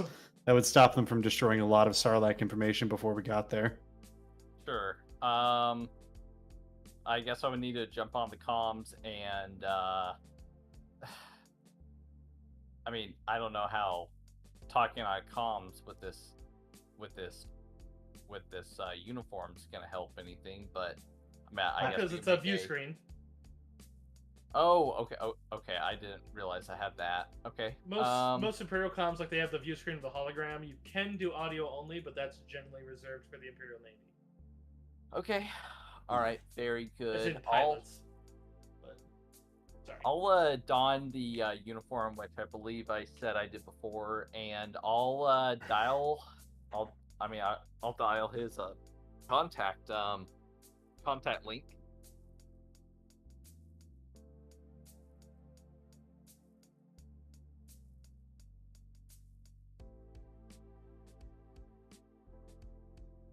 All right, so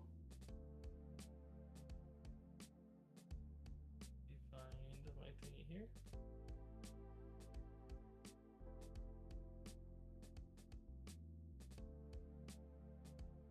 nice tickle. So yeah, as you trigger the comms, it basically chimes once before it picks up, and you would see as it seems to be from what looks like some other figure, but you can hear mechanical noise moving as it seems like whatever's functioning as the cameras. It doesn't take you much to imagine it's probably another crab droid. As you'd see a battle armor wearing kind of a greenish gray modeled skin, but with the same jagged tattoos of I mean, you recognize it as a monk order of Deveronians, but I said Deveronian. It's a Zabrak. What am I doing? Oh. Yeah, that symbol is Zabrak. I apologize, but you do see that the telltale crown of horns and such as the one in question has kind of green eyes and looks into it and looks at you. Kind of gives a bit of a smirk and just gives a nod and just see. What do you need?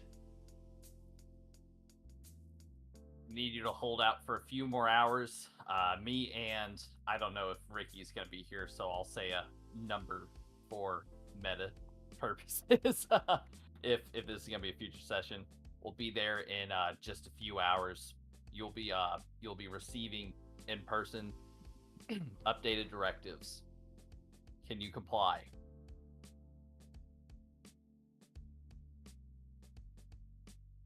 Go ahead and give me a deception then.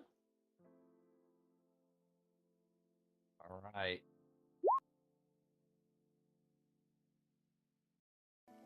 Say 28 on deception.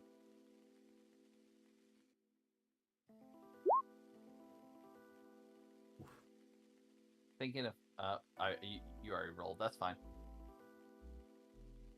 I didn't say any answers. If you want to spend anything, I will probably be making a force point roll because this is integral to our storyline. Go for it. That's a very good Alright. roll. And I will keep that.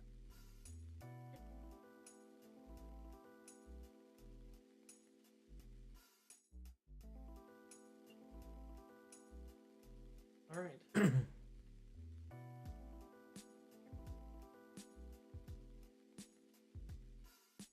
So, as he's kind of watching you a bit, and there's just this kind of superior bit of smirk on his face, as it's just a few hours, eh? And he kind of leans into the camera and just is that the best you can do, Noel?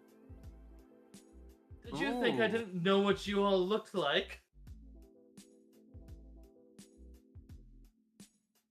Tell you what. It was worth a shot. I was giving him a +10. Like, maybe he might think, oh yeah, it just looks like him. So I gave him a +10 on it. So I was like, nah, he's literally seen you a couple times, and also, like, yeah. But in any case, so he kind of looks at you and just tell you what, why don't you tell me what you're after? I'll make it good and ready for you, provided you come here to get it. After all, we've been doing this dance for a while now, and it's time for the hunt to reach its climax, no? I sure hardly agree. Well, we're here for information on the Sarlaac project. And you work for these bastards, and I don't know how much they're paying you. Probably a lot more than we could pay you, but I guarantee you, if we get there, we're gonna fucking kill you. And we're gonna take that information. But if we get there and you help us out, we may be inclined to let you live. I'm gonna hang up. Oh. And the last you heard was a little bit of a laugh there, as it looks like he was going to direct something, but I want to Yeah. fight this guy. I want to fight him. We're fighting. I want to beat up this nerd with his stupid crab drones. Crab droids.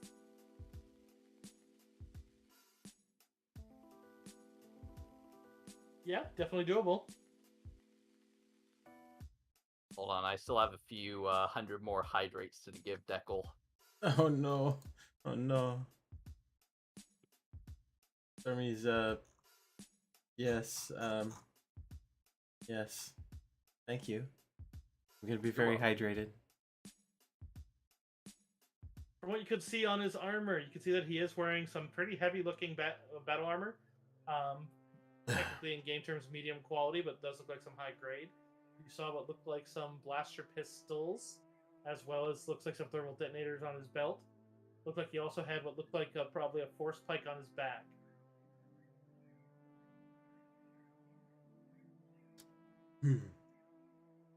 You know what? I forgot to do the D's nuts jokes with him. You know, I think you did I'm a little better. bit disappointed in myself. You did pretty good with them there. But then that also lets us save this for the next one then. Yeah, for sure. Yeah. Well, Otherwise, from I'll the let data him that- mull over with the offer. I'll let him mull it over. Otherwise, from the data from what you can get from controls, you can see that it does look like there's a few ships docked at that base.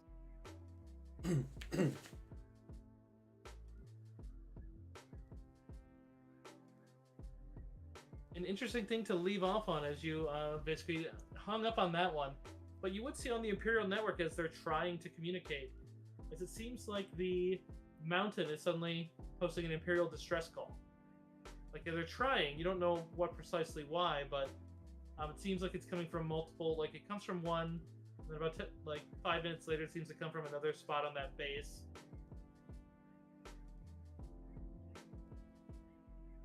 Huh.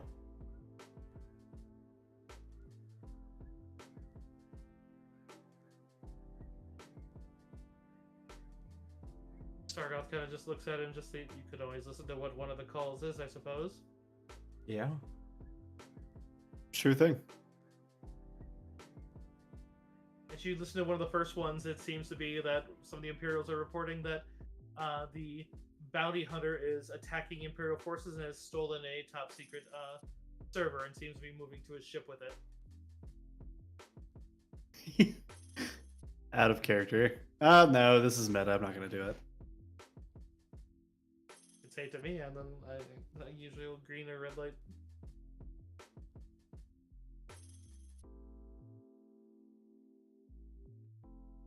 It sounds like he's actively attacking the Imperials at this point and just clearing the way. Yes. All right. I guess to try to set up next session to be a nice boss fight, I guess we're going to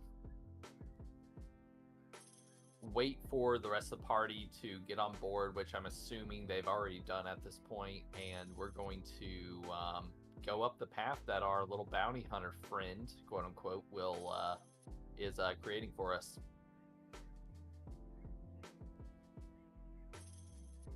Yeah, you basically get directed to if you look over just the distress calls, it looks like his ship, as they reported, is at Point Gold, and he's basically blasting his way through the turret and shield generator, which Sargoth would be able to point out to you, Sargoth would be able to point out to you that, yeah, bring a couple of my Nizon engineers with you, and we can take that and finish. There's plenty of Nizon there that can finish it. Just you'll need a couple to tell them to do the work, but we should be able to finish the shield generator and fully lock down the planet. Nizon will be very difficult for the Imperials to land again. Sounds good. Also, there are 3 fictional / non-fictional hard dentists. Okay, there's Doc Holliday, there's Dr. King Schultz from Django Unchained, and then there's Null, who's talking some mad shit to some bounty hunter on top of a mountain. Fucking love Doc Holliday, man. That's so good. You know who else I love though is Noel. Noel's great. I was gonna ask him if to do battle with us next to the Eaton River, and then he would be like, "What's the Eaton River?" Then I was gonna shout, Eaton dicks, and then hang up. That was Plan B. Which was probably Plan A all along, but he started to tick me off. So Wow. On our way out, we should probably make another really lowbrow joke at that Star Destroyer.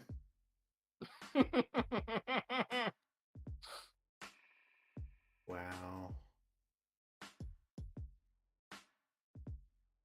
That's a 73 hydrate Steckle.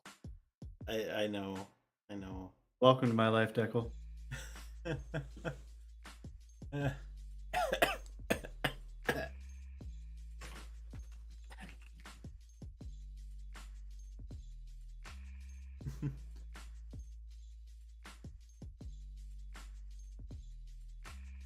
I'm gonna have to go get another drink.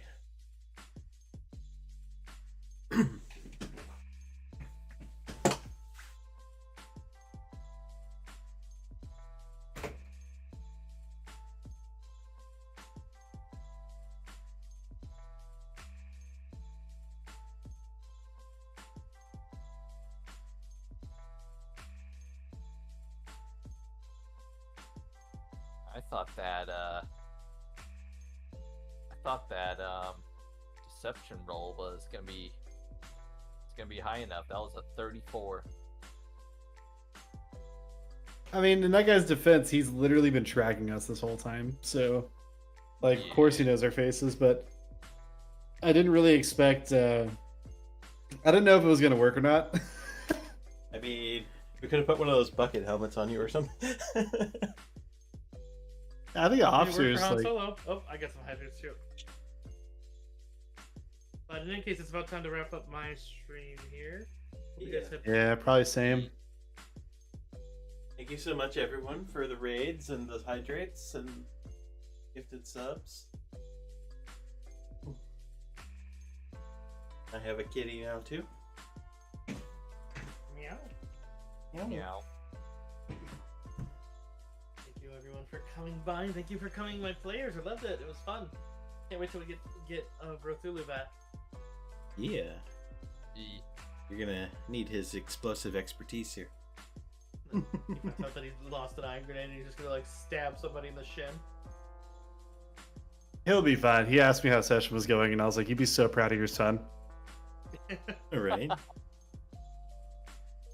But in any case, thank you everyone for coming by and having a wonderful Monday. We'll be seeing you later this week. We have anyone who follows my channel, we're going to be doing a massive in under 12, well, actually, no, just over 12 hours. We're going to be doing a massive card opening for Hearthstone. We got Mummy's Mask with everyone but Koala this weekend.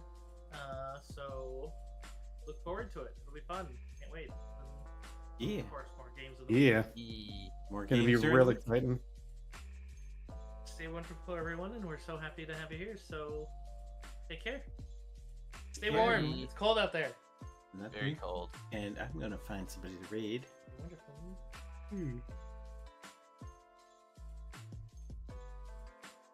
Alrighty, folks. I'm signing off. I gotta work early. All right, Stormy, you have a great night. Bye bye. I'm going to raid a wolf called Orion Kami, who has done some of my art. Nice. Very, very nice.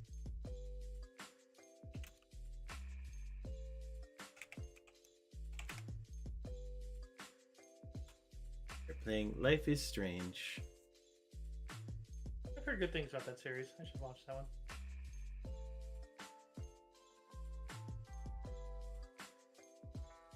Thank you everyone for sticking around. Stay beautiful. I love you.